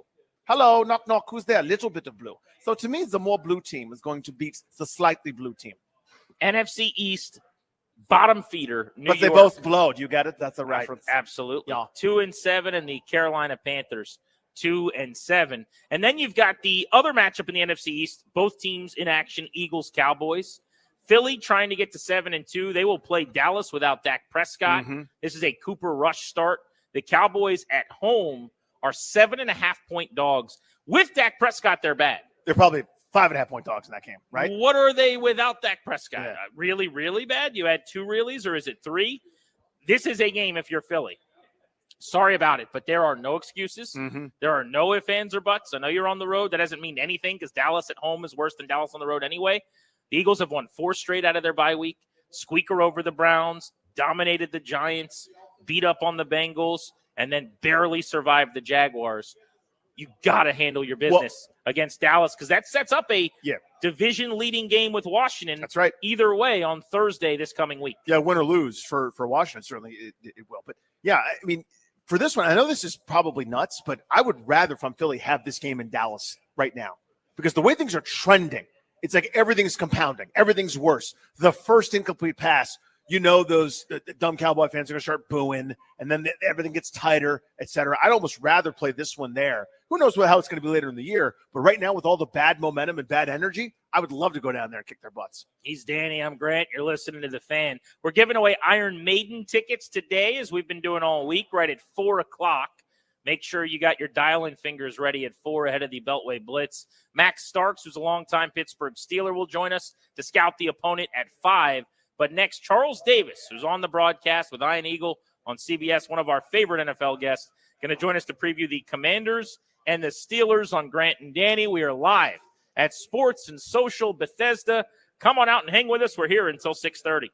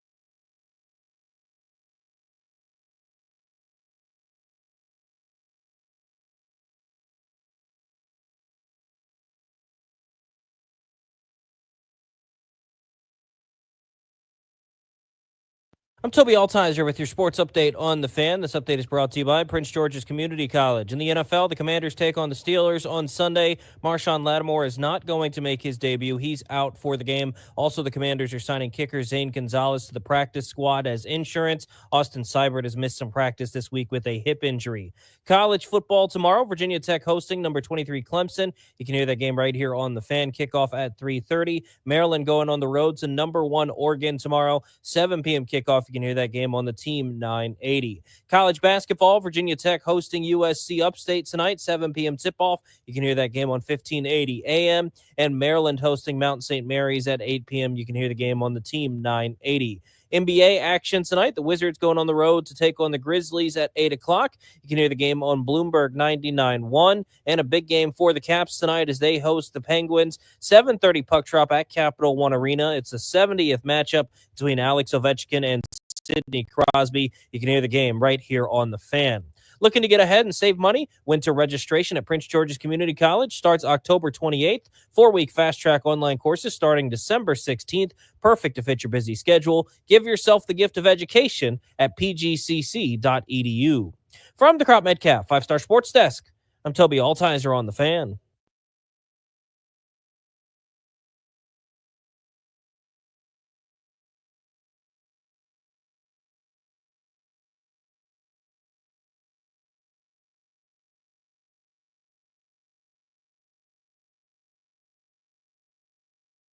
G&D welcoming you back on The Fan. We are live for our Friday field trip series today. The field trip stop is Maryland. We are in Rockville, North Bethesda, but it's very important to say Rockville, as we've learned. Sports and Social Bethesda is where we are. You can come on by and kick it with us. We will be here until 6:30. Washington is continuing to build the foundation of success on and off the field this season. It is time for you to plan for your future as well. The exclusive sponsor of this show is the law firm Kondorian Murad. They'll help you update your last will and testament and set up a revocable trust for you and your family if need be. Schedule a free consultation with their estate planning attorneys today by going to kmlawyers.com. Tell them we sent you to get a discount. That's kmlawyers.com. Steelers coming to town. Steelers Commanders on Sunday. The game's on CBS. 1 o'clock kickoff. Our guys, Ian Eagle and Charles Davis, our A-team for this show, will be on the call. Charles Davis joins us now on the guest hotline. Charles, how are you, buddy? I'm doing great. Thanks for having me. It's always great to talk with you guys. And as a bonus, you get the DMV's own Evan Washburn from Annapolis come rolling in to do the sidelines for us in the game. So we're all thrilled to be able to do it. It's fun to be able to watch this Washington team blossom. You know, I mean, obviously from the moment they drafted Jaden Daniels, there's a different spotlight because we're all eager to see how does a rookie quarterback do, especially when you know he's going to be the starter right from the beginning. Brand new head coach, brand new GM, a fresh feeling around the franchise because of the new ownership. But let's be honest about it.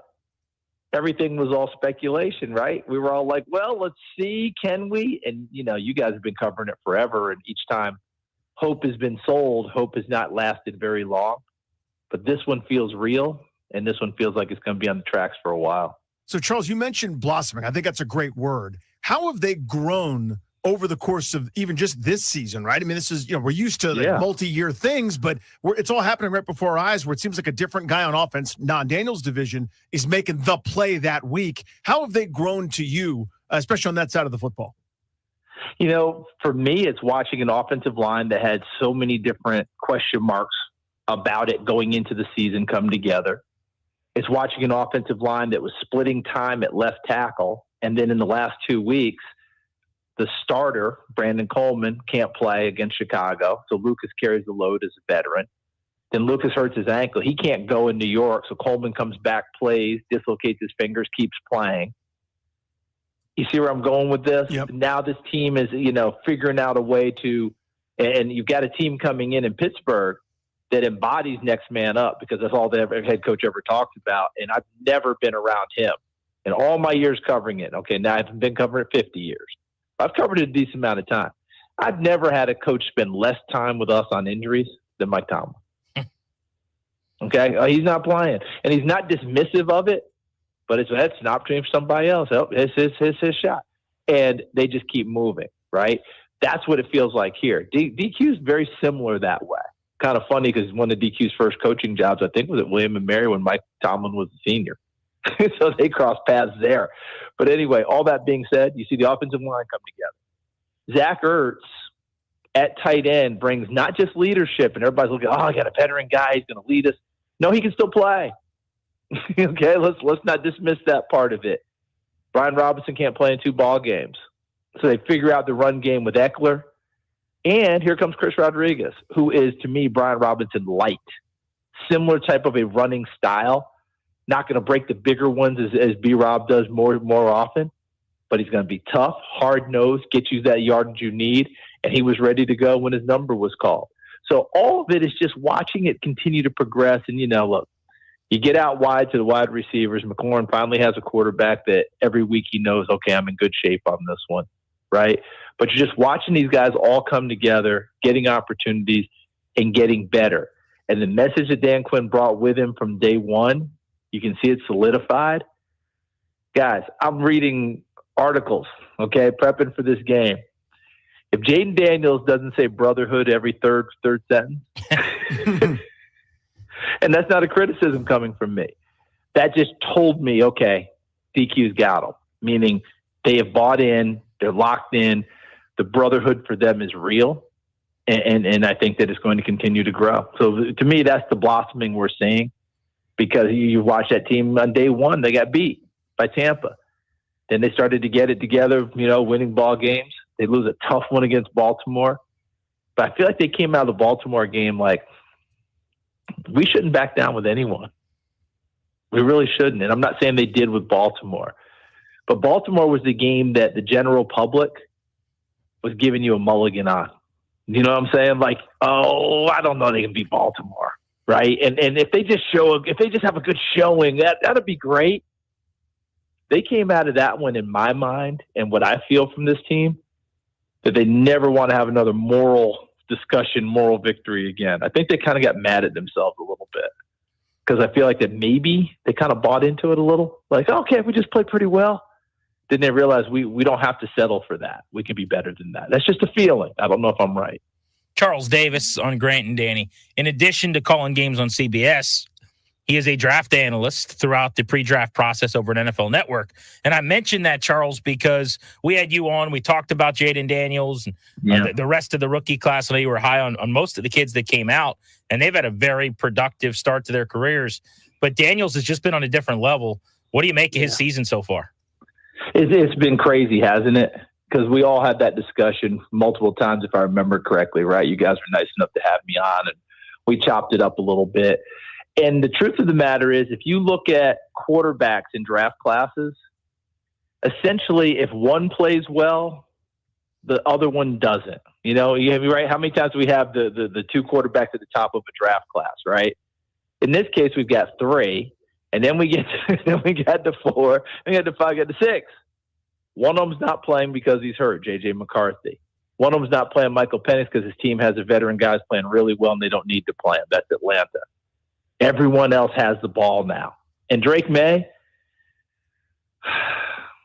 guys, tell me if I'm wrong on this one, please, because I want to make sure my messaging is correct each time. You've known me for a bunch of years. How often am I an advocate of sitting a rookie quarterback? Almost never, right? Like, I'm like, I said most of the time, if you're going to sit him, if you don't sit him for like the entire season, I feel like you've wasted time. And I said, you're all going to go to the podium and say, well, we got a guy here, we're going to redshirt him, we're going to do this. And then after game 2, he's in lineup, or game 3. Like, okay, you should have just started him from day one. You could almost say that about Drake May, almost. But here we are. Daniels, I think it's all the things that we keep hearing from the team. It's the maturity. It's the work ethic. And I'm trying to remember who was saying that they saw. Oh, it was Malik Neighbors with the Giants. Because Daniels went and spent some time, and he was with C.J. Stroud and crew and another thing, and he came back and he said he was a different guy, and that was in college. That it escalated what he already had in him. The work ethic, the study, the wanting to be great, working on the mechanics, all those things. It became an obsession for him. And that's what we see now, because he's the same kid now. I mean, Zach, I'll leave it with this. Zach Ertz told us when we did our last game that he actually stumbled into a meeting room somewhere at some ungodly hour in the morning and just by accident, like, went into the room and there was Daniels going through his stuff by himself. And he actually asked Zach Ertz if he wouldn't tell anyone else because he wasn't doing anything wrong, but he didn't want to appear to be a tryhard or you know what. This is just what he does. Yeah. You know what I'm saying? This is just what he does. He doesn't want the attention for doing what he thinks is his job. Other people, you know how other people are, right? And other people means anyone who can hear our voices, you know who those people are in your life that do something that may be above and beyond, but they make sure everybody knows that they did it. Great Charles He's not Davis that with us kid. here on G&D. Sorry, Charles. That's okay. I want to ask you about Marshon Latimore. We know that guy's a baller. When he's healthy on the field, he is a badass. He can do a little bit of everything, right? So, of course, that's the key. But I would love for you to go into what he'll actually mean for this defense, what you've seen them sort of maybe have to do to cover some weak spots, and maybe what he unlocks and might allow them to do here in the future. When he's healthy and you decide you want to get man coverage or you want to have him affect a top receiver, he's your guy. He's going to be right there. If you're playing your basic stuff and what have you, and a team's trying to run the ball to the perimeter to his side, he's going to be fully involved in run defense. Okay, he's not one of those, hey, I cover, you guys take care of the rest of it. No, he's fully involved. He also has that mentality. I think you've heard DQ talk about the dog mentality. That sometimes we can get a little, it can get overused, but in this case, it's spot on with this kid. He's fully immersed with his teammates, fully immersed in the game of football, wants to be aggressive and attack right from the word go. He's the type that lines up when the huddle breaks for the offense. He's lined up like right on the line where the ball is, right at the line of scrimmage, staring down that receiver, letting him know, I'm going to be here all day, and I want to be here all day. That's the type of a player he is. So now, what does that mean for your overall defense? He can cover like that, like we talked about. It also allows you to become stronger, I think, in your overall defense because Benjamin St. Juste is a tough, hard-nosed kid who's giving you everything, but the ball comes his way a lot, okay? He's going to take some pressure off because now he's going to go cover wide receiver 2. All right, so you can move him to a spot where he's cornerback 2, probably more comfortable for him.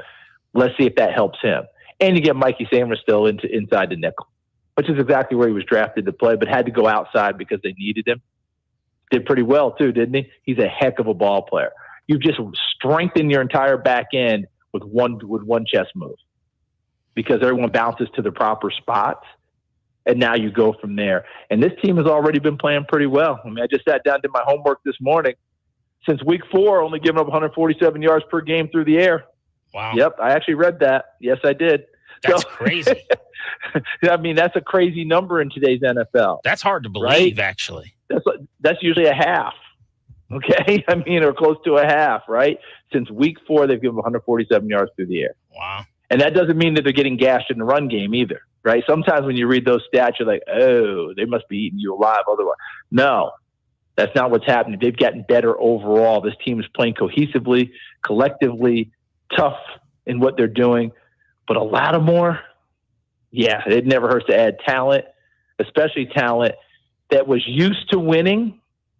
Think about his 8 years in the league, guys. New Orleans was a perennial team that we talked about. Hey, they could be one of those teams, right? They were in the playoffs. I think he was on the team when they got the horrible call against them with the Rams. You see where I'm going with this? And the last couple of years hasn't been that standard in New Orleans. How happy do you think he is to be coming to a 7-2 team in first place in their division, number 2 overall seed as we sit here right now, with a chance for bigger and better things, not just this year, but down the road because he sees who's playing quarterback. What version of Marshon Latimore you think you're going to get when he's healthy? Feels like they're getting a player that's going to immediately make the impact that you're talking about, Charles.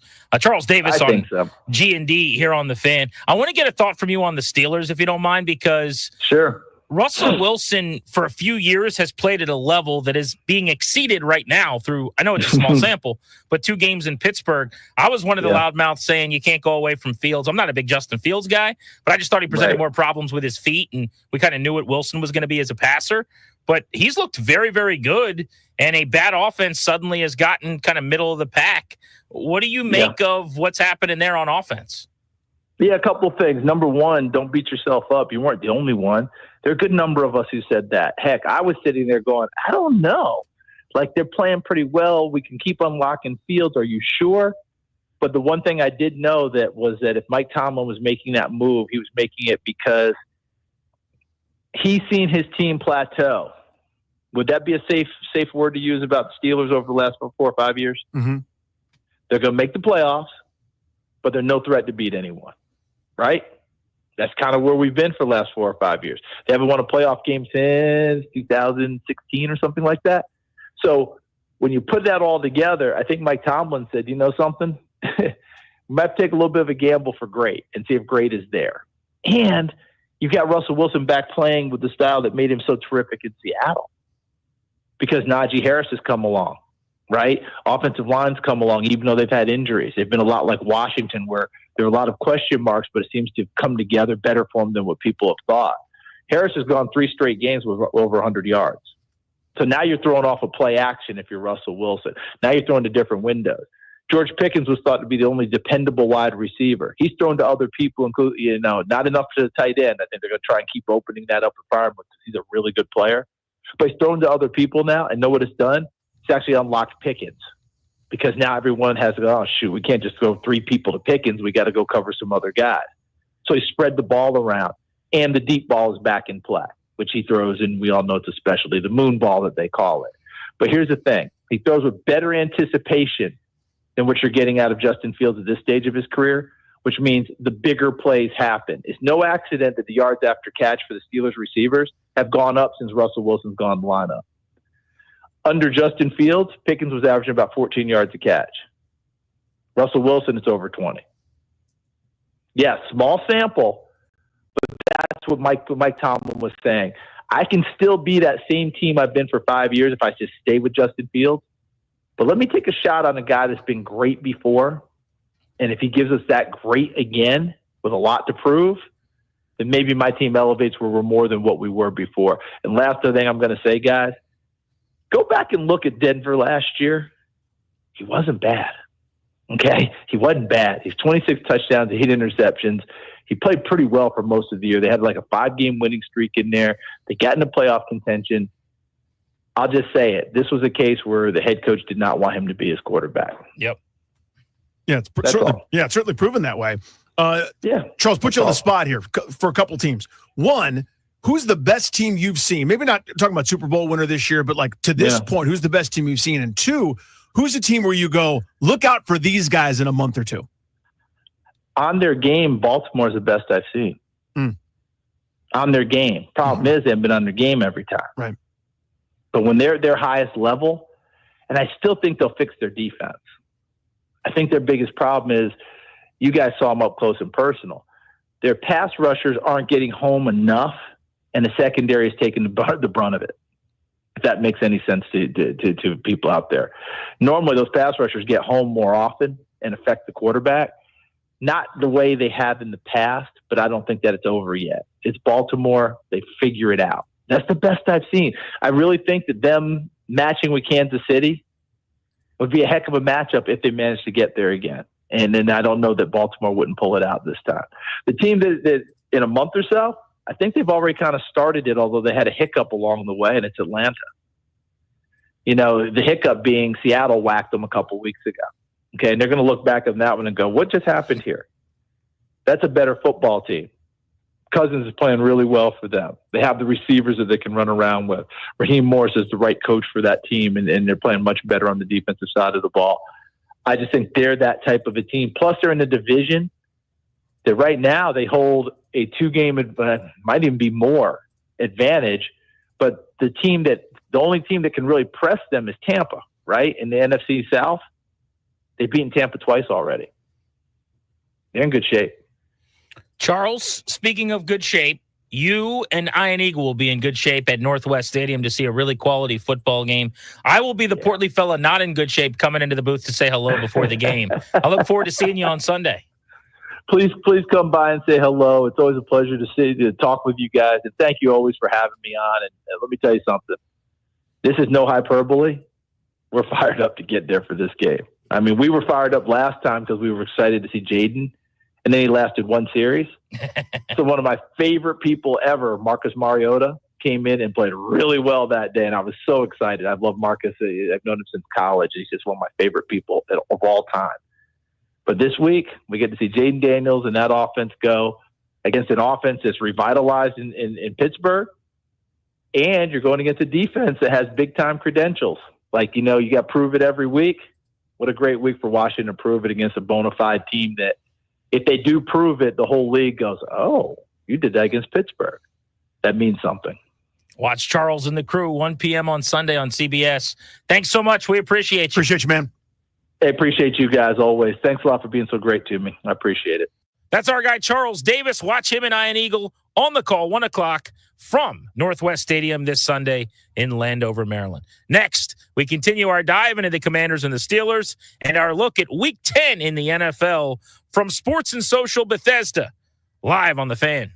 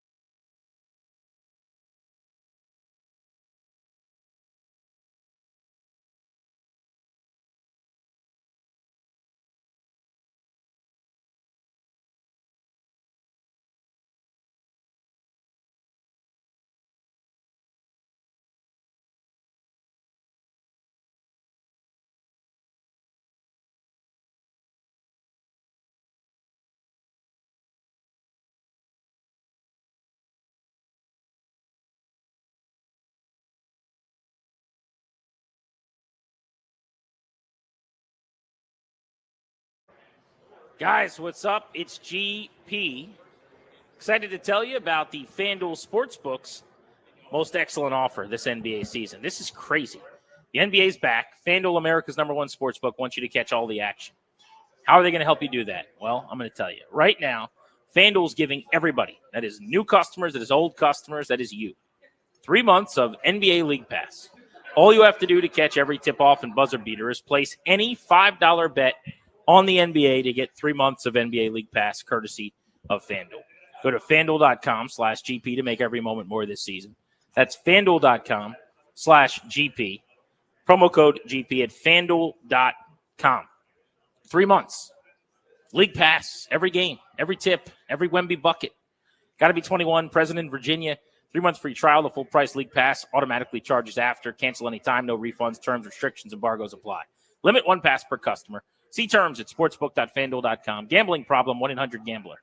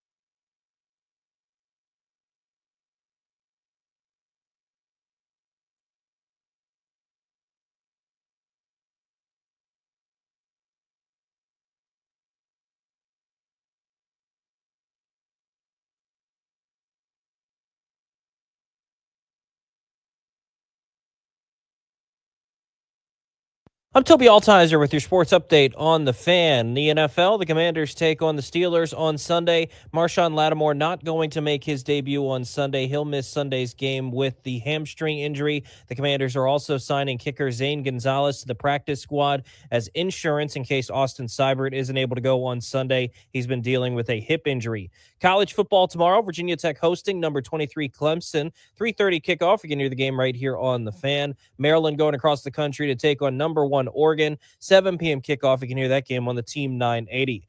College hoops tonight. Virginia Tech taking on USC Upstate. 7 p.m. tip-off on 1580 a.m. And Maryland hosting Mount St. Mary's at 8 o'clock. You can hear that game on the Team 980. In the NBA, the Wizards taking on the Grizzlies in Memphis tonight. 8 p.m. tip-off on Bloomberg 99.1. And the Capitals face the Penguins tonight at Capital One Arena. 7:30 puck drop right here on the Fan. The 70th matchup between Sidney Crosby and Alex Ovechkin. From the Crop Metcalf 5-Star Sports Desk, I'm Toby Altizer on the Fan.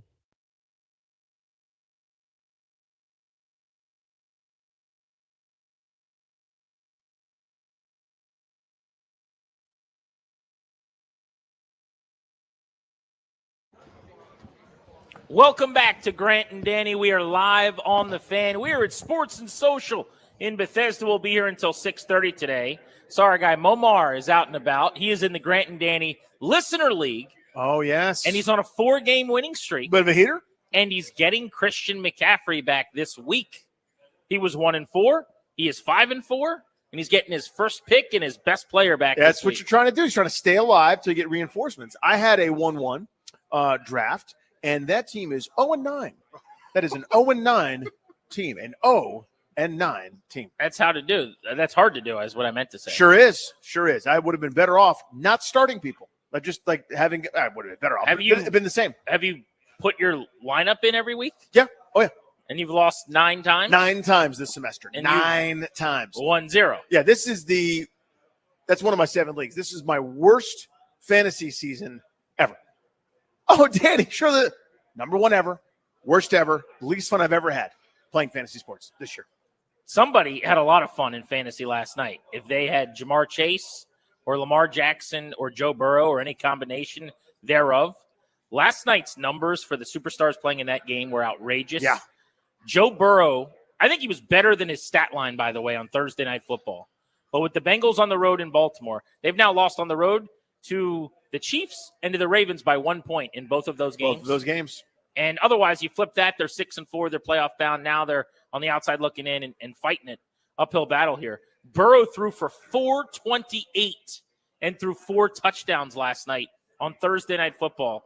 And in that game, Jamar Chase, 17 targets, 11 catches, 264 yards, 3 touchdowns. Can you imagine having to go up against Jamar Chase and Joe Burrow and or Lamar Jackson, who, by the way, threw 4 touchdowns and threw for 290 in the game? He was really good as well. Yeah, I could. My opponent, the league I care about the most, the big money. You know who he added so funny? He had Joe Burrow and Jamar Chase. So I'm kind of thinking about not fielding a lineup this week in protest. That handcuff that's worked the out end. favorably for your guy. That's the nice little stack. But, yeah, it just sort of worked out that way in the draft form. But Burrow, to me, I think you said it very well. He was actually better than the stats, if that's even possible, because the stats were immaculate. What do you think of Joe Burrow as a quarterback? Put that game on where there's the sliding around in the pocket, the slight maneuvering, always looking to throw, the accuracy, the zipping it when he had to. I mean, that was a clinic from Joe Burrow. It's one of those games where on the box score it says completion, gain of 11, first down or whatever. And then you watch the throw and it's like ball placement, up over top of outstretched hands, beautifully thrown, contested 11-yard reception. He couldn't have been better. He has been magnificent all season long. I would say on a very short list of the best quarterbacks in the league. And Jaden Daniels, by the way, is on this list. Hello there. If you're talking about right now the guys who have been best this season in the NFL, Daniels is in that top 5, top 7, wherever it is. Lamar's up there. Burrow's up there. I think those have probably been maybe the 2 best quarterbacks in the NFL this season. Daniels is not far behind them, and he's somewhere in that vicinity. Quick updates, both, oddly enough, involving our producers. The first, a Darius Dameron update. Yep. our listeners are very nice. We've always known that about them. This is true. We love our listeners. It's why we wanted to come out and about on these Fridays and do field trips. It's why we're out here at Sports and Social in Bethesda, which is actually Rockville. Bethesda. We're here meeting up with listeners because we like our listeners. Multiple listeners today, have brought Darius delicious treats that he was not able to eat until he found out yesterday that he's no longer allergic to shellfish or peanuts.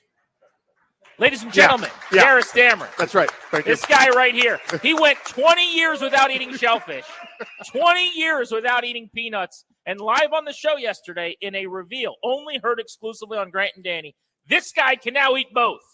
How about that? That's a big deal.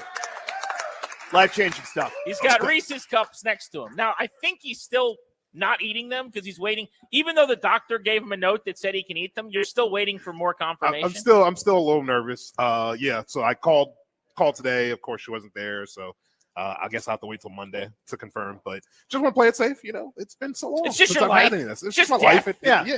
So. You know what's better than dying? Living. Living's Oh, fun. and Pone's done it. I've always said this, like being alive and so good. breathing and just functioning. I enjoy that part. Yeah. So much better It's than so dying. much better. But Yeah. it's going to be great once I am able to dive. It's going to be great. It's going to be great. Ladies and It's going to be gentlemen. great. So thank you to those that brought me some Reese Cups today. Yeah, you're a popular man. People are happy for you. And then our other producer is Ryan Clary, who's back in our DC studios holding down the fort in Half Street. Ryan, I bring you up because when you were away, it's probably too late to throw this on you now, but you were out in Seattle on a nice little trip that you had last week to the Pacific Northwest. And we found out that the Nationals were hosting their 2025 Racing Presidents auditions tomorrow at Nationals Park. And we had decided as a show that we wanted you to go over there and take part in the festivities for us. Oh. Are you able to do that? So, okay, unfortunately, I will actually be in Harper's Ferry tomorrow morning. I will be in Harper's Ferry. What time is this, though? 9 to 1. This is a 9 a.m. situation. Oh, I don't my think you're in gosh. Harper's Ferry at 9 a.m. We are leaving at 8:30 in the morning on would be. Saturday.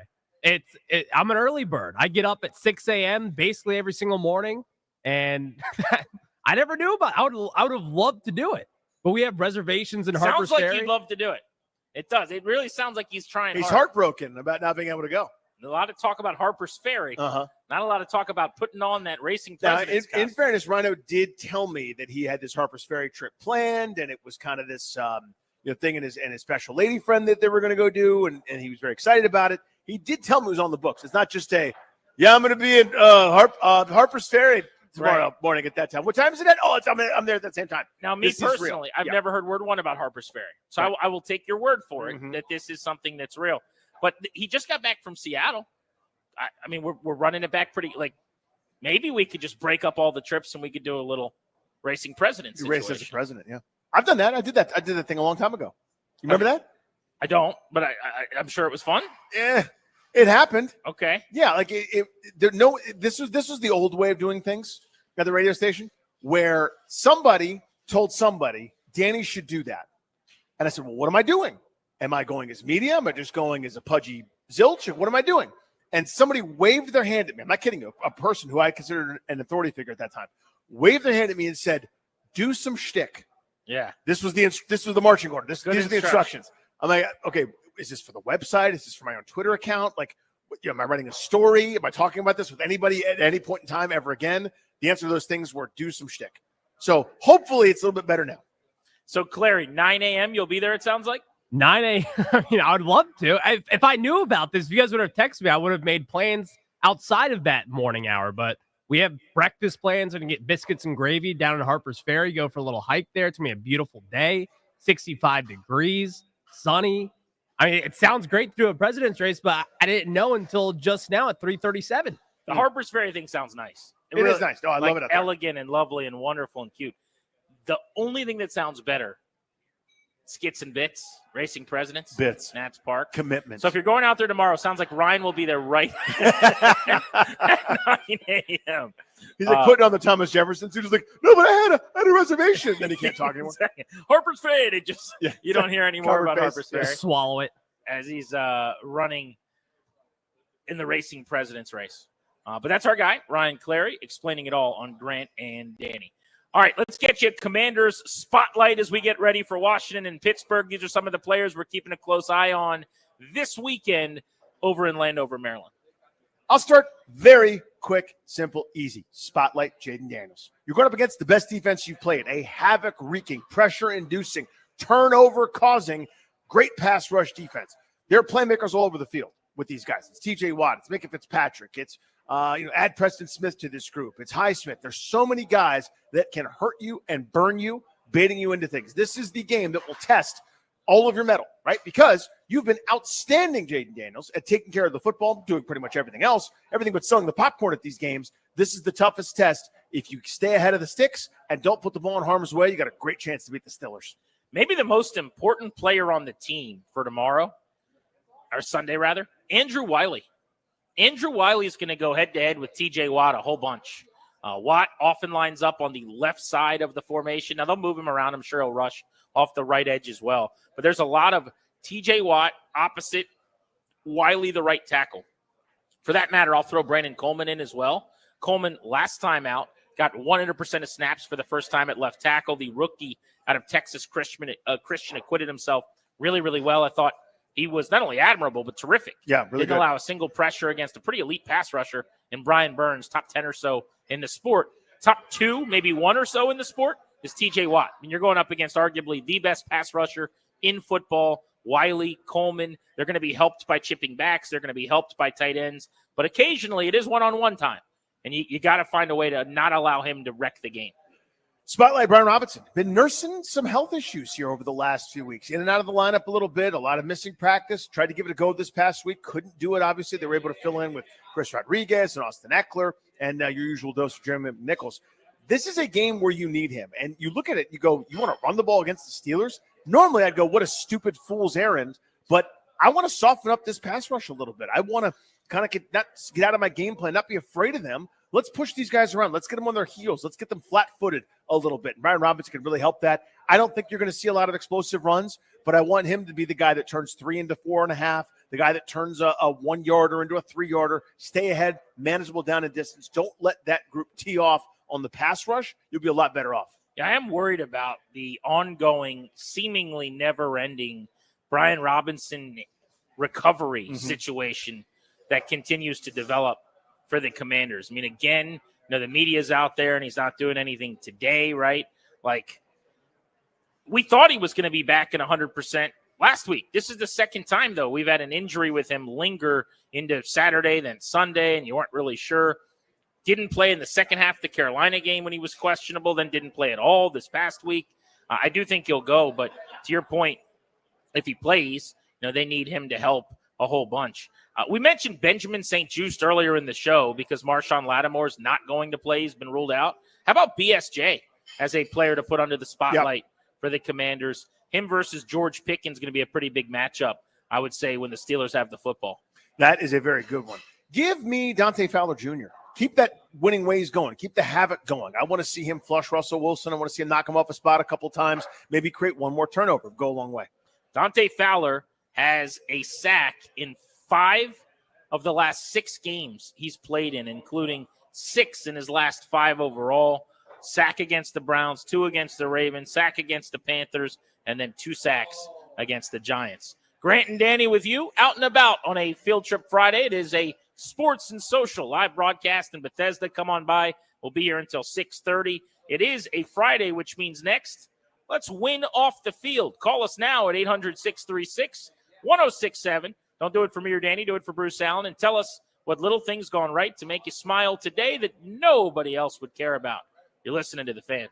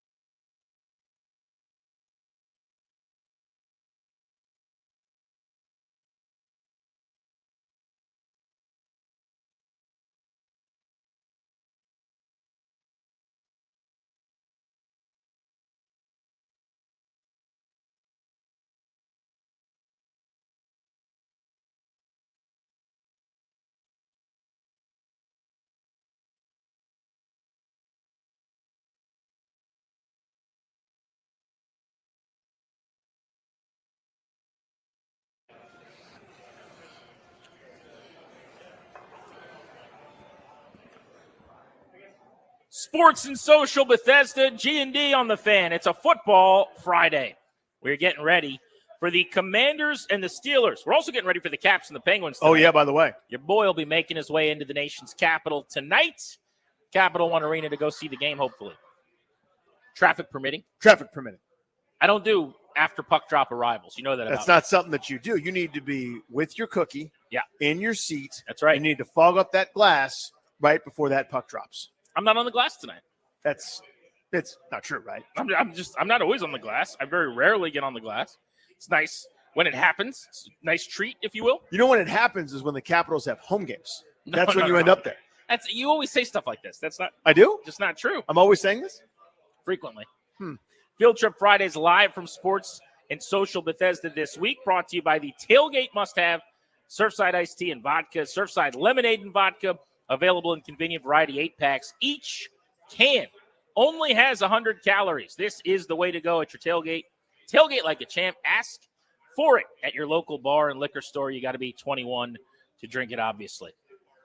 It is time to figure out how you are winning off the field. Don't do this for me and don't do this for Danny. Do it for Bruce, because Bruce made today possible. As bad as it was for as long as it was, we really, frankly, had nothing to do with today being good.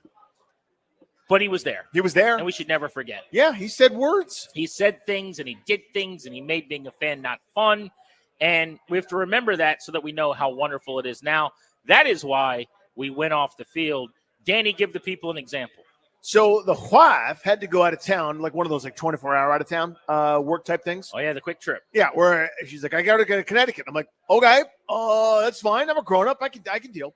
So last night, fine. My oldest had his first basketball practice. My youngest and I went to 7-Eleven during it. We got a Slurpee. Everything was great, right? Just dadding it up, just doing a good dad thing. This morning, it's about 8:33. 8:33. We walk out of the door at about 8:40 to walk the boys to school. That's our normal time to leave the house. My oldest goes, and I quote, "Did you make blank, my kid, did you make us lunches?" Nope, I didn't.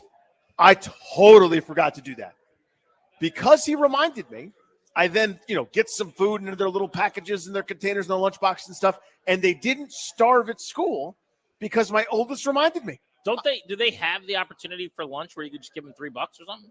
But I didn't even realize. Like he's like there was no capability. Like I wouldn't have thought of that. I wouldn't have thought to put anything in the lunchboxes. Understood. Like there would have been no food for them had he not said, "Hey, did you do anything to prepare us for the child. fact that we have to eat today?" Yeah. Idiot. The child. And my 11-year-old child did, and I was like, "Oh my god!" So I made lunches and we got to school on time. Therefore, I am winning off the field.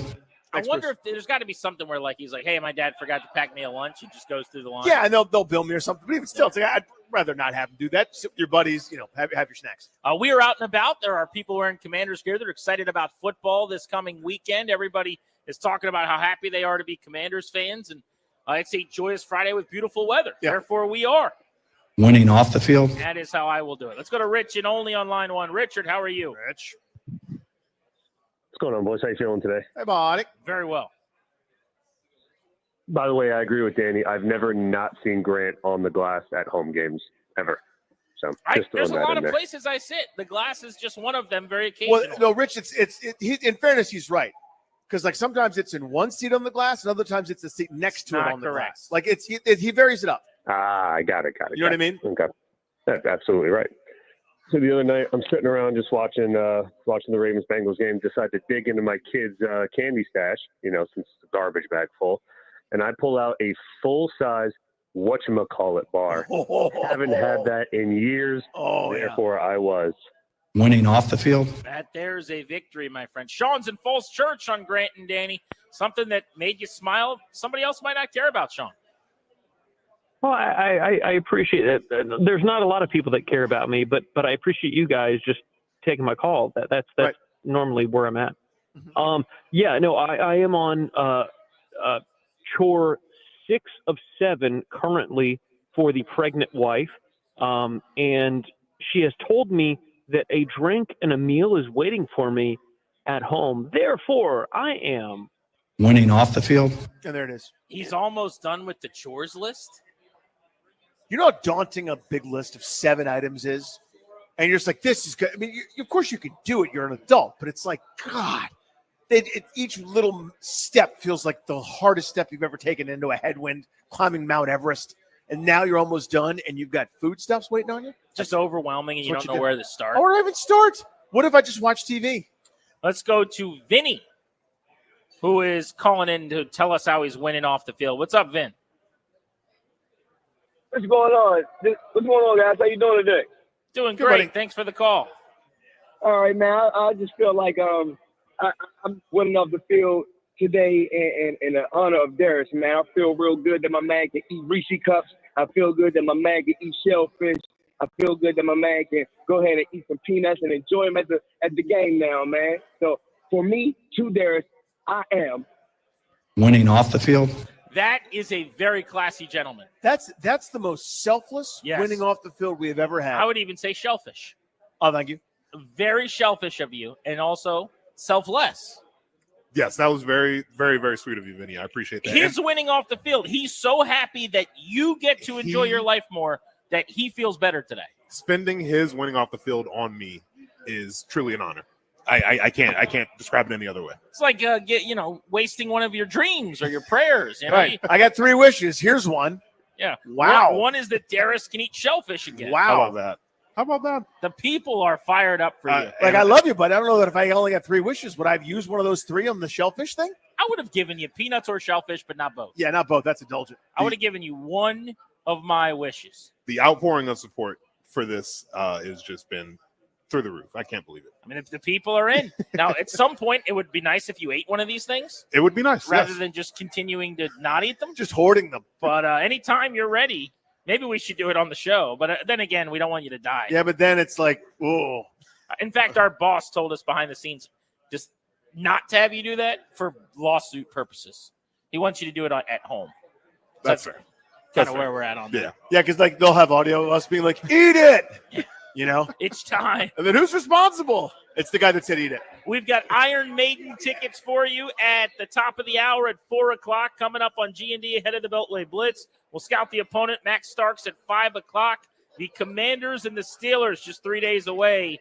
Chance to get to 8-2 for the first time since 1991. You're listening to The Fan.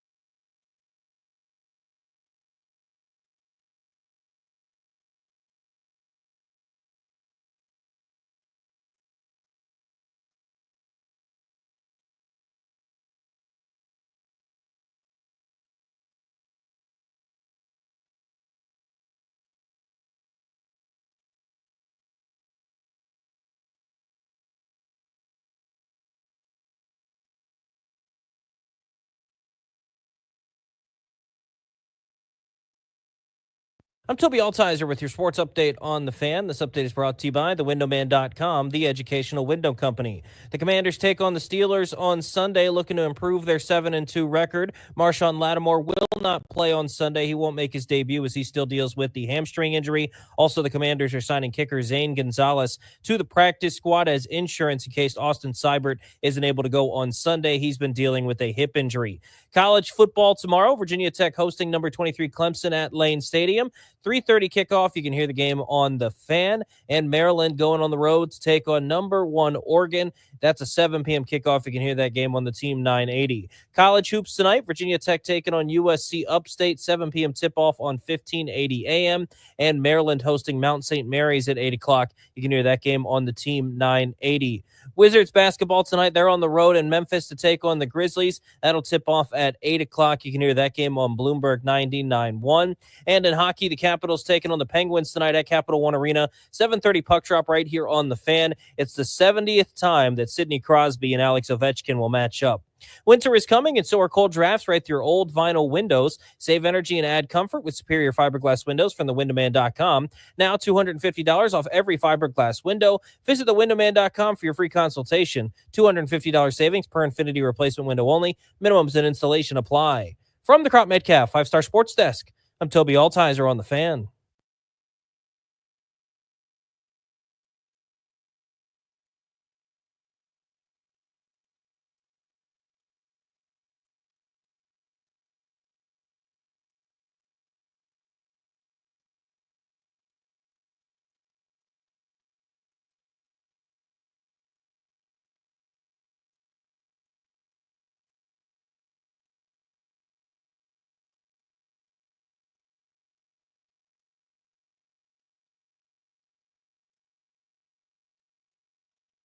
Just after 4 o'clock, it is almost Beltway Blitz time on Grant and Danny. We've got some breaking Commanders news we'll get to in just a minute. As promised, caller 10 at 800-636-1067. Congrats, you're going to win 2 tickets to Iron Maiden, the Future Past World Tour. The show is Tuesday, November 12th, CFG Bank Arena. Tickets are on sale now.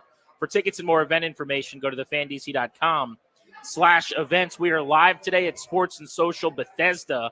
It's our Friday field trip series. It has been really a lot of fun these last several weeks. So cool.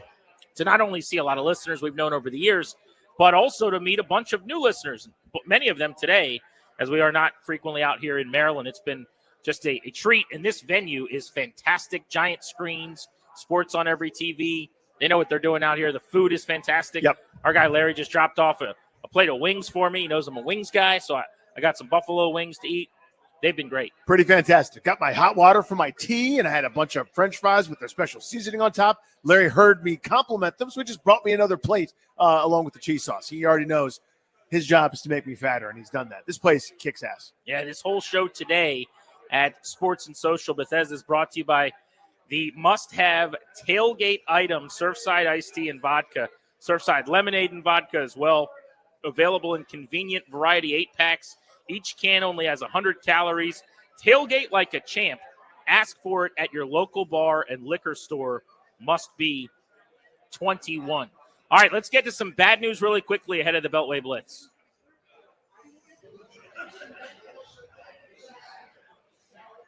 So we'll come back to this when we cover the Commanders in the Blitz in a few minutes, because I don't want to make our guy John Walton wait any longer. But the Commanders have just ruled out Brian Robinson again. I mentioned this about 20 minutes ago. Didn't look very good after practice today. Was hoping maybe that they do another game time decision bit. But how about this now? Maybe a sign that they're keeping him off the field to have him 100% for Thursday against the Eagles in a more important game.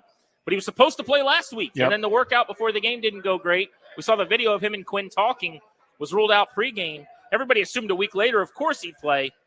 No Brian Robinson this weekend for the Commanders against the Steelers. More on that in just a couple of minutes, but let's get to our Beltway Blitz.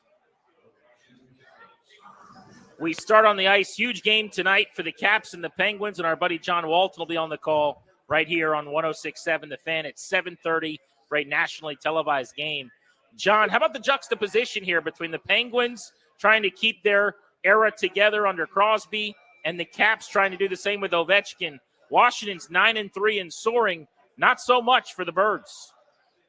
Yeah, one team's doing this way better than the other, Grant, no doubt about it. And I think if you go back 2 years and you remember when Garnet Hathaway and Dmitry Orlov were traded at the deadline, and it was basically a sign of saying, look, it's time to pivot to the future. You're not going to make the playoffs this year. They didn't even expect to make it last year, but it was done with the idea that you could have a summer like they just had, getting a bunch of new guys in here, 7 new players, and all of it has been assimilated very well, and you had the money to do it.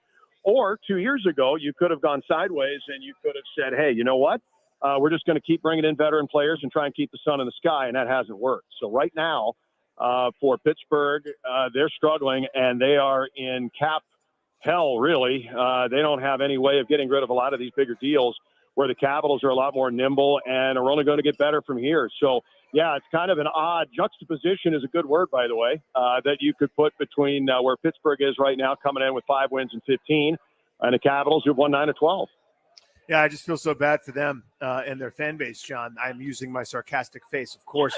How is Ovechkin doing this? Like, I know I'm not a professional athlete. I'm just a pudgy dude that likes talking to my pal John Walton on the radio. But, like, this morning, when I got out of bed, both of my Achilles areas were so tight that I did this kind of like shuffle walk for the first 20 minutes of my day.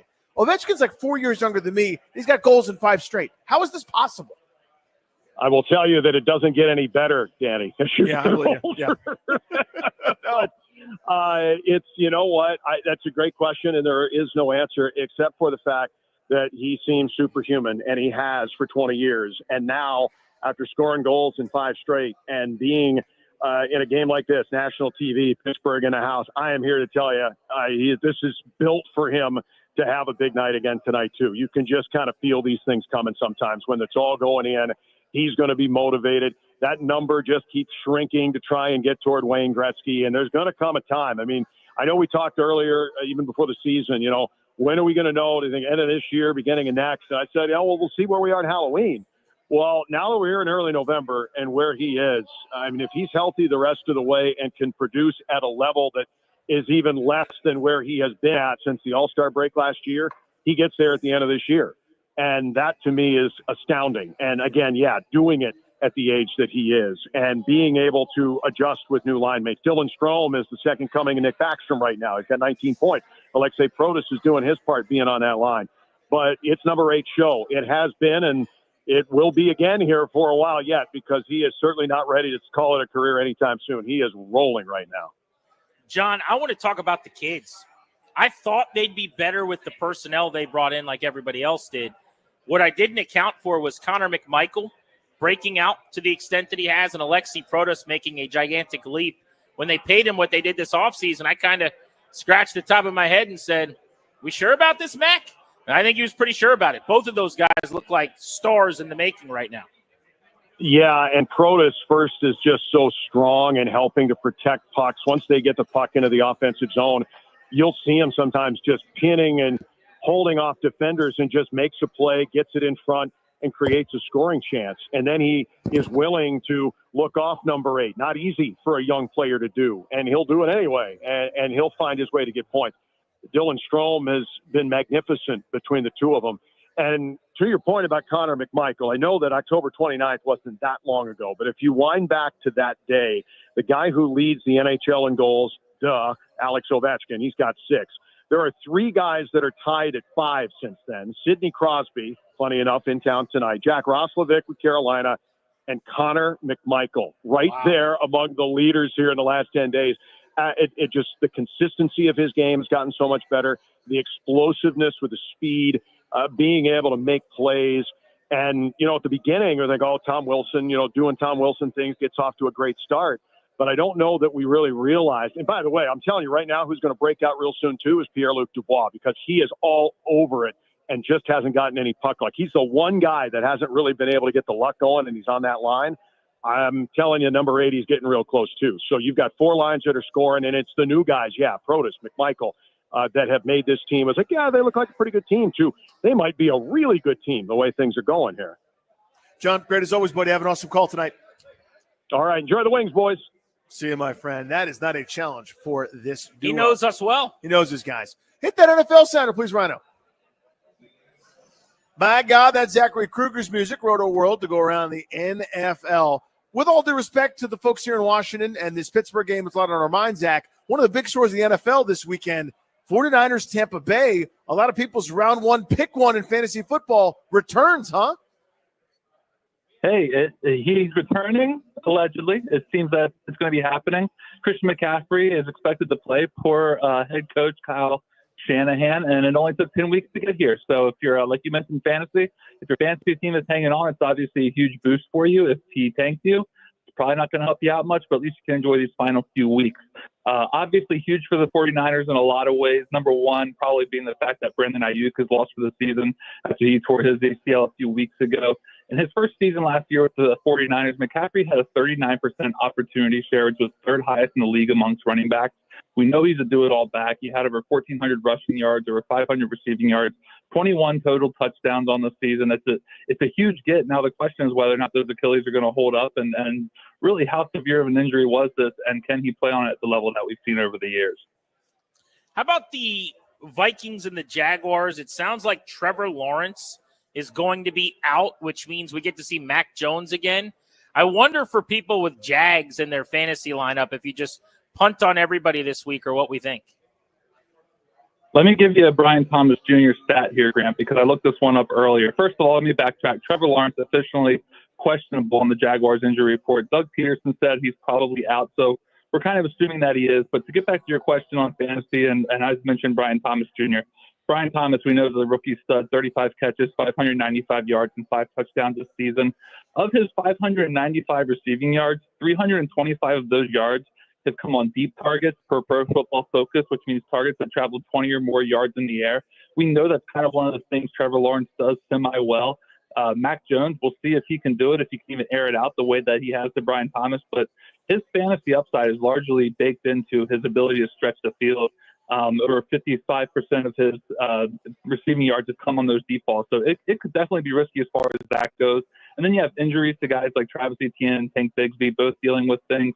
Both of them played through their injuries in week 9, so it's probably not as concerning as it sounds, but it's a banged-up offense. If Mac Jones can't move the ball, if Brian Thomas Jr. can't do what he does best, it could be a real tough outing against the Vikings and that Brian Flores defense, so I'm sure is ready to eat up, Mac Jones if he gets the start.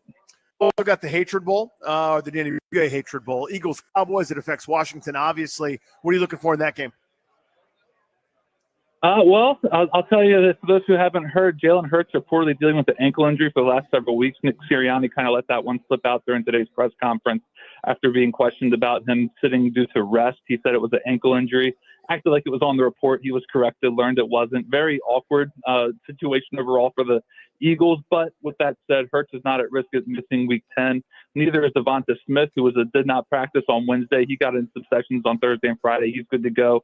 A.J. Brown, knee injury in week 9. He's good to go. He's off the injury report. And they're going to get Dallas Goedert back in the 5 games he's played this season for the Eagles. Goedert averaging over 75 receiving yards per game. It's inflated by a 170-yard outing, but, it's still one of those other guys they rely on heavily in the passing game. And then real quick, just for the Cowboys side, we know that Dak Prescott is out. We're going to be looking at Cooper Rush getting the start. His splits with CeeDee Lamb, just real quick, 5 catches for 64 yards and under half a touchdown for Lamb, and those splits in which Rush started 6 games for the Cowboys in 2022. And CeeDee Lamb, we know he's dealing with the injury shoulder-wise. He is actually off the report after practicing all week. So they should be good to go. Whether or not the Eagles can get this win against a very beatable Cowboys team is to be determined. But it looks like they're going to have all the pieces in place to do it on both sides, which should make for a pretty fun game. Zach, we appreciate you, buddy. Thank you. Have a good one, guys. ZK_FFB on Twitter, writer for Roto World Football. All right, let's keep it moving and localize the convo. Michael Phillips, the Richmonder. Of course, you also know him from Odyssey Richmond if you're listening to us on AM 910, FM 105.1 in Richmond. He was on earlier today. Michael, Brian Robinson out again. I'm kind of annoyed by this at this point. He almost played last week. That was Sunday. Then we found out last minute he couldn't go. I think he was surprised. The team was surprised.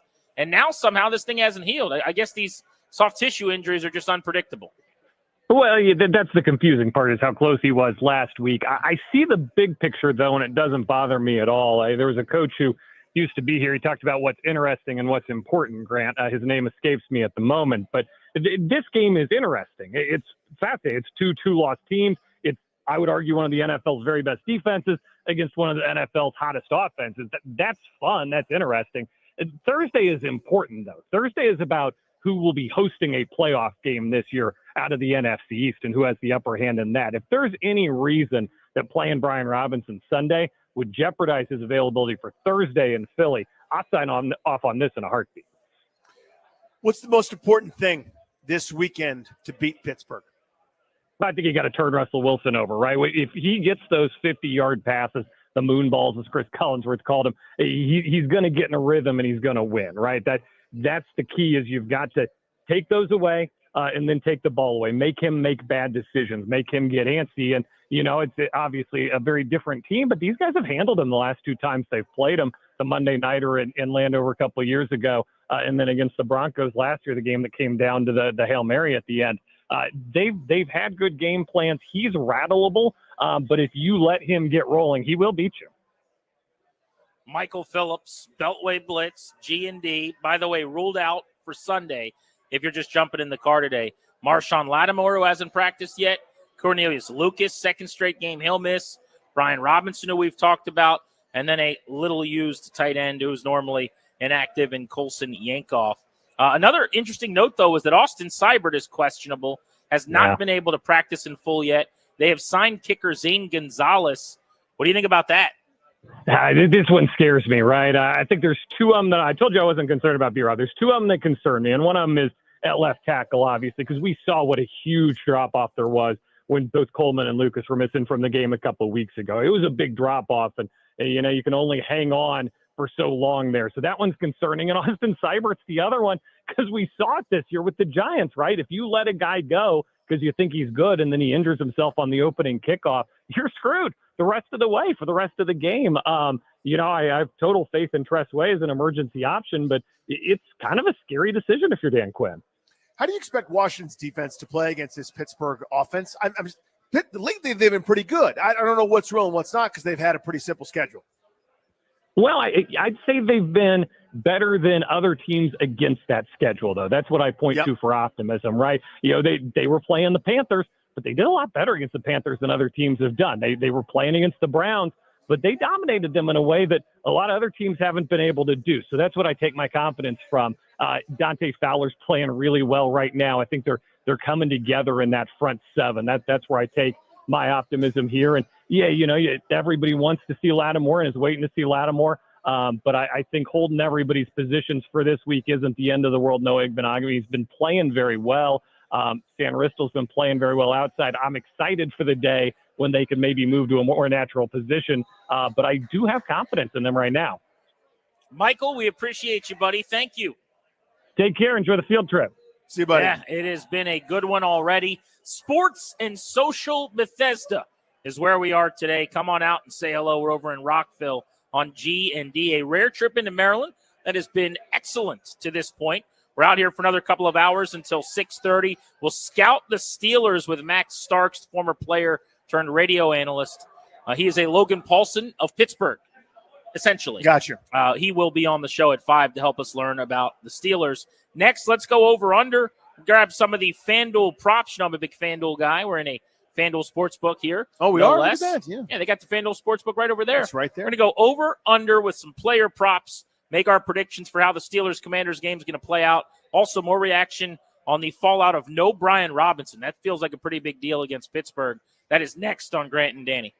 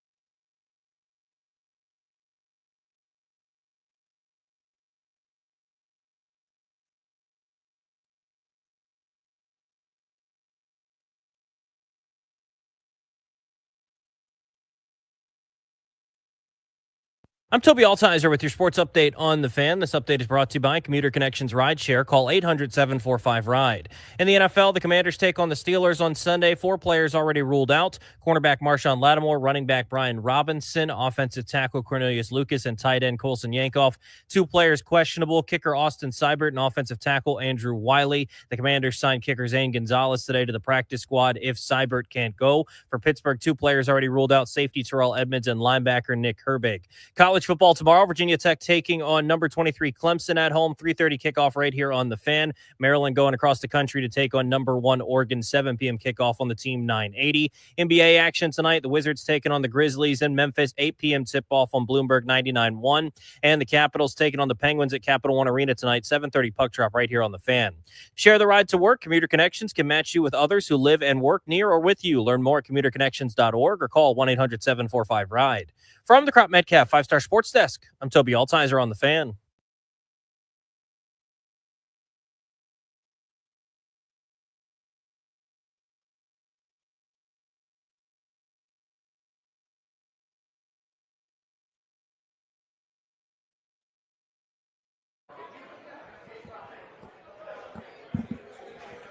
Welcome back to Grant and Danny at Sports and Social in Bethesda. We are live on The Fan. The Maryland crowd is showing out. We appreciate you guys. Good news, bad news situation. Good news is the Commanders have a chance to be 8-2 for the first time. That is good. Since 1991. Yep. By the way, your boy was 3 years old. I think Momar just left. Momar's like a 6'7" dude in our fantasy. You know him if you league. saw him because he's 6'7". Yeah. He looks like he should be playing in the league. But he looks like a left tackle, honestly. Like, he really does. Yeah. But he was standing next to me. He's like, I was born 8 days after the 1991 Super Bowl. Oh, man. And I was like, so this is the embodiment of what the last time they were this, basically, is this 6'7" man next to me who's 32 years old. But I bring this up to say, think about this. If they beat the Steelers at home on Sunday, they will be 5-0 at home for the first time since that 91 Super Bowl year. And if they are 8-2, it'll be their best 10-game start since they were 10-0 in 1991. Now, they were 8-2, just if you want that exact record, in 1986. But they have not gotten off to this good of a start if they beat the Steelers since the Super Bowl year in 91, which is a Redskins team, by the way. That's among the 3 or 4 best teams in history. Not Redskins teams in history, teams in history. Widely debated as arguably the best team of all time. They were an absolute buzzsaw. Every word that you want to use for great, the wagon, the bandwagon, the freight train, the buzzsaw, that's what they were. They didn't just beat teams. They destroyed teams. That's the company you're in a league of parity. This is a different league than it was then. In a million different ways, both in terms of the advent of things and the complex designs and how teams prepare and offense and fantasy football and everything that's changed the sport in a million ways. But most importantly was free agency. The modern era of free agency really started a couple of years after that, was really the biggest reason why Gibbs kind of departed for the first time. It's like, the way that I do this, the way that I've done it for so long, I no longer have that built in. So since then, where you now have more parity than you've ever had, they're getting off to that kind of a start. Wild. Let's take a look at some of the FanDuel props, see how we think this game's going to play out. And this changes a little bit with the news of the last half hour. Yeah. Brian Robinson has been ruled out again. The thumping sledgehammer tailback for this Commanders team that is their RB1 will not play. Now, last week, that was not much of an issue, although I will say that they were not as good running the football as they have been most of the year with running backs. They did enough. They kind of kept on humming. They wore the Giants down second half of the game. They beat them into submission. Got going in the fourth there, yeah. Austin Eckler, Jeremy McNichols to a lesser extent, and Chris Rodriguez, we had on the show on Monday, broke out 11 carries to lead the team with over 50 yards as the B-Rob, so to speak. They will not have Robinson again. So that means presumably more Rodriguez. That means more Eckler. And we'll see if McNichols is still kind of the third guy like he was last week, or if he gets back to toting the mail like he had earlier in the season when there were injuries. But let's look at some of the FanDuel props, go over or under, see how we think this game's going to play out with Pittsburgh. We bring on our producer to give us those props. Darius, I'm not allergic to shellfish or peanuts, Dameron. That would be me. Let's start with the passing props. We'll start with quarterback 1, Jaden Daniels. His passing prop is set at 220 yards and a half. passing. That's right around where I've got him. These folks in Vegas or right down the street from me here are good at this. I think he goes over, but slightly. I don't think this is a huge passing day for Jaden Daniels. I think there's going to be a lot more quick stuff, a lot more short stuff to negate a lot of that pass rush and danger from Pittsburgh. I think he goes slightly under as well. I think this is like a 208 to 215 yard day for Jaden Daniels. I also don't know how much longer developing stuff you're going to want to try to do down the field vertically against this Steelers pass rush. We've talked a lot about TJ Watt, who's the best defensive player they'll play this season. He's not the only guy, though. Highsmith on the other side of the formation. Cam Hayward in the middle of the defensive line. They've got 4 really good players up front who can win one-on-one. So I'm not going to ask a ton of my line, my pass pro. It's going to be more of a short and intermediate passing day. They're going to need yards after the catch to get over 220. I'll say under. And don't forget they're rotating in our old friend Preston Smith in that rotation as well. The other quarterback on the other side is Russell Wilson. They have it set at 211.5 passing yards for Russell. Over here. I think this is one of those where they're going to be concerned about stuffing Najee Harris, stuffing the run game, and you might have a little bit of a Zay Flowers situation. I think George Pickens has a nice afternoon. I think Wilson ends up right around 225. I'll say under. We just had Charles Davis on. Remember, Charles Davis gave a wild stat. He said they're averaging something like 147 yards given up to quarterbacks over the last several weeks. They've done a pretty good job avoiding that. I would rather give up gains on the ground to Najee Harris. I would rather give up plays between the tackles and give that rather than the big plays through the air if I'm Washington. They are ranked 31st against the run and 21st against the pass. I think they prioritize defending the pass again. Try not to let Pickens beat you with anything over the top. So, yeah, let's say they go under there with Russell Wilson.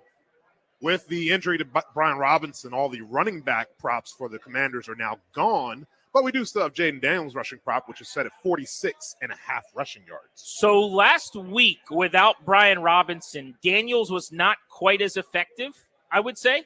8 for 35, 4.4 a pop. They did a really good job against him. There was a 16-yarder in there as well.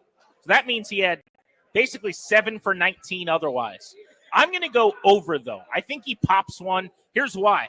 I think the pass rush of the Steelers is so good one-on-one on the tackles that they get up the field to try to, that's a TJ Watt strip sack. You've seen it coming around the edge. He gets a little greedy on one play. There's a crease.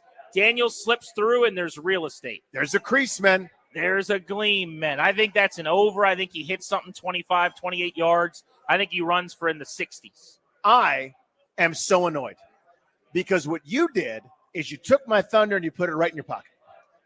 Quite literally what I was about to say. Normally, I go under because I think that's what everybody's concerned about. I think every team they play is going to try to limit his rushing totals, which leads to other things, other guys being successful. This is a escape from the pass rush and scramble rushing total game for Jaden Daniels. Not a design run, which I think Pittsburgh will stuff. They're too well coached, too accountable. After a bye week, they know exactly what's coming. They know you better than you do. I think this is a run for dear life. What should be a sack turns into a 14, 15-yarder. I think he runs more than he has in any game since week 1, and it won't be by design. I think he goes over that total right around 55 yards. The opposing running back is Najee Harris. They have him set at 58.5 rushing yards. I got over here. I think this little bit of a spoiler about how I think the game is going to go. I think we'll have plenty of attempts and a chance to go over here. I think they're going to have a lead and go early and often than Najee Harris. Yeah, I think over as well. I think it's either very close or Pittsburgh's leading for some of the game, and that means rushing attempts, presumably. So that's what they want to be. That's what they want to do. They want to get him involved. They're going to keep him out of a bye week, kind of getting back to, hey, what do we do well? What do we want to be? I think oftentimes out of a bye week, you see almost that week 1 plan again for a team where they go, all right, we've gotten away from our identity a little bit. Not to say that they have. They've been good on offense, but they're going to want to come out and establish him again. I think he goes over pretty handily. On to the receiving props. Number 17 on the field, number 1 in your hearts, Terry McLaurin, set at 57.5 receiving yards. When in doubt, you go over on Terry McLaurin. The one thing this offense has done way better over the last month and a half than they did in the first few weeks of the season. Almost everything else has been a juggernaut since the jump. But early in the year, Terry McLaurin was just not that involved. Remember, he averaged 8.5 and 3.7 yards a catch on 8 catches for like 40 yards over the first 2 games of the season. since the Bengals game when he went 4 for 100 with a touchdown. He has broken out week in and week out. Last week was the first time that he really didn't do much in terms of targets and catches. He still caught 2 touchdowns. Those were his only 2 catches of the game. Those were his only targets, really, that were catchable on the field in the game. I think they recommit to him. They get back to involving him. It'll be a big McLaurin day. I'm going to say 7 or 8 targets, 5 or 6 catches for somewhere around 70 yards. He has been under this total 5 times, and I believe he's been over this total 4 times. Just tells you how evenly split it's been for McLaurin. It's been a bit of feast or famine. Several big games, several games. Not quite like last week. That was unique. 2 catches, 2 tutties. But to me, I think, again, out of the bye week, Pittsburgh knows we're taking away 17. That's our entire plan. I think that's the thing written on their whiteboard. I think that's the last thing they say in their little team meetings. Everybody gets together. Defensive backs, come on in. Hey, coach, one more reminder. We're taking away 17. I think this is an under. I think it's a chance for other guys, hopefully, to thrive. Mr. Hail Mary himself, Noah Brown, has his receiving prop set at 31.5. I'm going over that as well. I know I just went over on McLaurin, but he's really the one guy that everyone has to try to defend. And then, otherwise you get in where you fit in this receiving core. That's 3 catches for Noah Brown. That's what you're talking about. He runs those 15 to 17-yard dagger routes, middle of the field, in breaking kind of digs. He runs 2 of those and then catches something back shoulder down the field on the sideline. That's 3 for 45 pretty seamlessly. I will say he goes over that. So you're seeing my game script, how I think it's going to play out. I think McLaurin is under, which means other guys are going to feast like a Thanksgiving meal. I think Brown goes over. All right, and then the last one I got is Zach Ertz, tight end 1, 28.5 receiving yards for Zach Ertz. I was really surprised last week at how little he ended up getting used. Which of his 1 catch for 5 yards was his best catch? I think it was the 1. Okay. You remember the one I'm talking about? The 5-yard one? Yeah. Remember that catch?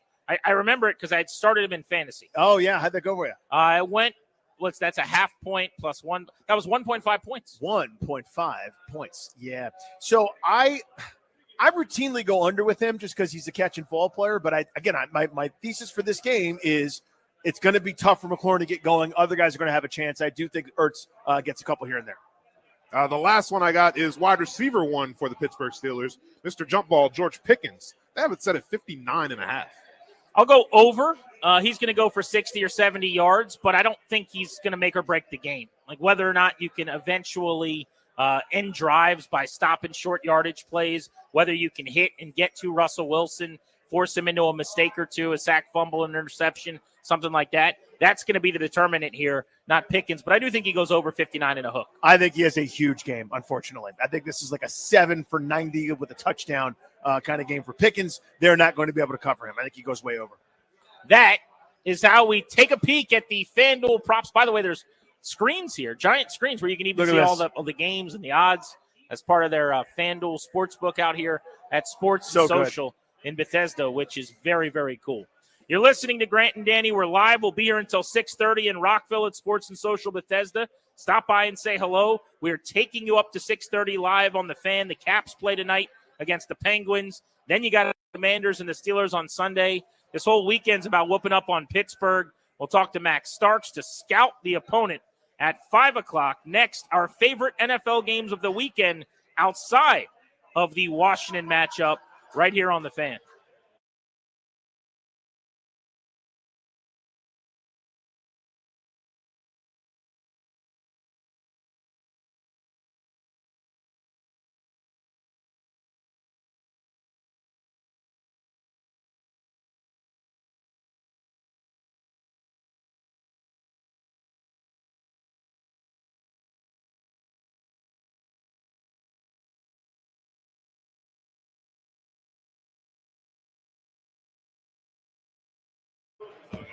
Every Friday night, FanDuel's giving all customers a bigger payout on select NBA first bets. Guys, it's GP letting you know that first bets let you get in on the action from the opening tip.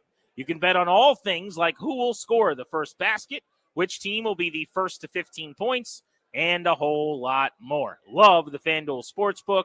Love these Friday firsts. Best of all, you don't have to wait the whole game to see if you won. Just look for Friday First in the FanDuel app to find your profit boost. They are good options for you. FanDuel.com/GP. Claim your Friday First profit boost. That's FanDuel.com/GP. My promo code is GP. FanDuel.com/GP. Must be 21 present in Virginia. Opt-in required. Max wager amount applies. Bonus issued non-withdrawable profit boost tokens. Restrictions apply, including token expiration. See terms for both offers at sportsbook.fanduel.com. Gambling problem? Call 1-800-GAMBLER.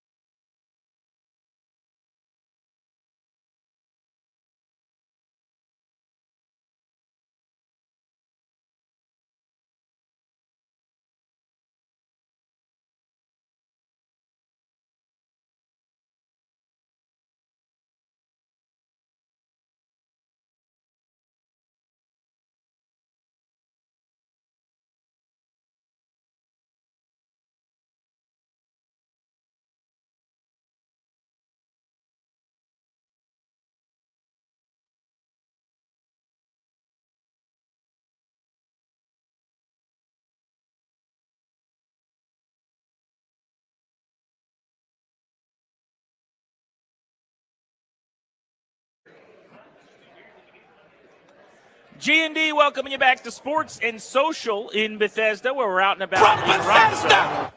It's a Field Trip Friday, live from Sports and Social, brought to you by the Tailgate Must-Have Surfside Iced Tea and Vodka, Surfside Lemonade and Vodka, available in convenient variety 8-packs. Each can only has 100 calories. Tailgate like a champ. Ask for it at your local bar and liquor store. Must be 21. No Brian Robinson. Bit of a bummer for the Commanders on Sunday, but they are 1-0 without him here. They didn't have him in the second half of Carolina. It didn't slow them down. Big difference, though, between playing the Panthers and the Giants and playing the Steelers without one of your better players. Yeah, this is grown man football stuff. This is, you're kind of built in almost like an AFC North image at this stage, right? Where you are playing some power stuff, you are getting downhill, and that's your thunderback, right? That is the guy that makes it uncomfortable for defenders. Like, you're going to take on some punishment. You can bring him to the ground, but he's falling forward. He's getting you that extra half, that extra yard. And those things add up over the course of the game. He is not fun to play against if you're, in that front set, right? So, it's not as if they won't be able to get any forward progress this Sunday without MGP, but it's a slightly different set of, points of emphasis maybe or different plays. Like, someone's got to be that between the tackles bell cow, and they don't really have a guy that's great suited for that. I mean, your probably best option then maybe Chris Rodriguez again. And maybe you see him earlier in the game given the success he had in the fourth quarter last week. All right, let's look at some of our other favorite matchups of the week outside of the Commanders and the Steelers, which, if we're being honest, is one of the best games on the slate on Sunday. Some of the other games that tickle my fancy around the NFL, I think Falcons-Saints is actually going to be really interesting. The Saints fired Dennis Allen. Got a little dead cat bounce situation here. How many times have you seen this with the interim head coach leading the inferior team? It's not like they'll be good in 3 weeks, but for that first week thereafter where everyone's kind of tightening their shirt, looking to make sure that everything's being done just so, he already has made a couple of these interim head coach changes that you see. He's gone from having the locker room divided up the way that it was to changing where everyone's lockers are. Now all the position groups are with each other. They weren't because of COVID, I guess. He also has implemented more stretching and like little activation periods before their practices. So it's all those very minute things that don't seem like a big deal, but this just reeks of dead cat bounce. Atlanta's in a golden spot if they can win on the road. They'd be 7-3. They've got the tiebreaker over the Bucs, who they beat twice in the last month. If you beat New Orleans, then they get the matchup with Denver on the road next week before a bye, and they'll be cooking with grease in the cushy NFC spot, South. man. Very cushy spot. Their schedule's been forgiving. For New Orleans. The reason you weren't winning, of course, is the way the locker room was configured. That's the problem. Part of it. Yeah, that's a huge deal. Big one for me here, GP. There's a couple to choose from, but I'm going to pick Lions-Texans. Give it to me right into my veins, please, and thank you. That's your Sunday night foosball situation. That is a really good game. So Detroit, best in the NFC, maybe in my humble opinion, in this reporter's opinion, the best team in the NFL right now this minute. Houston, very, very good. Not great, though, right? Even with some of their wins early on in the season, they weren't kind of hitting their ground, hitting their stride, so to speak. And they've been beaten up with injuries. That kind of thing sort of happens to them, but they're playing at home. They're 3.5-point favorites here, or 3.5-point dogs to a Detroit team that right now is an absolute buzzsaw. That is a fascinating contest there. Two of the marquee teams. Yeah, that is by far, in my opinion, the game of Week 10 in the NFL, because the Lions, for me, are the number one team in the NFL. All apologies to the 8-0 Kansas City Chiefs. I think Detroit right now is the cream of the crop in football. And then the Texans at 6-3. Maybe they haven't played as well as we would have thought along the way, but they keep winning. Yeah, they're still real good. And they're going to be a contender in the AFC to try to knock off Kansas City. Another game I'll give you that is very intriguing going into the weekend, San Francisco and Tampa Bay. This is a 1 o'clock kick on Sunday at Raymond James Stadium in Florida. The Niners are coming off of a bye. They get Christian McCaffrey back finally. They're starting to be a little bit closer to what they were supposed to have been this year. It's been ugly. Remember, since week 3, they've alternated losses and wins. Lost to the Rams, beat the Patriots. Lost to the Cardinals, beat the Seahawks. Lost to the Chiefs, beat the Cowboys, and then a bye week. They're very average. They're 4-4. Now you get Tampa Bay on the road, coming off of a bye, a lot of prep, healthier than you've been with McCaffrey. Meanwhile, we said Tampa was going to be done when they lost their top 2 receivers. And even though they've lost consecutive games to Atlanta and Kansas City. I've been because of the offense. Not because of the offense, but they have been in these games. They could have beaten the Falcons and didn't. And then they went 2 overtime with Patrick Mahomes at Arrowhead Stadium this past week. Yeah, that Tampa team, they're just trying to hang on for if and when Mike Evans comes back. Godwin's done for the year, but they're beat up all over the place. Mayfield's actually having a quite great season. Good for him, by the way. Last year there was kind of that renaissance thing for him. You're going, okay, fine. It was a 1-year wonder. Well, he's among the league leaders in touchdown passes and has had to do more with even less. Look out for Cade Otton, who's been a juggernaut over the last couple of weeks for that team, kind of picking up where everybody else left off in the passing game. Divisional game that matters an awful lot here in Washington that they're not in. Eagles, Cowboys. No Dak Prescott. We know that. It's a Cooper Rush game. You never want to have that as the case, but who knows what to expect from Dallas other than, the unexpected here.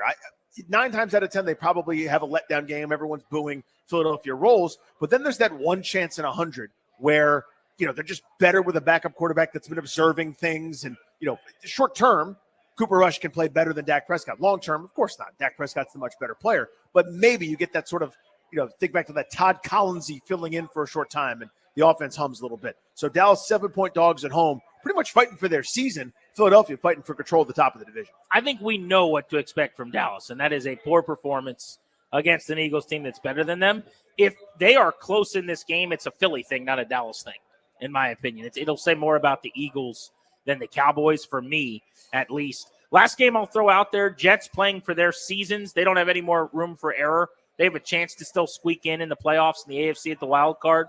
They're 3-6. But it's over, Johnny, if you lose in Arizona against the Cardinals. They don't have to run the table, but they got to get close enough to run in the table. And I'll be curious to see if they could start to string some good things together. Cardinals in Arizona this weekend, 5-4. Cardinals, a threat in the NFC West right now because things haven't been going very well in that division, and everybody's been down. So there you go, some of the more interesting matchups around the league this weekend. We'll scout the Steelers with Max Starks next on Grant and Danny out here at Sports and Social in Bethesda. Come say hello, eat dinner with us this evening. You're listening to The Fan.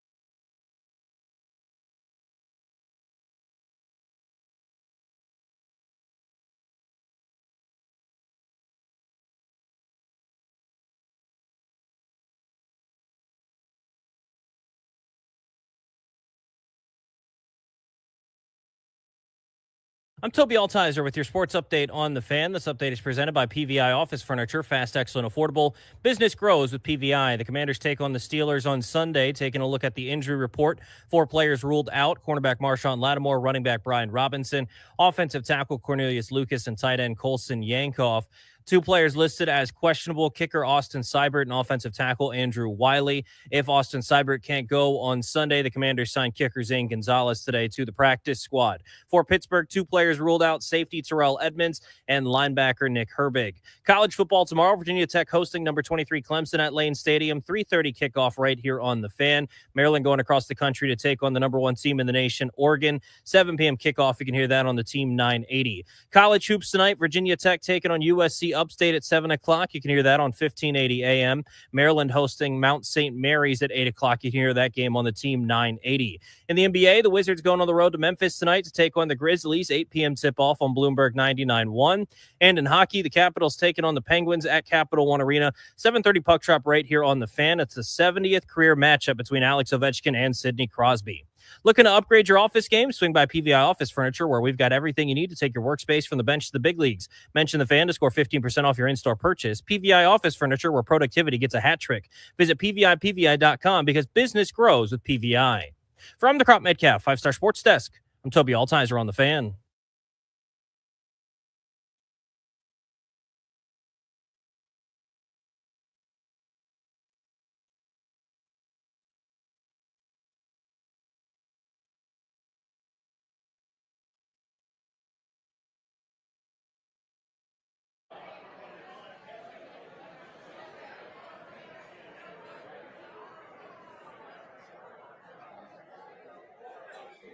Out and about at Sports and Social Bethesda. We're Grant and Danny. You are listening to The Fan. We're taking you up to 6:30 today. The show today and every day is brought to you by our friends Kandori and Murad. We love those guys because, quite simply, they are the best.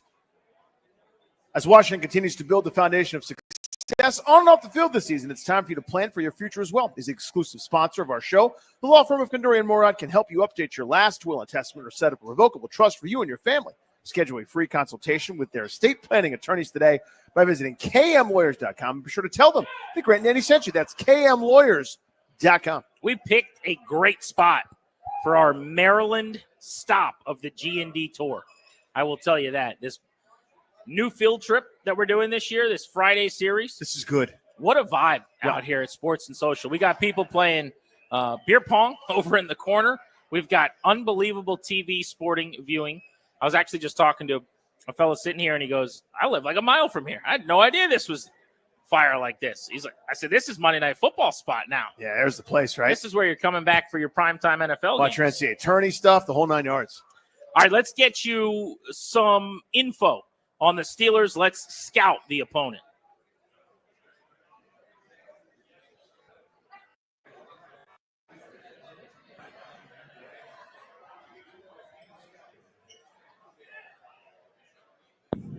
Max Starks covers the Steelers. He is with the Steelers radio network. Of course, he was a terrific NFL offensive lineman and longtime tackle as well. Max, we appreciate the time. You're on in D.C. It's Grant and Danny. Thank you, sir. How are you? Doing all right, fellas. Doing all right. I want to go back a couple of weeks because in D.C. on the outside looking in, we were surprised with the move away from Fields to Wilson because it felt like neither of them was going to be all that good as a passer, but at least Fields presented more problems with his feet. The move Mike Tomlin made has worked out beautifully, though.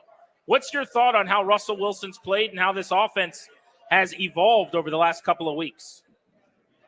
Well, I think this was kind of the vision of Mike Tomlin, right? He knew what he was getting with Russ. He knew the deep ball threat that he was going to be. And when you think about a weapon like George Pickens, you want to fully utilize and fully realize his talent and skill set.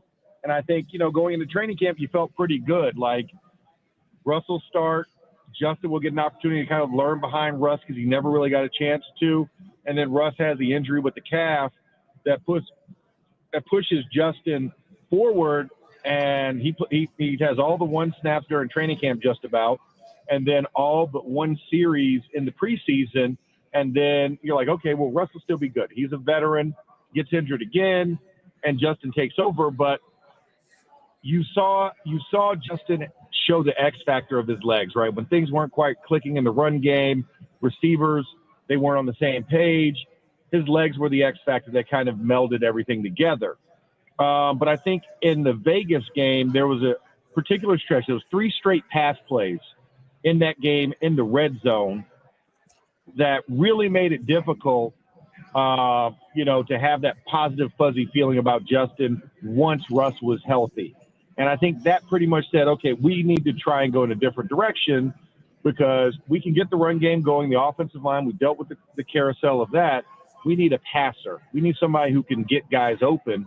And Russ gets the start and the nod. We're all like, well, I mean, a 4-2 team, it's not like it hasn't been done because the Steelers did it back, in fact, in 1973. They were 4-1-1 when they made a quarterback change. So it's been in our history that they've done it. So we're like, okay, well, let's see. First quarter went bad, but then you saw a beautiful touch throw with perfect arc and angle to George Pickens. Then you saw a back shoulder fade to Pat Freiermuth that he caught with one hand outstretched, and Van Jefferson. And now that's history. This is why you have Russ there. This is the veteran long ball threat to keep the Steelers offense balanced. And I think that's probably why it was an easier decision for Mike Tomlin, because that's what he knew he wanted to see, and he kind of got rewarded for his thoughts and his efforts. Max, you mentioned that offensive line. I know that's been an issue relatively in years, kind of recent years for Pittsburgh. How's that group playing this year? I mean, considering all of the injuries that have been sustained in that offensive line, I think they've actually done pretty well. And I think now we're finally getting to a stabilization point that we can feel good that they've actually played a couple of games together now. Now, granted, Zach Frazier will be reinserting back in where Ryan McCollum was at the center position. Zach was a starter since the beginning of the season. So he would be working with Mason McCormick, who came in for James Daniels. Isaac Seumalo was out at the beginning. That was Spencer Anderson. That's now the backup guy. And so on and so forth. Troy Fautano gets injured. Broderick Jones now back into the starting lineup. I think this group is starting to settle down. I think, I'm always going to worry when you have 2 rookies working next to each other. It's always going to be something that neither one of them have seen before because they're both rookies. And hopefully Isaac Seumalo will be able to kind of talk them through it. Dan Moore as well. The veteran side is that left side. The right side super young. Because you think about it, we have 3 guys starting on the offensive line that are second year and below. So given that circumstance, I think they've performed really admirably. I still want to see the right side get better, especially at right tackle. Broderick Jones needs to pick his game up. He's too inconsistent for me, but doing a solid job in the run game, just needs to work on the pass protection. 6-2 says a lot about Pittsburgh, right? Defensively, the ranking says a lot about them. How good do you think they are, both overall and then defensively? You look at some of the quarterbacks they've played or when they caught the good offenses or QBs like Cousins in Atlanta and some of the others. It seems like maybe there haven't been as many stiff tests as they're going to get with Washington this week. Where are you at on that? No, this will be the toughest test thus far in the season for the Steelers squad. So we're going to find out if that record's real or if that record's inflated, right? I mean, this will be a test of seeing a really good offense and a really good defense on the other side. Not either or, not if, but both of them combined and seeing what it looks like. We haven't been in a shootout this year with another team, and I believe that's what this is going to be. This is a game that's going to be in the high 20s, if not the low 30s, to decide who's going to win this game. So this will be an interesting litmus test for the Steelers squad as they get ready for AFC North play. Because we remember, we haven't played any of our division games yet, which is a rarity to go all the way through your bye and get to the midway point of the season and still not seeing a division opponent. We're with Max Starks breaking down the Pittsburgh Steelers here on Grant and Danny. Max, I've got whatever the largest unit possible is in terms of respect units I have, they're reserved for Mike Tomlin. I think that guy is outstanding. I want him to retire from football and just put him in charge of something that needs fixing.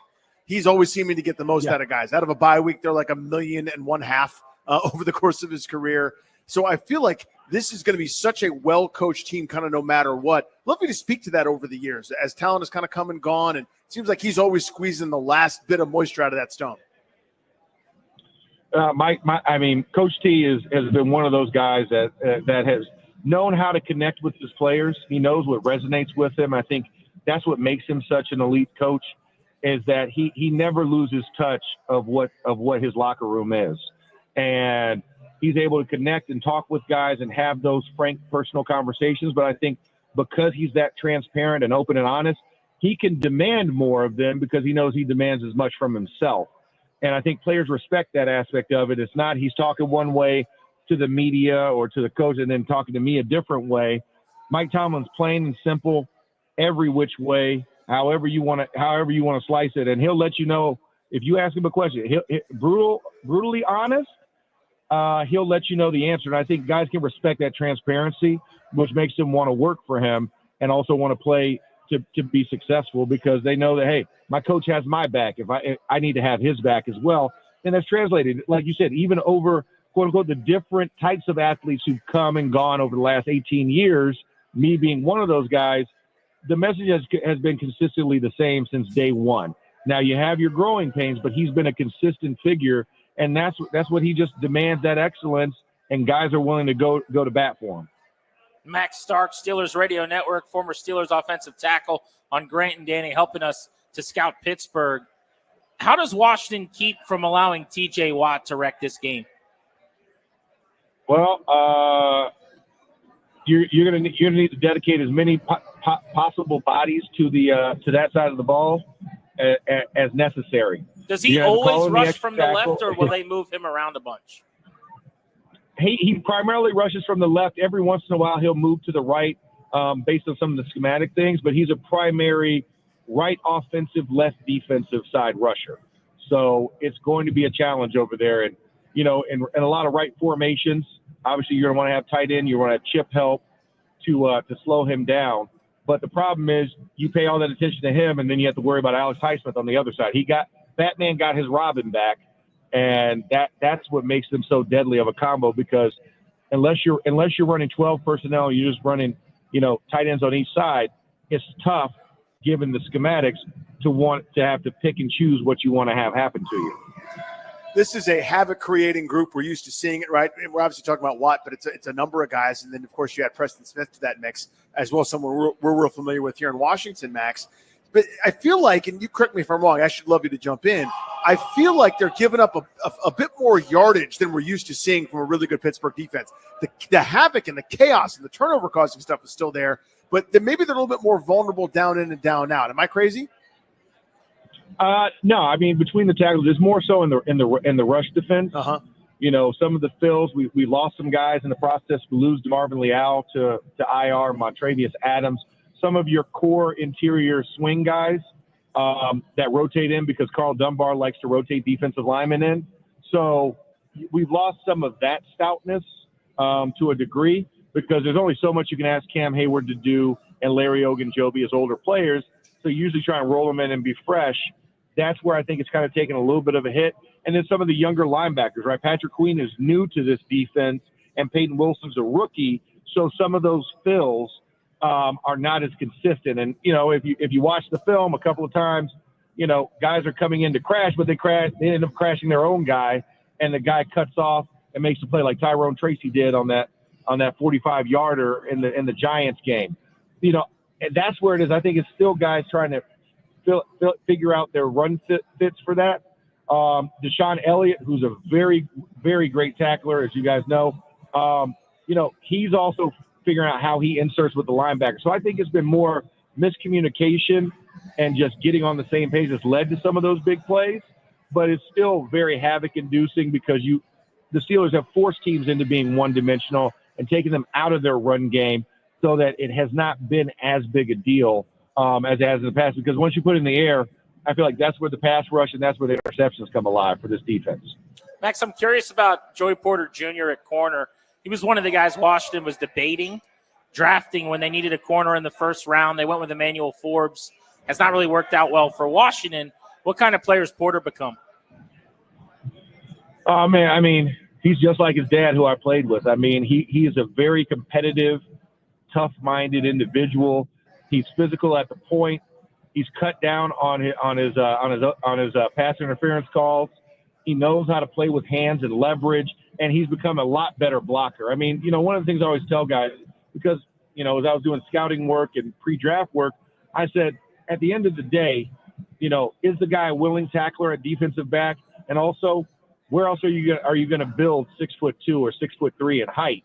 Like you can't trade in the height ability and a guy who wanted to play press man coverage. You like that competitive nature, and it's worked out well. And then you added Dante Jackson, who we got in trade in the offseason, and they've just been a great tandem with each other. Competitive, physical tacklers at the point, and they attack downhill, which I love. I mean, that's what you want to see in your defense.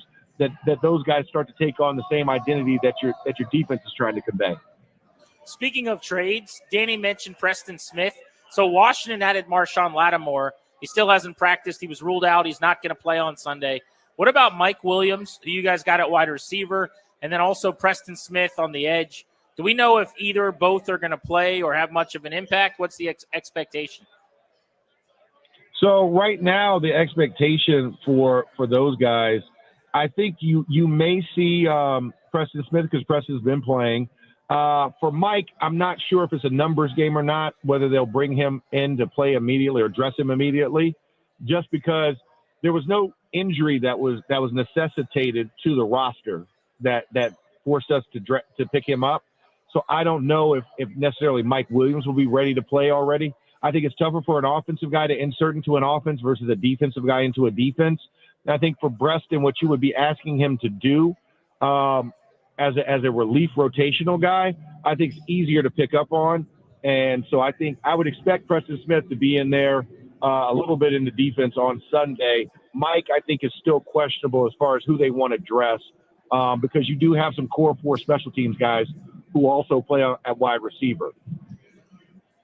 What's the most important thing from a Washington perspective coming to this one, Max? Like if the story of the game, if Washington's able to win at home against a really good Pittsburgh team, how did they do it? What's the key for them?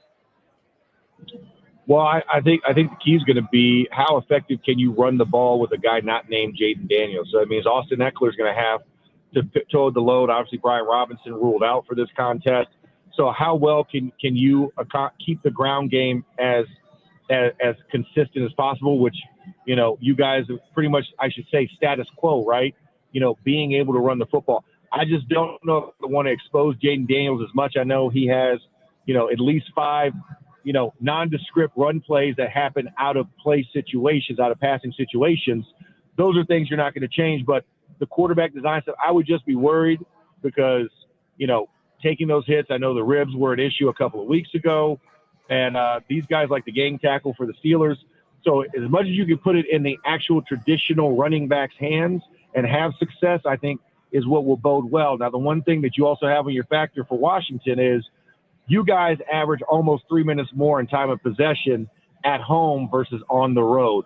And I think that's going to be a big thing, keeping the ball away from the Steelers offense, but at the same time, not putting it in the air to where it can be an issue. So run game, I think, will be a big key for Washington. And if they're successful this weekend, it'll be because there was a solid run game plan in place. And trust me, my old teammate, Darnell Stapleton, is one of those O-line coaches there. Will definitely make sure that he has that on his mind. Max, before we let you go, let's get a prediction. What do you think happens on Sunday?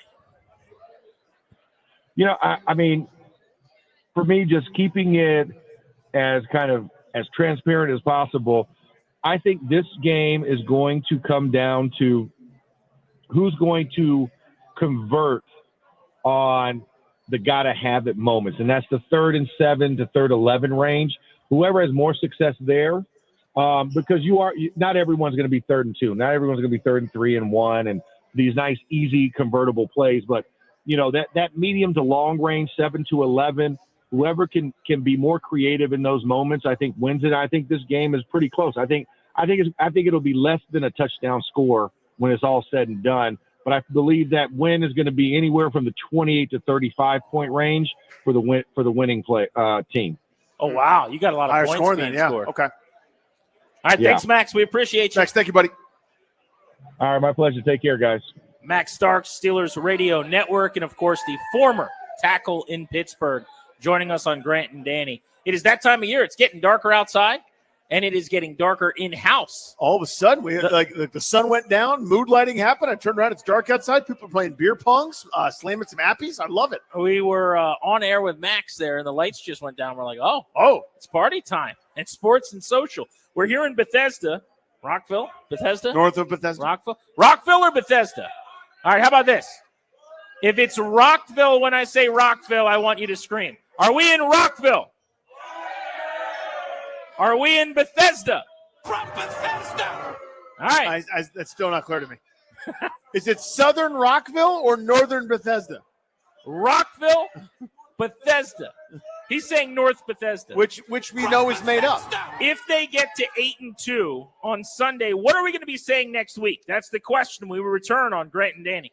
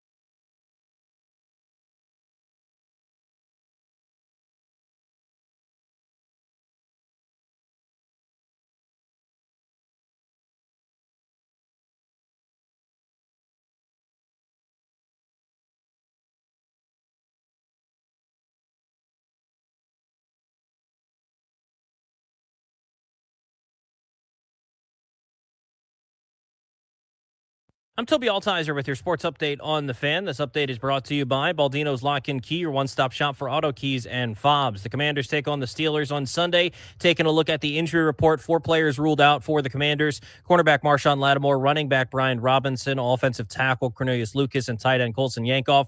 2 players listed as questionable, kicker Austin Seibert and offensive tackle Andrew Wiley. The Commanders signed kicker Zane Gonzalez to the practice squad today if Seibert can't go. 2 players not going to play for Pittsburgh, safety Terrell Edmonds and linebacker Nick Herbig. Basketball tonight, the Wizards taking on the Grizzlies in Memphis. 8 p.m. tip-off. You can hear that game on Bloomberg 99.1. And the Capitals taking on the Penguins tonight at Capital One Arena. 7:30 puck drop right here on the Fan. The 70th career matchup between Sidney Crosby and Alex Ovechkin. This update is presented by Baldino's Lock and Key. They make car key problems look obsolete. With 9 area locations throughout Virginia and Maryland, stop by one near you today. For more info, visit baldinos.com. From the Crop Metcalf 5-Star Sports Desk, I'm Toby Altizer on the Fan.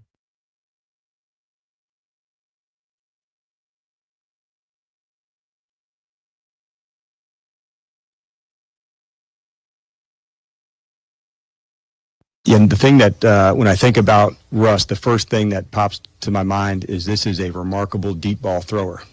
And it's what he has absolutely earned and been known for down inside and outside the pocket, where he's got the ability to be able to throw on the run, 50, 60 yards down the field to a spot that only, his receiver can get to it, or off a big play pass. So that, to me, is what, sets him apart, is he's got a, strong arm, big hands. He can absolutely rip it, but it's the downfield big shot plays. When those explosive plays happen, those are game changers. And that's what I think Russ's superpower is. Like, deep ball accuracy is not everybody has that.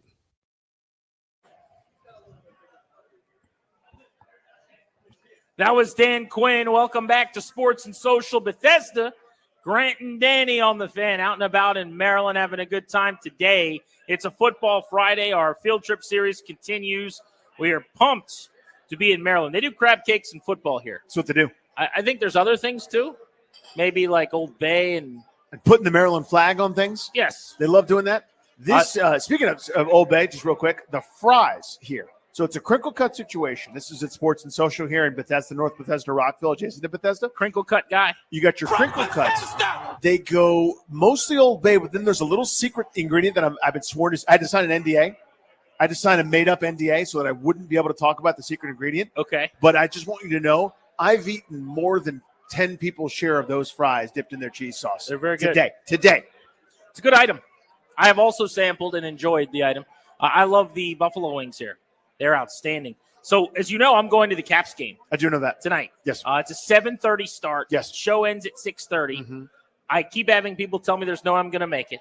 I did just look at my GPS. All right, let's look now. In the break. It's telling me 1 hour and 5 minutes. Yeah. That's going to be tough. That's no parking. That's no walking into the arena. So I think there's a chance I miss a couple of minutes of hockey. Oh, no. That could be a problem. I see, by the way, there's a lot of Caps fans here trickling in. Nick Backstrom sweater. Yep. Alex Ovechkin. I saw a guy over here had the Ovi sweater going. He's casually scored in 5 consecutive games. Oh, there's a Penguins fan here. You guys see this guy? And that boo this man. That means he's probably a Steelers fan too. Wow. Unbelievable. Hold on, I'm just looking down in the standings to find the Penguins. You look down. Hold on. Give me a second. They've got to be down there somewhere. Hello. Oh. No, there's no bottom man. Hold on. Hello. Drop a coin.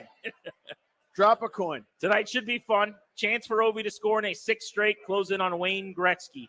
But next break, you and I, game planning, me getting to the arena, fastest way possible. Yeah, it's not good. I looked it up, and I thought I'd have a couple ways for you to go. I don't. Yeah, there was a lot of big talk from you. Yeah. Oh, you'll be fine. Nothing but a big talk in the bench. I know all the shortcuts. I live in D.C. I'm Mr. St. Albans, all this stuff.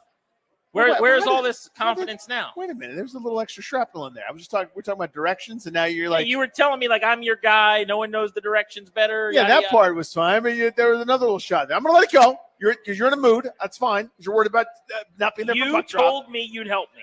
I'm going to help you. It doesn't seem like it.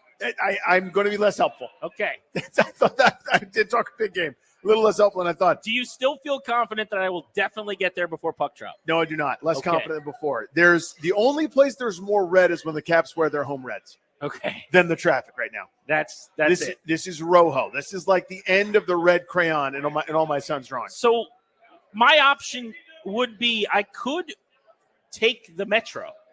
Now, I have not Metroed in like 10 years, but I could break my I'm not going to Metro anymore thing. Okay. And then Metro to the game. It would get me there in a half hour. I would definitely be there. The problem is I got a Metro back. all the way back. I think they do like a single line wacky after the game. And on top of all that, I get back, and then I'm going to have to get in my car and drive to my house way toward Lorton in Virginia. It's going to be like a midnight arrival home. But it might still be the play. It might be the best way to go. If you're concerned about missing puck drop, I mean, our friends, the Sports Junkies, a new radio program here Brand on new. 106.7 The Fan. It's 4 friends. They used to have a cable access show. They were bouncing around a little bit. They're on different stations, different time slots. It's a brand new morning show here on the station. They have an expression that they use for this situation. It's a big fat egg thing. It's a head thing. This is a big fat egg thing. This is one of those where you're going to have to get smacked in the shins a little bit. Okay. Which poison do you want to drink? Well, the one that gives you an upset stomach or the one that makes your head hurt? It's feeling like Argo. There's a lot of bad options, and you pick the best of the bad options. It's like one is going to be an hour 17, one's an hour 11, one's an hour 4. I think I just picked the best option of the bad options, and I just kind of see what happens. Just be a Canadian filmmaking crew and see where it takes you. Let's see how we can get our friends out of there. See if we can get them home safe. Get on that plane and breathe that deep sigh of relief. If the Commanders beat the Steelers on Sunday, what are we going to be saying next week? They will be 8-2. They will have their best record that they have had since 1991. I'm telling you right now, we are sitting here at Sports and Social Bethesda. Next week is the bigger game. Next week against the Eagles is the NFC East defining moment. But if they are 8-2, if they go out against this really good Steelers defense, this 6-2 perennial power, and they beat Pittsburgh, my discourse next week is going to be about that they are a Super Bowl contender. That they, like, legitimately, they are as good as anybody in the conference. They are as good as anybody in the league. That, yeah, the Chiefs or the Lions or these other teams might beat them. Anyone can beat you on any given Sunday. They can also beat those teams. Yeah. The Chiefs don't want to see you. The Lions don't want to see you. You are a gigantic pain in the butt to play. If they beat Pittsburgh, I'm going to be talking about the fact that anything is possible this season. Not next year, this year. Does Hal matter to you at all in this one? Even if it's an AFC North style rock fight? I bring it on. If it's 8-6? No, because that then tells me that your defense is continuing to improve. Without Marshon Latimore, your bad defense that's become average is now playing at a level where it can steal you a game. So temperature-wise, it's supposed to be fine in Pittsburgh, but it's going to be rainy on Sunday. It's home. I mean, I'm an idiot. Forget what I said. It's supposed to rain this weekend. It is against supposed to rain Pittsburgh, this weekend. is what I was trying to say. And instead I said, like, they have to go to Pittsburgh. Anyway, the point of the dude's story is Darius has been saving these balloons all show. Well, there's a draft coming from the outdoors. An NFL draft. I wonder if they'll get Jaden Daniels in it. Yeah, there's the MLB draft, and it comes out, and the second it's Dylan Cruz and Paul Skeens are going, but like it gently blows it over every 7 minutes, and Darius has somehow backhand in the hole. How's it possible? Left-hand dive. You've caught it like 6 times. You have the best peripherals ever. You're certainly not allergic to peripherals. I think you're muted. How do I unmute Darius? Chris, I don't know how to do that. There's a button. You just scream, I need an adult. I didn't for Darius to be unmuted. I never know which one it is. It's that one? You keep catching it. I just have silly reflexes. You didn't know this? I mean, now I'm not knocking you because you might. We're now going to start testing that. You actually might have. Reflexes. Is it that your reflexes are great? Or is it the balloons are falling really slowly? They're falling pretty slowly, and I don't want it to knock over drinks and then our laptops are crushed. So I've kind of been on red alert pretty much the entire show. It's code red? Yeah. Like, knock them over real quick and then catch them. I want to see how fast they fall. I mean, they fall so slow. Like that. And they're light enough that he can do that and catch them. Yeah. That too. That's a big part of it, yeah. So do we think he has good reflexes? We're gonna test that. I think it's like 80% how slow the balloons are falling. Yeah, so I think it's a combo of both. I think his reflexes are maybe plus. You're sleeping. But again, I'm gonna do a yes and like throw something at him. Yeah, just throw your car keys at him. Yeah. See if he catches them. What is Danny Rouillet going to be saying if they're 8-2? there's no more possible qualifier. There's no more possible, but. There's no more possible, well, they have it. Enough of that. This is a group that is now accustomed to and doing the things to have a sustainably good program. No longer just hey, that's a nice start. Or, hey, that's cool. You're 7-2 for the first time since blah, blah, blah. Or you haven't had this record since 1996 where then you fell apart down the stretch. None of that stuff is there. You're just talking about a good old-fashioned, no holds barred, no excuses, no qualifiers, really, really, really good football team. And at the minimum, you're atop of the really good bucket, if not in the championship category. I don't think I'm ready to go championship category yet. I want to see what it looks like with Marshon Latimore in the lineup. That, to me, is where you can escalate to championship category, in all sincerity, is if he's as good and as impactful as I hope and think he could be. But if you beat Pittsburgh, that's an offense, that's a defense rather, that shoves it on nearly everybody, that turns over everyone they play against, that wreaks havoc, is as well a coach team as you're going to find. Mike Tomlin does not lose out of bye weeks. They're 13-4, I believe, under him out of the bye week. They've had extra weeks to prepare for you. They know you as good or better than you know you. And you win that game and go 5-0 at home. Why are we? Then none of the people that are going, but whether it's my mentions or out there on various networks and the shouty shows, nobody gets to anymore, as far as I'm concerned. You know what I also think needs to be acknowledged is, as of today, as we sit here talking about this team, whenever nationally Washington comes up, everybody puts them over and says how good they are, but then they provide the immediate caveat that they have not beaten anybody. Yep. And that's kind of where I was going there. And this is also what's used against Commanders fans by any other fan of another team when you engage with them at this point, social media or otherwise, is, but who have you guys beaten? Oh, give me a break. Your best win is, and then you got to kind of search for it. It's probably the Bears on a Hail Mary, if we're being honest. Or Arizona, who's in, up, I guess, maybe. That's probably their best win right now, I guess, because it was there in Arizona. They're 5-4, and you whooped them. Just completely destroyed them. That's not a particularly good win, though, really. I mean, the Cardinals are probably not going to make the playoffs. I think the Bears are the best team you've beaten. Just wasn't as convincing or an impressive a victory. But I say that to bring up that's over now. Mm-hmm. As much as everyone thought Pittsburgh was just going to be the third or fourth best team in the North, they are a division championship caliber team. Like, the winner of this game this weekend is probably going to win its division. Washington in the East, Pittsburgh in the North, NFC, AFC, respectively. If the Steelers lose, then okay, maybe not, but they're still a playoff team. They're still a wild card team. And you beat them in your building off of a bye when Tomlin's won 7 straight games off of a bye as the coach of this team. So I think there's just no more dialogue about who Washington's beaten or the lack of a signature quality win. That's over. And I think that's maybe what I'm most excited about if they were able to somehow pull this off on Sunday. And I shouldn't say somehow pull this off. They are 2.5. Yeah, they're favorites, man. Favorites. The expectation, according to the smart people, is that they're going to win a close football game. But let's open up the phones on this. 800-636-1067. If Washington beats Pittsburgh and gets to 8-2, what will you be saying with your buddies on your text group chats, in your conversation, sitting at bars like Sports and Social in Bethesda, where we are live today until 6:30? What's that going to seem like next week? Those conversations, what will they look like? Also, I want to talk about not having Marshon Latimore, who has been ruled out with the hamstring, and whether or not that is going to be an issue for the Commanders. We'll do that next on Grant and Danny here on The Fan.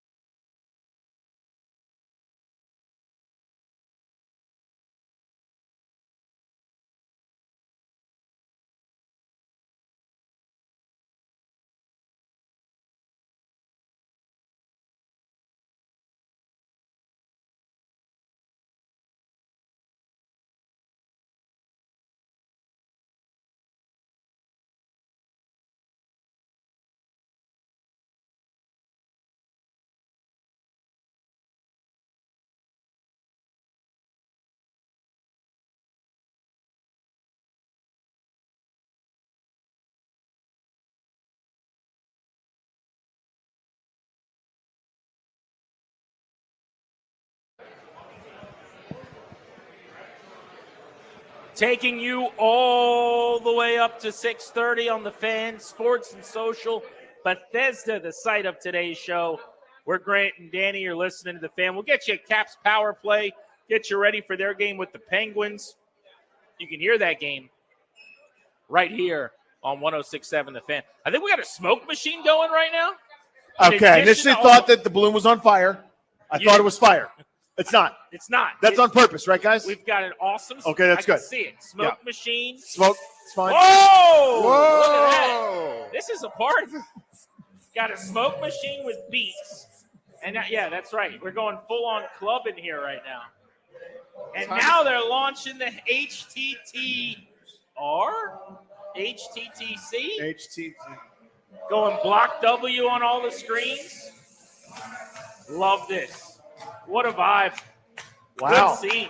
So are we in a sports bar or are we in a football club Yes. at this point? Is the answer yes? At the whoever built and put all of this together in this establishment needs to be counseled on the new stadium. I love it. You know, like this should be what they're doing at the new stadium downstairs in the area where you pay a lot of money to like high-five players when they walk out. Hello, is this Sport and Social? This is Josh Harris. I want to pick your brain. Can I buy everyone there a beer and you guys design my stuff? This is phenomenal, dude. Yeah, it's good.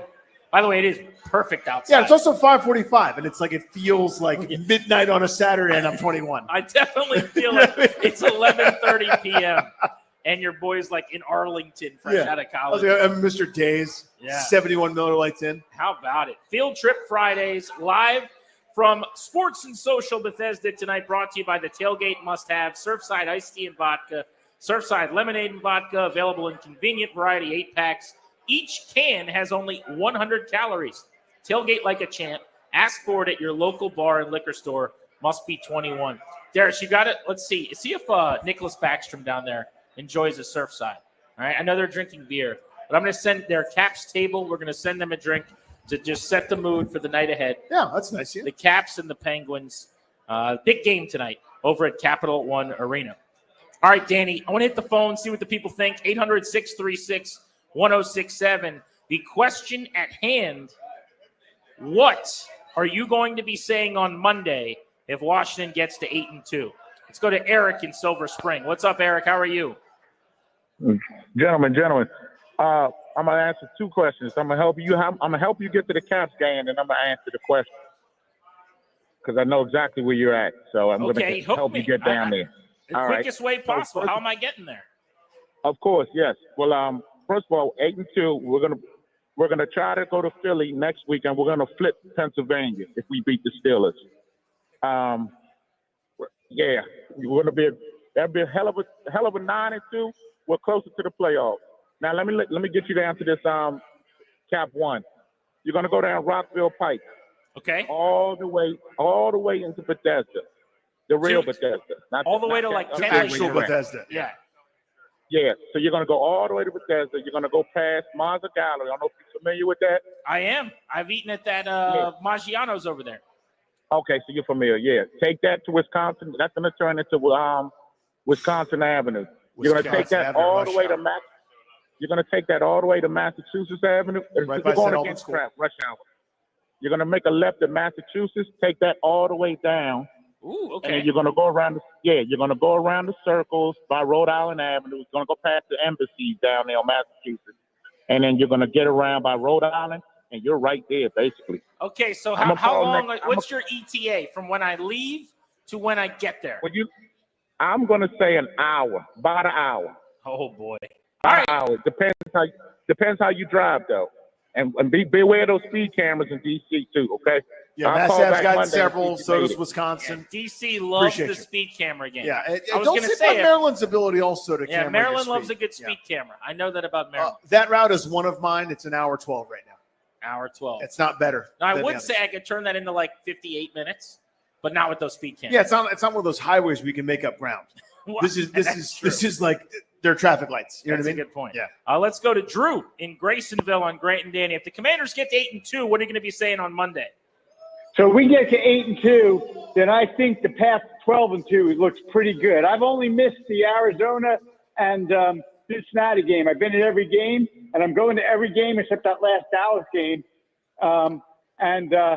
Yeah, I think the path to 12-2 gets big, and I think once we get through Dallas, a lock on the division. So this game is big, and Thursday is big. We got to sweep Pennsylvania, and I think it's quite possible. So this is awesome. And by the way, if you want to get there before the puck drops, the only way to do it is Metro.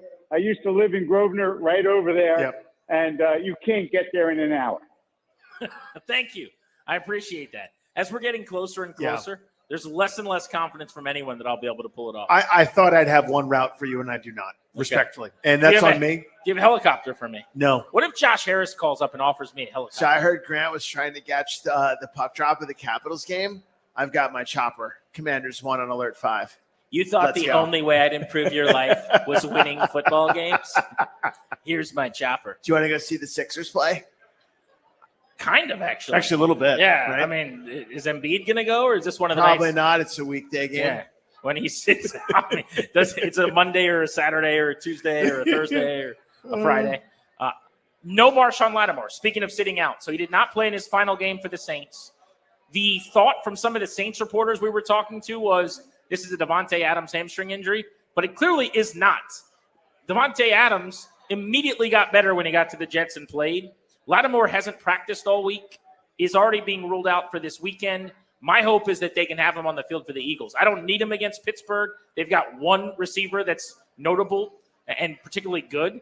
The Eagles have arguably as good a tandem as you'll face at any point this year. The A.J. Brown, Devontae Smith duo that has torn them up for years. Yep. Put him in bubble wrap. Tell him to get ready for Thursday. That's also the more important game, unequivocally. It is. As fun as it would be to beat Pittsburgh and to get to 8-2 this weekend, you've got to beat Philly. You'd like to beat Pittsburgh. The division is there to be had, and the Eagles are nipping at your heels. Curious to get your thoughts on that, Danny. 800-636-1067, the number on Grant and Danny here on The Fan. What do you think about that? So I always wonder about how coaches do that messaging. In the deep, dark rooms where no one's around and there's no bugs and you can just sort of talk about things frankly, they're weighing these same things, right? Where they go, the most important thing is to win this division game. A, because it's a division game, but B, it's the team you're competing with directly for that division lead. Philadelphia very likely going to be 7-2 after this week. Their opponent easier than Washington's, right? Unequivocally. Dallas with a backup quarterback with everything reeling down there. So you're going to weigh that game more. You can't let players do that, though, right? I mean, that's not how players are wired, and that's not how they should be wired. You don't want to look past anybody because you got to turn around and play, 96 hours later. You've got to find a way to get up for this one, give your best bullet, dust yourself off if need be, or capitalize on momentum if need be. But, yeah, I mean, they're weighing those sorts of equations. I mean, but you're 100% right. If there's going to be a game I'm picking, regardless of the order of the game, which one do I want Marshon Latimore? To me, the whole point of getting him is to play Philadelphia. That's to me the reason, right? You're going to have to deal with them. You have to deal with Detroit in the postseason at some point. You have to deal with anybody that you play is going to have someone that would wreak havoc on their old secondary. Next on G&D, before we say goodbye, we're taking you up to 6:30. Our storylines for each NFL game in Week 10, our player to lock in on, and then our final prediction. We have not yet told you what we are picking for Sunday's Pittsburgh-Washington showdown. We'll make our final predictions on the way out. We'll give you a Caps power play ahead of their game with the Penguins. Grant and Danny on The Fan.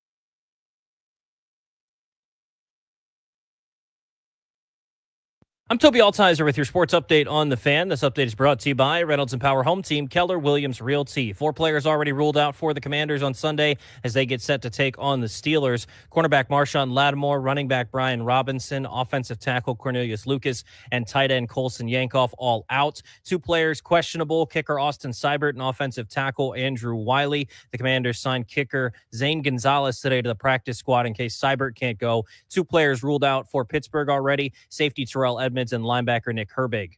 College football tomorrow, Virginia Tech hosting number 23 Clemson, 3:30 kickoff right here on The Fan. Maryland taking on number 1 Oregon on the road, 7 p.m. kickoff on the Team 980. College hoops tonight, Virginia Tech hosting USC Upstate at 7 o'clock. That's on 1580 a.m. Maryland hosting Mount St. Mary's at 8 o'clock on the Team 980. In the NBA, the Wizards taking on the Grizzlies in Memphis tonight, 8 p.m. tip-off on Bloomberg 99.1. And tonight in hockey, the 70th career matchup between Alex Ovechkin and Sidney Crosby. Caps and Pens at Capital One Arena. 7:30 puck drop. You can hear the game right here on The Fan. Want to hear the fastest way to know what your home would sell for? Reach out to Empower Home Team. Simply text your address to 800-763-3000. No phone call. Just text your address to 800-763-3000. That's 800-763-3000. From the Crop Metcalf 5-Star Sports Desk, I'm Toby Altizer on The Fan.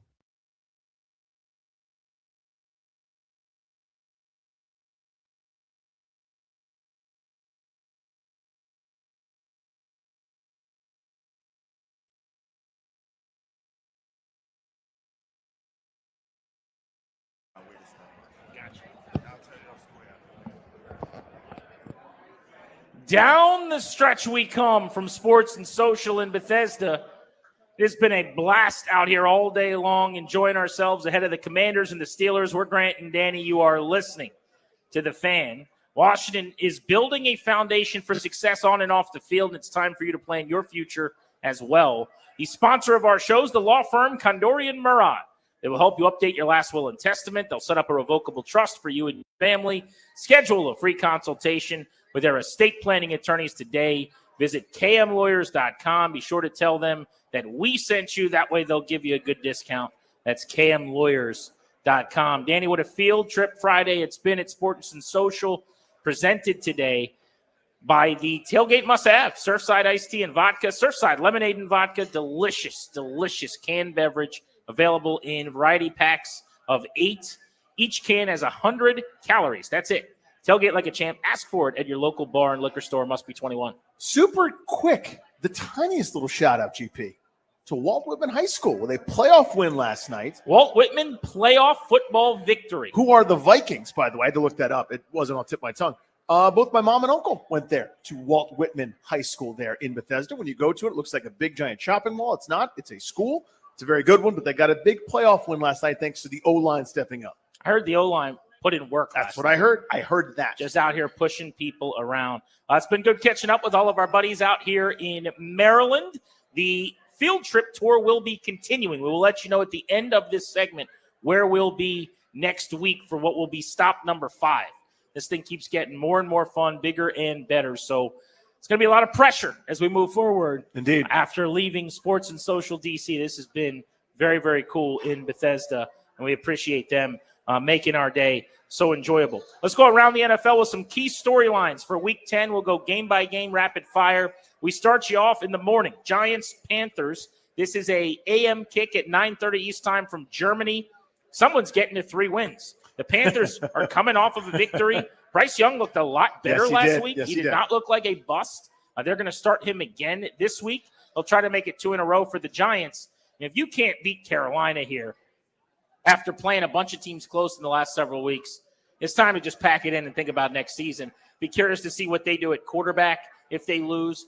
Not to say that it's all Daniel Jones' fault, but you need to start thinking about picking as high as possible, and maybe having another quarterback on the field will help you to do that. And neither team was as active as I would have been at the trade deadline. Carolina, I understand, because you have that young quarterback. You're trying to give him some semblance of a chance. You already moved on from Deontay Johnson. But the Giants should have been sellers. They barely did anything. 2 bad teams in a bad location at a bad time. A couple of weeks ago in D.C., we had the Caleb Williams, Jaden Daniels matchup. Pick 1 against pick 2 at quarterback. In Chicago this weekend, the Drake May, Caleb Williams matchup. This is pick 3 against pick 1. 2-7 New England, 4-4 Chicago. I was talking to a Bears fan who's out here today at Sports and Social, one of our buddies who used to come out to Rudy's Golf to see us. And big Bears fan, I said, you have to win this weekend. No ifs, ands, or buts. He's like, I'm a little nervous. I don't know how I feel about Matt Eberflus as a head coach, but I promise you this. I know how I feel. If they lose to the Patriots, he will be on a burning hot seat, might even be his final game. We haven't warmed up the pipes on this one together. Let's see if you and I still have it. You ready? Let's harmonize a little bit. Matt Eberflus. Just a guy. Never been more than a guy. Just a guy. Only a guy. He can keep a seat warm. I need more bass. I need more treble in my headphones. Warm. He's warm. Keep a seat warm. Just a guy. Bills, Colts in Indianapolis, Danny. The Colts are 4-5. They're one game out of the playoffs. They are. They benched Anthony Richardson. They went back to Joe Flacco. Joe Flacco was pretty bad, and that offense stunk last week. So now it feels like there's some momentum to go back to Richardson. I don't know if you could do that. You kind of already made your decision. Meanwhile, the Bills are 7-2, but Keon Coleman is banged up. Amari Cooper might not play. This is a sneaky, Colts are interesting to me spot here. The Bills next week play the Kansas City Chiefs. They just had a tough division game with the Dolphins. That's right. I could see a letdown spot against the Colts. Colts desperate, right? Trying to validate some things. Guys are fighting for their playoff lives at this point. Bills, as you said, kind of banged up with the game to look ahead to. They drop it. They're still in a good spot. They win it. They're in a great spot. This is I would say letdown potential because I think the Bills are maybe above that, but I think Indianapolis might be more frisky than the average Bear. Let's go Vikings, Jaguars, and Jacksonville. Really, really easy path for Minnesota to get to 7-2 on paper. 2-7, Jacksonville will not have Trevor Lawrence. That means a start for Mac Jones, the former New England Patriots first-round pick and starting quarterback, going to be on the field likely for the Jaguars. Minnesota at 7-2 would still have a good shot in the North. It's a great division with Green Bay idle this weekend at 6-3, and the Lions 7-1 playing the Texans. Yeah, the NFC North is really, really good. Chicago's the quote-unquote worst team in it, and they're at least decent, right? Minnesota, after dropping a couple in a row, has a great shot here to get to 7-2. They went through the hardest part of their schedule already. Broncos are 5-4. The Chiefs are 8-0. Kansas City just can't lose. They're trying to get to 9-0, which even by their own standards over the last few years as they try to three-peat, they have not done this. Like 9-0 has not been on the ledger. That's not on the bingo card for Andy Reid and Patrick Mahomes. Without Tyreek Hill, with Travis Kelce getting older, without Isaiah Pacheco, somehow now they're the hardest team to beat they've been in this era. Bo Nix and Denver coming off of a stinker against Baltimore, trying to bounce back. They are a fringe AFC playoff team at 5-4. Crazy, right? This would be both the least and most impressive Kansas City team to be this good at this point. And what I mean is, you touched on it. They don't have anything. You can't count on Travis Kelce every week to be Superman Travis Kelce. They don't have much receiver. Now they've got an aged DeAndre Hopkins, who was splendid last week. But they've done it with guts and creativity and injuries and a whole bunch of stuff. And Mahomes hasn't had a Mahomes-like season, and yet they're there with a chance to go to 9-0 against a very average and okay pedestrian Broncos team. Looking at all of the NFL matchups, rapid fire here with some key storylines. Falcons, Saints in New Orleans. First game without Dennis Allen for the Saints. They fired their head coach. For Atlanta, 6-3 on the road at a bad Saints team. Handle your business. Get to 7-3 as road favorites, and you are the easy front runner at that point. They'd be like minus 300 plus, I would imagine, to win that division. Preseason, I picked them to win the division because of this. Their second half schedule, I thought New Orleans would be bad. It took a while, but we finally got there. I thought they would have the easiest road in that NFC South, which is the topsy-turvy division. I don't think they're great, the Atlanta Falcons, but I also don't think they're bad. They're aggressively pretty decent, if that makes any sense. This is one they should handle. 49ers, Bucks. Tampa's the free-falling team in the NFC South right now. 3 straight losses. No Mike Evans, no Chris Godwin. Evans out for another couple of weeks. Godwin's out for the year. 49ers get Christian McCaffrey back this week for the first time. Update your fantasy lineups accordingly. That is a 4-4 San Francisco team coming off a bye. Yeah, Tampa losing a few straight. Now, good luck. You get to deal with a fresh Christian McCaffrey. This is now, we're going to see, put up or shut up for San Francisco. They've been injured. They've been beat up. They've been banged up. No one more so than CMC, Mr. 2,000 yards from scrimmage every time he gets out of bed. We will see where San Francisco goes. They're not a team I'm counting out by any stretch, and a very mediocre NFC West. Steelers, Commanders. We've been talking about it all day long in the nation's capital, really in Landover, Maryland. Steelers 6-2, Washington 7-2, a matchup of an excellent Steelers defense against an elite Washington offense. We'll make our picks on that game in just a few. Titans-Chargers in Los Angeles. The Titans are 2-6. Man, do they need a quarterback. That's actually a pretty decent defensive team. They're now running the ball well as well. No. They also have some pretty good wide receivers, young developing players. They got to get a QB. Might be able to do it in the draft if things continue to trend south. Jim Harbaugh's got the Chargers 5-3 and favored to get to 6-3. You know what they're going to do, right? They're going to play hardball ball. It's going to be, a lot of some play action, but mostly thump, ground and pound, and the like. Yeah, Tennessee, you're right about. That's why I thought they'd be frisky this year. Couldn't have been more wrong about that. Obviously, good defense. I thought Pollard, Spears, and company would be decent in the running game, but they're dreadful at quarterback, and that's the story. Jets, Cardinals in Arizona. Jets are 3-6 and playing for any hopes they have at making this a relevant postseason potential season. Meanwhile, the Cardinals at 5-4 are momentarily atop the NFC West at this moment, with Seattle now 4-5, San Francisco 4-4, Arizona trying to protect home field. That's where Washington blew them out earlier this year. On to Dallas, where the Eagles play the Cowboys in the NFC East. Philadelphia 6-2. If they win and Washington loses for the first time since week 2, the Commanders will not be in first place going into a Thursday game at Lincoln Financial Field in Philadelphia. A lot of pressure on Washington with the Eagles playing 3-5 Dallas. No Dak Prescott, who's out for several weeks. Cowboys' last gasp here. I mean, there's not much left. You're slipping down the mountainside with no handholds. For Philadelphia, again, they haven't been great all season long. They probably are fortunate to be 6-2, but they played better football lately as the season has progressed over the course of this year. Great spot for them to get to 7-2. This is a cookie skillet with ice cream, which is not related to the NFL. Did you order this? I didn't either, but I'm going to eat some of it. This just came our way. I don't know why it happened. I think Larry had something to do with it. I think Larry did it. Larry's like, Danny's not fat enough. I should probably do something about that. I'm going to have a bite just to see how we think it. Ow, I just burned myself. It's quality control. So this is a cookie with ice cream on it? Okay. Okay. It's very hot. Yeah, is it? It's very delicious. Yeah, it looks really good. I mean, the show can stop as far as I'm concerned. we have more time on the show. The cookie and the ice cream. We have to do the show. God, Larry. Do the show. You could go to the next game. What is the next game? Which one are you talking about? You could talk about the Lions and the Texans. Lions-Texans. Game of the weekend for me, non-Washington division. This is massive right here. Detroit's playing as good as anybody in football. Houston, they've been fine, GP, but they're banged up. Nico Collins has been out of the lineup. They're just not quite the same magic. People sort of thought that this group would be an instant challenge to the Chiefs, second best team maybe in the AFC. They're really good, but a great chance to kind of stamp something here over the course of the season, beat a team that's playing better than anybody. That is a storyline on every single game on Sunday's slate in the NFL. I will say, this is not just because I was just served one that I didn't order. Okay.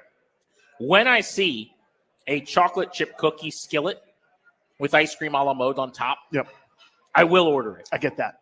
I wasn't going to today because I have to get to the Caps game. Mm-hmm. But now that they sent it out here, touch the side of the skillet there. Don't touch it. It's going to burn you. It's piping hot. Yeah, it's going to burn you. That's what you want. Yeah. That burning you thing, that's what you're looking for in your life. You want to get burned? Touch it. I don't want to touch it because I don't want to get burned. But what I do want is a memorandum to anybody out there. Like, I'm thinking of having items on my menu. Do a skillet where there's a cookie in it. Yes.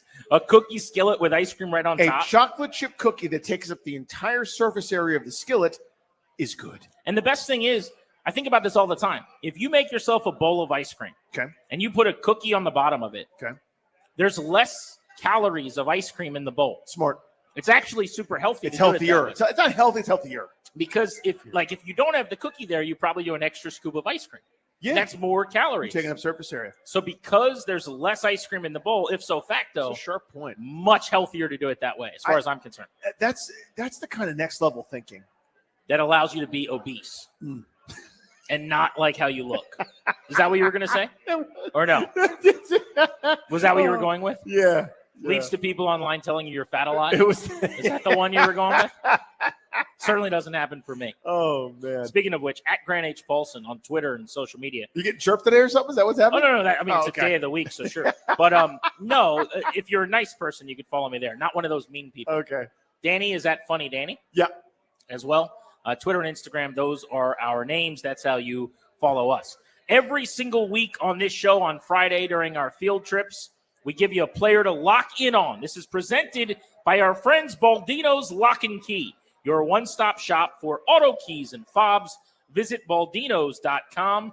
Danny, what commander are you locking in on this weekend? In the words of Al Michaels, here we go, Andrew Wiley.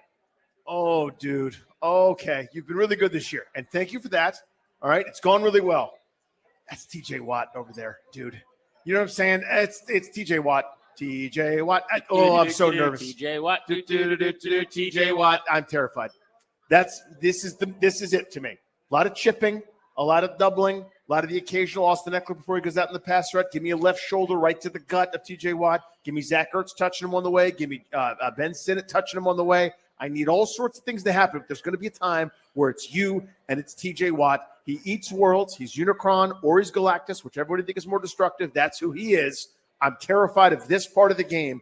Spotlight, player to watch, Andrew Wiley. Who are they? Galactus, and who's the other one? Unicron. So Unicron's from the Transformers universe. Okay. He eats planets. Galactus. Why didn't you go with Bane? Or why didn't you go with the guy that has to collect the gemstones? Thanos. But Thanos. Now that those guys eat planets, Grant. Thanos could eat a planet. I mean, if you want to talk like usage of the Reality Stone, maybe he could eat a planet, but like you're He could stretching suck it. everyone in the planet He up. could, but you're doing a bit, and like Galactus eats planets. Okay. Like Galactus, what did you do Thursday? No, I get it. I ate a planet. Like he lives on planets. Same with Unicron. He devours planets to stay alive. TJ Watt is a world eater. I think that's what you're trying to say. He eats planets, Grant. Austin Eckler. I'm locking in on you, buddy. No Brian Robinson. I need an explosive or two. They're not going to let you be a bell cow.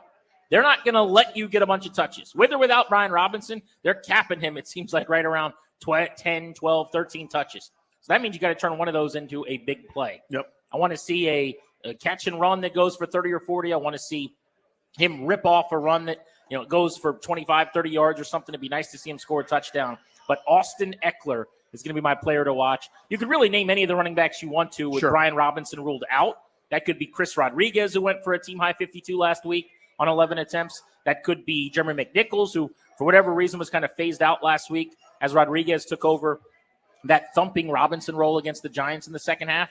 One of those backs is going to have to step up against a frisky, really tenacious Pittsburgh front.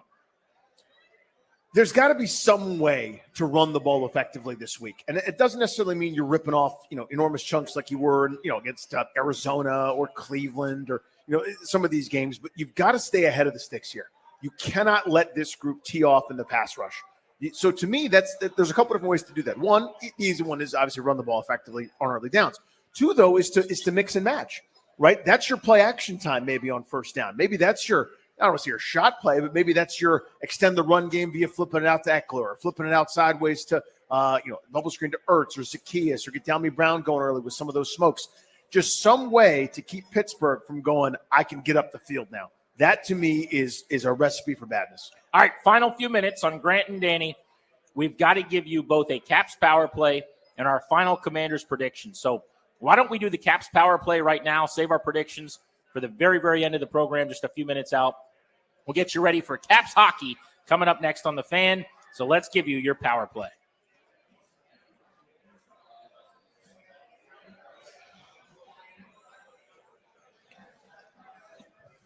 Alex Ovechkin trying to score a goal in a fifth straight game. This is meeting number 70 for Ovi and Crosby in the head-to-head. This is the best rivalry in DC sports. The Caps and the Penguins, very easy team to hate. Still many of those veterans on this roster that have played in so many of those 70 contests with Sidney Crosby. Capital One Arena tonight, the site of a nationally televised game. And how about the Caps? 9-3 in their first 12 games. Connor McMichael's been great.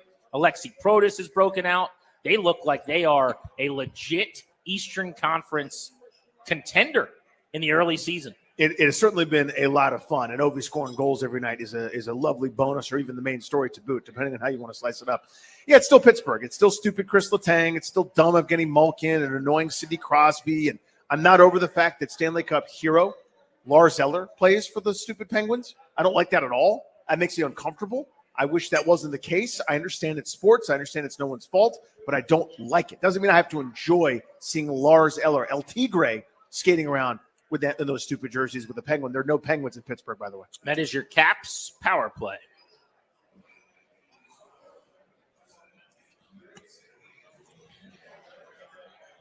puck drop about an hour and 10 minutes out.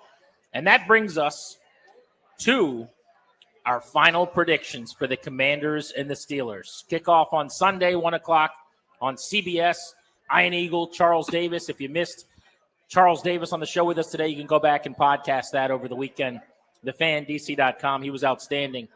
Danny, what is your prediction for Sunday? So people are going to be unhappy about this one, I think. I don't like this matchup. In fact, I don't like either of the next two, just for very different reasons.